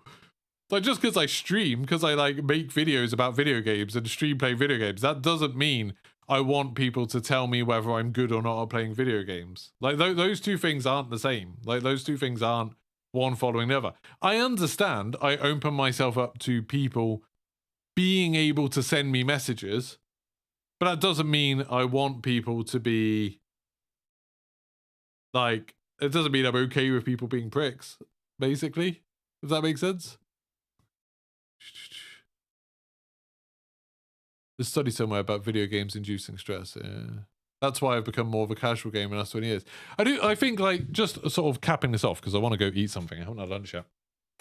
I do think strongly that when you look at a lot of the more successful streamers, more successful content creators, generally, they don't take it too seriously. Like, I'm always sort of like, so as an example, and I'm going to keep on going on about this because it's a humble brag and I was very happy with myself. So last week, I got to meet Mr. Waffle Waffles and Jack Frags in the flesh. I was in a room chatting to them. And that's the first time that's happened to me, like for meeting content creators and stuff like that. I've spoken to all these people online, but that's the first time I met them. So I was standing there chatting to Mr. Waffle Waffles and Jack Frags. Both people who I mostly know through Call of Duty stuff. And I was talking about some stuff that was happening, and both of them, people, I would say, fundamentally quite preoccupied, quite involved with Easter eggs. You know, Mr. Waffles obviously more for the zombie side, Jack Frag's more for Battlefield side. But, you know, Easter eggs are kind of a big part of it. Call of Duty is a big part of them. And I was chatting to them about the Easter eggs and stuff in Ashika Island, and they didn't really know much about a lot of the stuff that had been going on in it. And that sort of like really sort of like hit a chord with me of like, they're just not bothered. Like, you know, they'll find out about it at some point and they might make a video about it if they enjoy it, and they might not, but they're not stressing about it. They don't care. I'm like, you know, I've been, every day there's been a new Easter egg on Ashika Island. I've been like playing, like last night, I was bloody doing the raid at 3, 4 in the morning making a video because I was like, oh no, there's a new secret. I need to make a video about it. And it's like, that's just getting me stressed. That's just like me thinking that people care about like whether I know everything that's going on with Easter eggs and secrets and stuff, like caring about my reputation as knowing about stuff in a video game. It's like, then you look at people who are like on a much higher level, you know, much bigger audiences and stuff. And it's like, they just don't really care. They just like, it's not a big deal to them. The big deal to them is their content and their audiences and their community. They care about that, but they don't care about the game in the same way. And I think that's a good thing, Syndicate. I think getting past caring about the game is a good thing. But yeah, I mean, so if you like, you can jump between different games. Like, you can play a bit of Call of Duty, you can play a bit of Minecraft, and like, if you miss something in Call of Duty, it doesn't matter to you that much. Oh yeah, and I understand that. Yeah, like it came from there originally. But I think it's a better place to be at the point where you're just like, you care about your content, you don't care about the game. I think that's a much better way to be.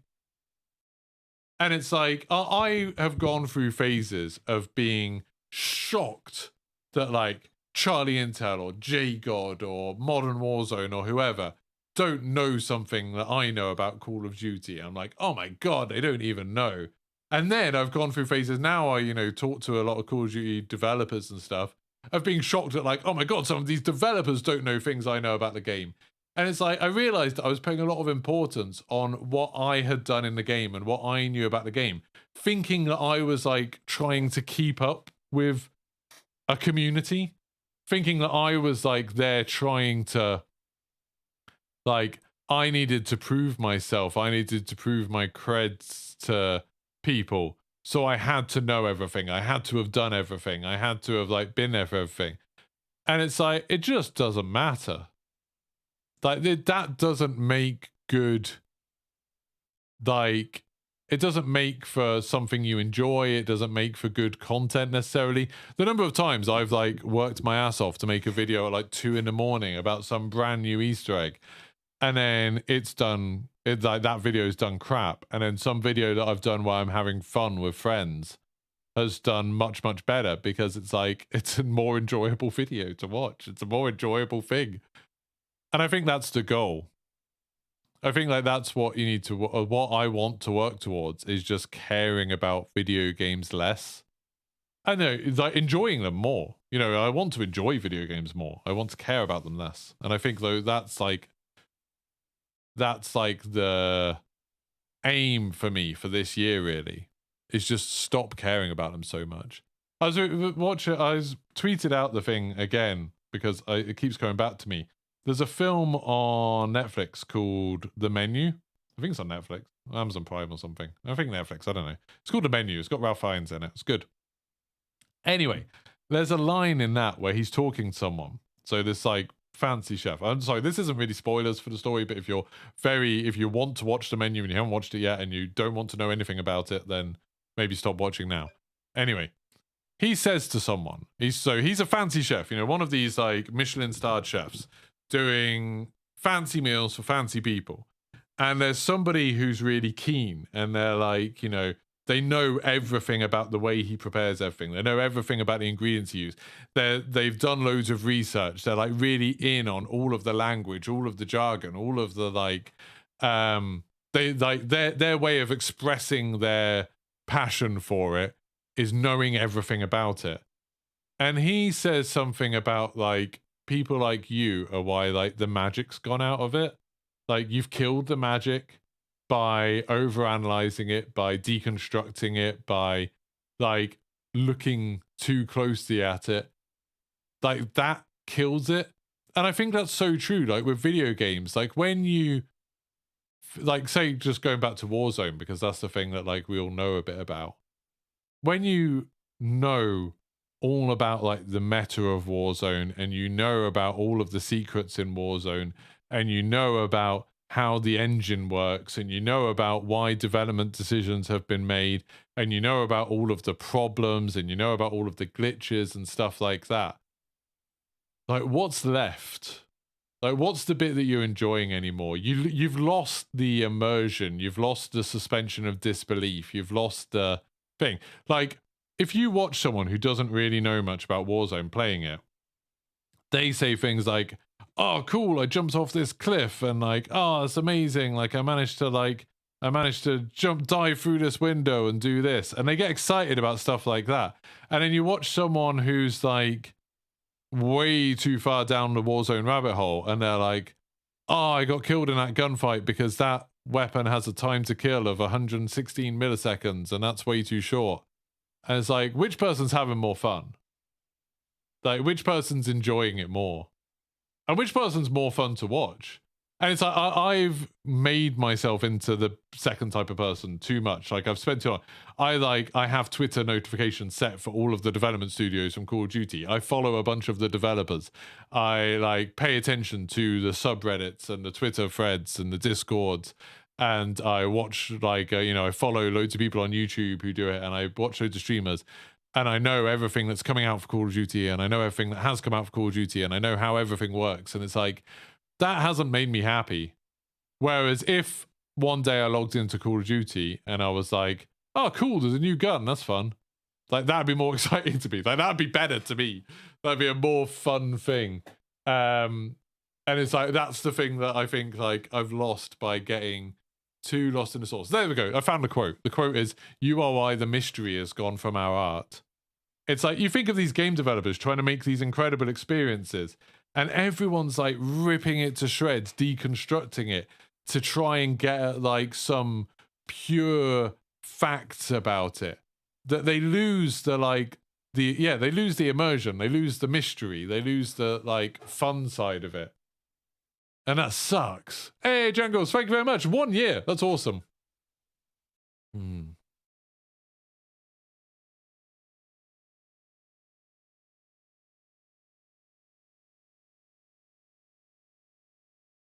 Yeah, for sure, Syndicate. I mean, I want to play other games. I want to get known for other games, more just for my own mental health, really, because sometimes I don't like Call of Duty very much, but I know that to pay the bills, I need to play Call of Duty, and that's a bad thing to me. Like, that's why, you know, I tried to make a bit of a push of it with Destiny, but I don't really have a niche within that community. It's a very established community. It's been established for a long while. Not many people want to come watch me play Destiny. Fair enough. Diablo, I'm going to make a bit of a push for. You know, I really want to get involved in Diablo. There's a new Diablo, but I know there is a Diablo community, blah, blah, blah, blah. Starfield, I might make a bit of a push with, trying to do some fun stuff in that. I always want to try new stuff, and I like my favorite ones of you audience members, you viewers, are the ones who come watch me no matter what I do. That's awesome. Yeah. Yeah, but your 400 viewers can still pay the bills, whereas when I stream Destiny, I get 20 views, and that can't pay the bills. Yeah, Fogger, again, I mean, I know there's an audience for what J-God does, and I think that's why he does a lot of the stuff, but even he's backed off that a little bit, the over-analysis thing, because I think he got a bit fed up with it.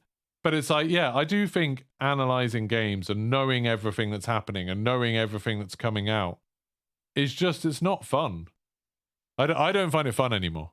I think it's killed it to me. Yeah, it does become a chore. And, like, you know, I think about that a lot. Hey, thank you very much, Undercover Brother, for becoming a member. What legends. See, you people who become members, that's what lets me keep doing this and lets me keep doing it kind of regardless of what I stream, which is awesome. But, like, in Zombie, it's kind of like going back to more good advice and stuff and conversations I had. So, thank you. Thank you very much, Undercover Brother. Zombie, what you just said there, a little bit too much fed up and with the choices of the devs. Like, I was talking to Jack Frags about that once, like months ago. I can't remember what it was, what we were talking about. But there was something that I was annoyed about that they'd changed in Call of Duty. Oh, I think it's like the Gulag, maybe, when they changed the 2v2 Gulag to 1v1 Gulag. And I was annoyed about it. And I was annoyed at the way people were talking about it. You all know, like, I was annoyed about that whole thing, about all of the stuff with Warzone 2 that people wanted to go back on. And he was just saying, like, but you're not going to change anything, so don't stress about it. And it's like, it's so true. It's like, I can be unhappy with choices developers have made. And you heard me this earlier in this stream. I was very unhappy with some choices that developers have made. But, importantly, it doesn't matter, so why am I stressing about it? If the game's not what I want it to be, oh well. It's just a game. Doesn't matter. Can't have everything in life. And it's like trying to get, like, have that awareness to be like that, I think is quite important. I think that's quite a noble thing to achieve, is just to be able to, like, rise above it and be like, oh well, it's not what I want, but, you know, it is what it is. It is what it is. You know, that's what a lot of streamers say. It is what it is. That makes sense. Anyway, thank you so much for everyone who stopped by today. I'm going to end it there because I've been going for like an hour longer than I wanted to. But I've been enjoying chatting to you all. It's been fun. And thank you, Syndicate, for stopping by. That's awesome. I didn't know you still watched my stuff, man. So that's really cool. But yeah, so I'll be back, I think, tomorrow. I'm not sure. Does anyone know, before I go, what time the Diablo beta starts? Because talking of that, I want to play Diablo a lot tomorrow. Diablo beta. What time is it? Is it in the afternoon? March 17th. What time? What time? What time? What time does the Diablo beta start? Yeah. 9 AM PDT. What's that for? What? Oh no, you can download the game. You start playing it. When can you start playing it? Blah, blah, early access times. It starts March 17th, so that's tomorrow, 9 AM PDT. So 9 AM PDT in UK is what? 4? Yeah, 4. So 4 o'clock. 4 o'clock. So tomorrow from 4 o'clock, I'm going to be streaming Diablo. I might not stream in the morning then, so I'm fresh for Diablo. We'll do an awesome Diablo stream. For those of you who don't know much about Diablo, I will show you the world, as Aladdin once said. And you're going to enjoy it, because Diablo is amazing. And maybe I'll even play with some viewers and stuff, because I don't know who I'm going to be playing with yet. Going to be exciting. So I will see you tomorrow. Thank you so much for everyone that's been chatting, getting involved. Appreciate you. Thank you for the people that became members and renewed your memberships. It's awesome. Bloody rainbows. Oh yeah, I might do the rainbows in the morning, maybe. You do have to pre-order to play the beta tomorrow unless you're in the US. Then you can buy a KFC apparently and get a code from that. There might also be some other codes about. I'm not really sure. So thank you very much, and I will see you all tomorrow. Goodbye.